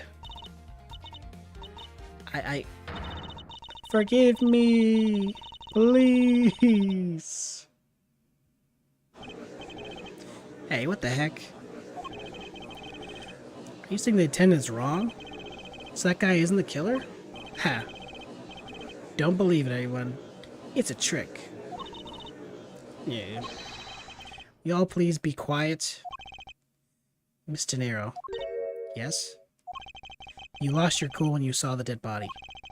Plus the lounge was dark, and looking into the light from the elevator, it's easy to see how you mistook the wallet in my hand for a murder weapon.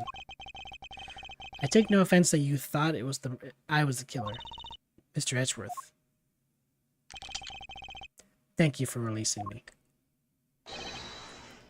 What the wingding? Alien plant. Alien walk. Bag, scissors, leaf, arrow. Walk. Waves. Kneel. Something exclamation point.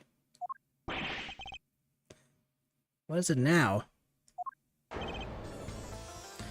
Oh, blah, blah, blah, blah. Mr. Nero, if you could please translate, I'd be much obliged. Sound like Borginian, but I don't understand any of it. There's another attendant on this flight too. I said that he's giving the runabout. I don't require interpreter. I speak English just well. See?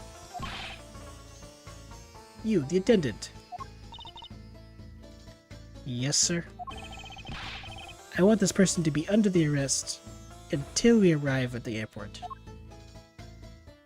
The heck are you?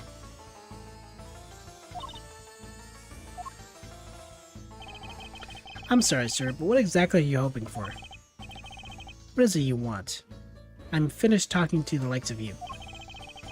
Please, I would like to hear why you would like me to be held under arrest until we land. You, how dare you try to waste my time? You're the one who stuck your nose into my affairs. I want to spend even at least one more second with my precious art. I have no time for other things. I know what you are. I see through you.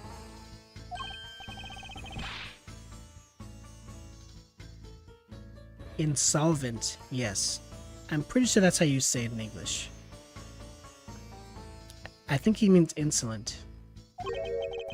Well, I should hope I'm not monetarily bankrupt. But I don't think that's what he meant. I'm sorry, but I don't think I caught your name.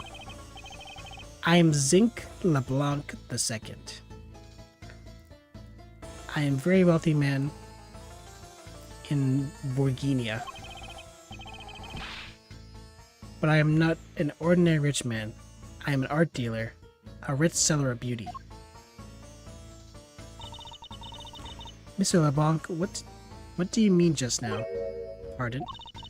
When you said Mr. Edgeworth was giving me the runabout. I have to explain? Unbelievable.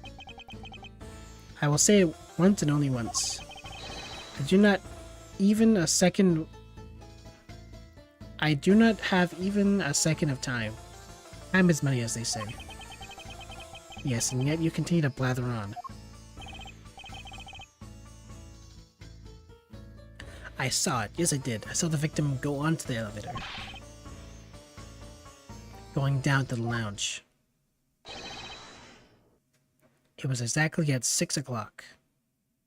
Licensed to love, laugh, maim, and murder.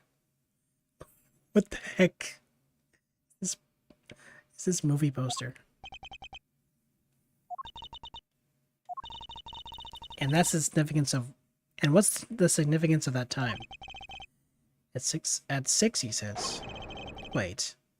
You saw him at 6? Ah. What's the matter, Mr. Edgeworth? Maybe the turbulence, he just hit his head. In the elevator. It's possible, right? He understands, I see. Mr. Attendant, what time did you discover the body? Well, it was a little after that patch of turbulence, so I would say around 6:15. Aha! Hicks was his name, was it? Then I say that man Hicks was killed in a 15-minute time span. And the only person in the lounge at that time was this prosecutor, yes? Yeah, I was in my seat the whole time.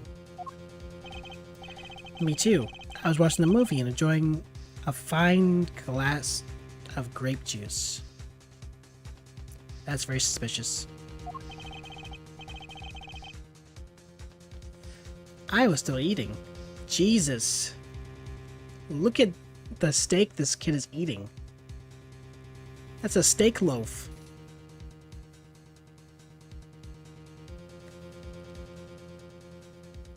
Jeez. Still haven't finished, see? The other passengers have an alibi, so you have no problem with them, I suppose. No complaint. I see. Not a single word against this, right? I have no way of discontinuing what you have put forth at this point. But it wasn't me. Oh, so you say. But do you have, what do you say, the evidence? Mr. Edgeworth, are you really the culprit after all? Mr. LeBlanc, I suppose you are quite certain in what you saw, enough to give testimony? Of course. I was looking at that man the whole time. I was playing with that annoying little, small machine the whole time. Or he was. Machine? Yes, that's what you people call it in English, yes? It was making me crazy with the click, click, click. From the description, it sounds like some sort of small computer. Phone?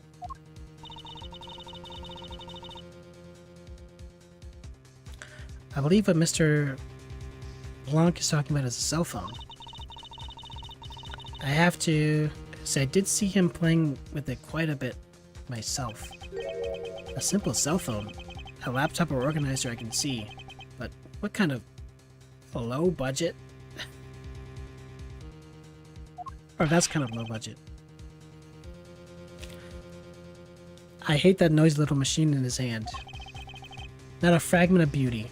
All it produces is ugly sounds. Anyway, I know what I saw.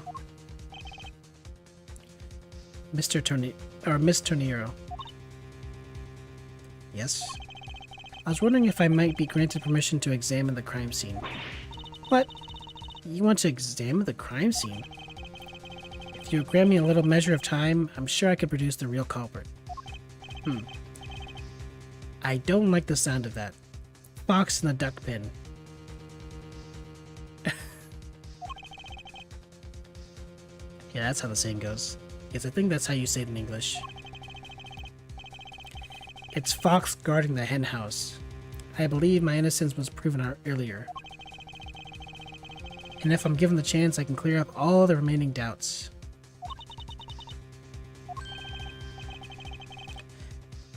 Miss Tenero. If you wait until we arrive, there's a good chance that some evidence will have been destroyed by then. I understand. Let me see what the captain has to say. Huh. This should not be approved. Please, Mr. LeBlanc. In an emergency, all decisions are to be made by the captain alone. Now please wait here until I go ask the captain what to do. I'll be right back.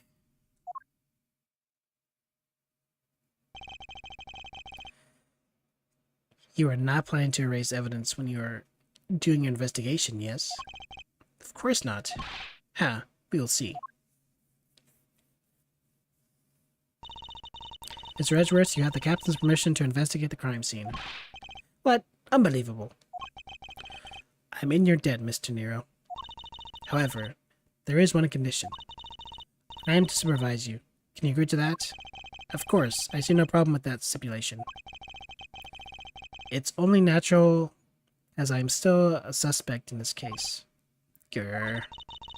I take full responsibility and will watch Mr. Edgeworth's every move. I hope this is reassurance enough that there will be no foul play. Now then, Mr. Edgeworth, shall we proceed? If you should need my help with anything, please feel free to use triangle to talk. It's time to head to the crime scene, the first floor lounge.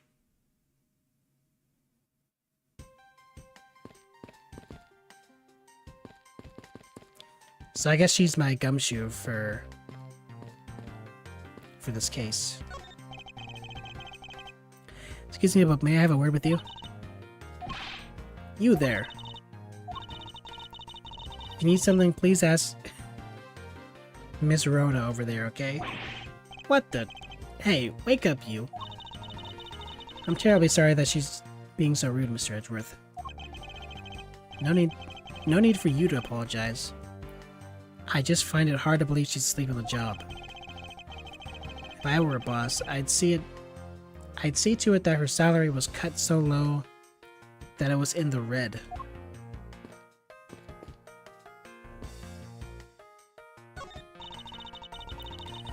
How'd you find your meal to be, Mr. Edgeworth? Come to think of it, I forgot all about it. I must have been asleep or something. Oh, I'm terribly sorry. Let me prepare you something right away. What are you apologizing for? I failed my professional duty by letting a passenger go hungry.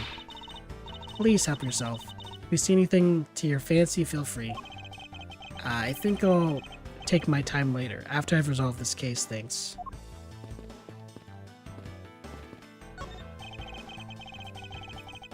Mr. Blanc seems to be protecting that gargantuan vase on the chair rather closely. It's a marvelous vase, though, isn't it? Yes, I dare say so as a professional attendant. I don't think there's any real connection between a piece of art and being an attendant. But I'm not just any old attendant. I'm a professional flight attendant. As though there were such a thing as an amateur flight attendant. Hurry up and investigate. Time should not be wasted.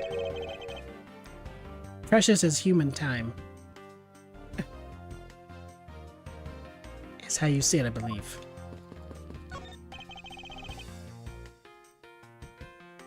This was Mr. Hicks' seat. I don't see the machine Mr. Blanc was talking about. Perhaps it's in the elevator. Maybe. We should probably head down to the crime scene now. Nah, I think I'll chat. Don't get near me, you criminal. I'm not the killer. I intend to prove that starting now. But that's contradictory to the facts. I can understand his English just fine, thank you very much.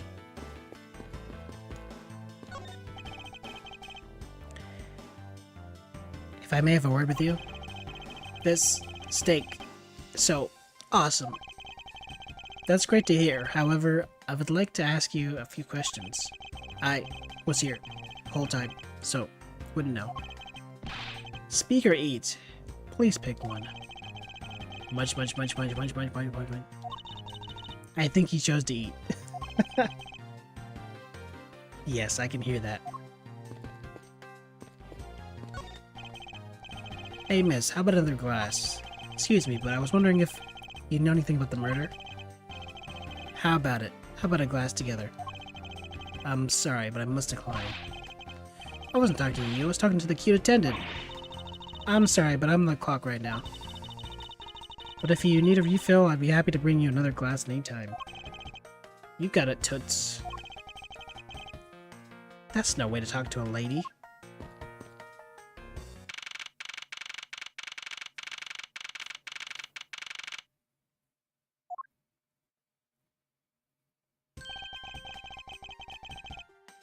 I want to thank you for your help back there, Miss Tenero.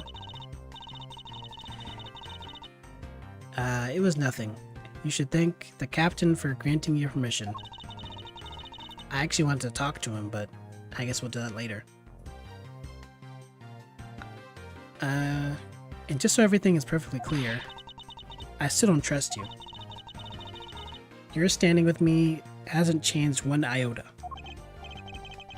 I see. I will bear that in mind. I received an order from the captain earlier. He wanted you to know that. We reserve the right to stop your investigation if we feel you are not making progress. And when we do, he asked you please return to your seat at that time. So my time runs out at his or his chief's or his crew's discretion, does it? I have to find a way to discredit Mr. LeBlanc's testimony before time's up. I understand. By the way, is there any place you can think of where the killer might hide on board? I don't think so. After every first-class passenger was accounted for at his or her seat, we made a thorough search of the plane. As for business and economy class, no one can move between those two classes. In first class without Those 2 classes in first class without a staff keycard. And we found no record of a keycard being used at all. Which means that I have a first class killer on my hands. At least I know that much for sure. And one other thing. No one else has been allowed near this crime scene since the murder was discovered earlier.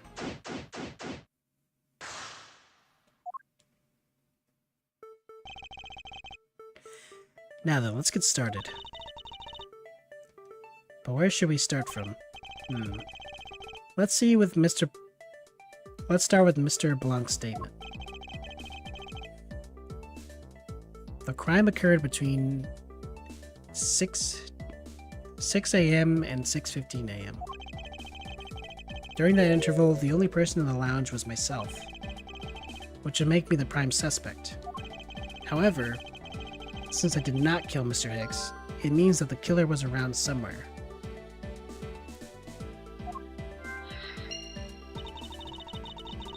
If we are to believe what you say is true, then yes.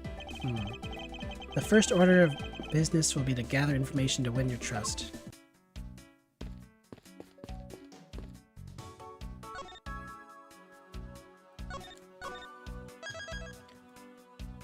Okay. I'm getting sleepy, so I'm gonna end it here. And unless Red wants to play Pokemon over the weekend, well, specifically on Saturday, then I'll probably play some Paper Mario tomorrow. Probably. We'll see. Anyways, good night.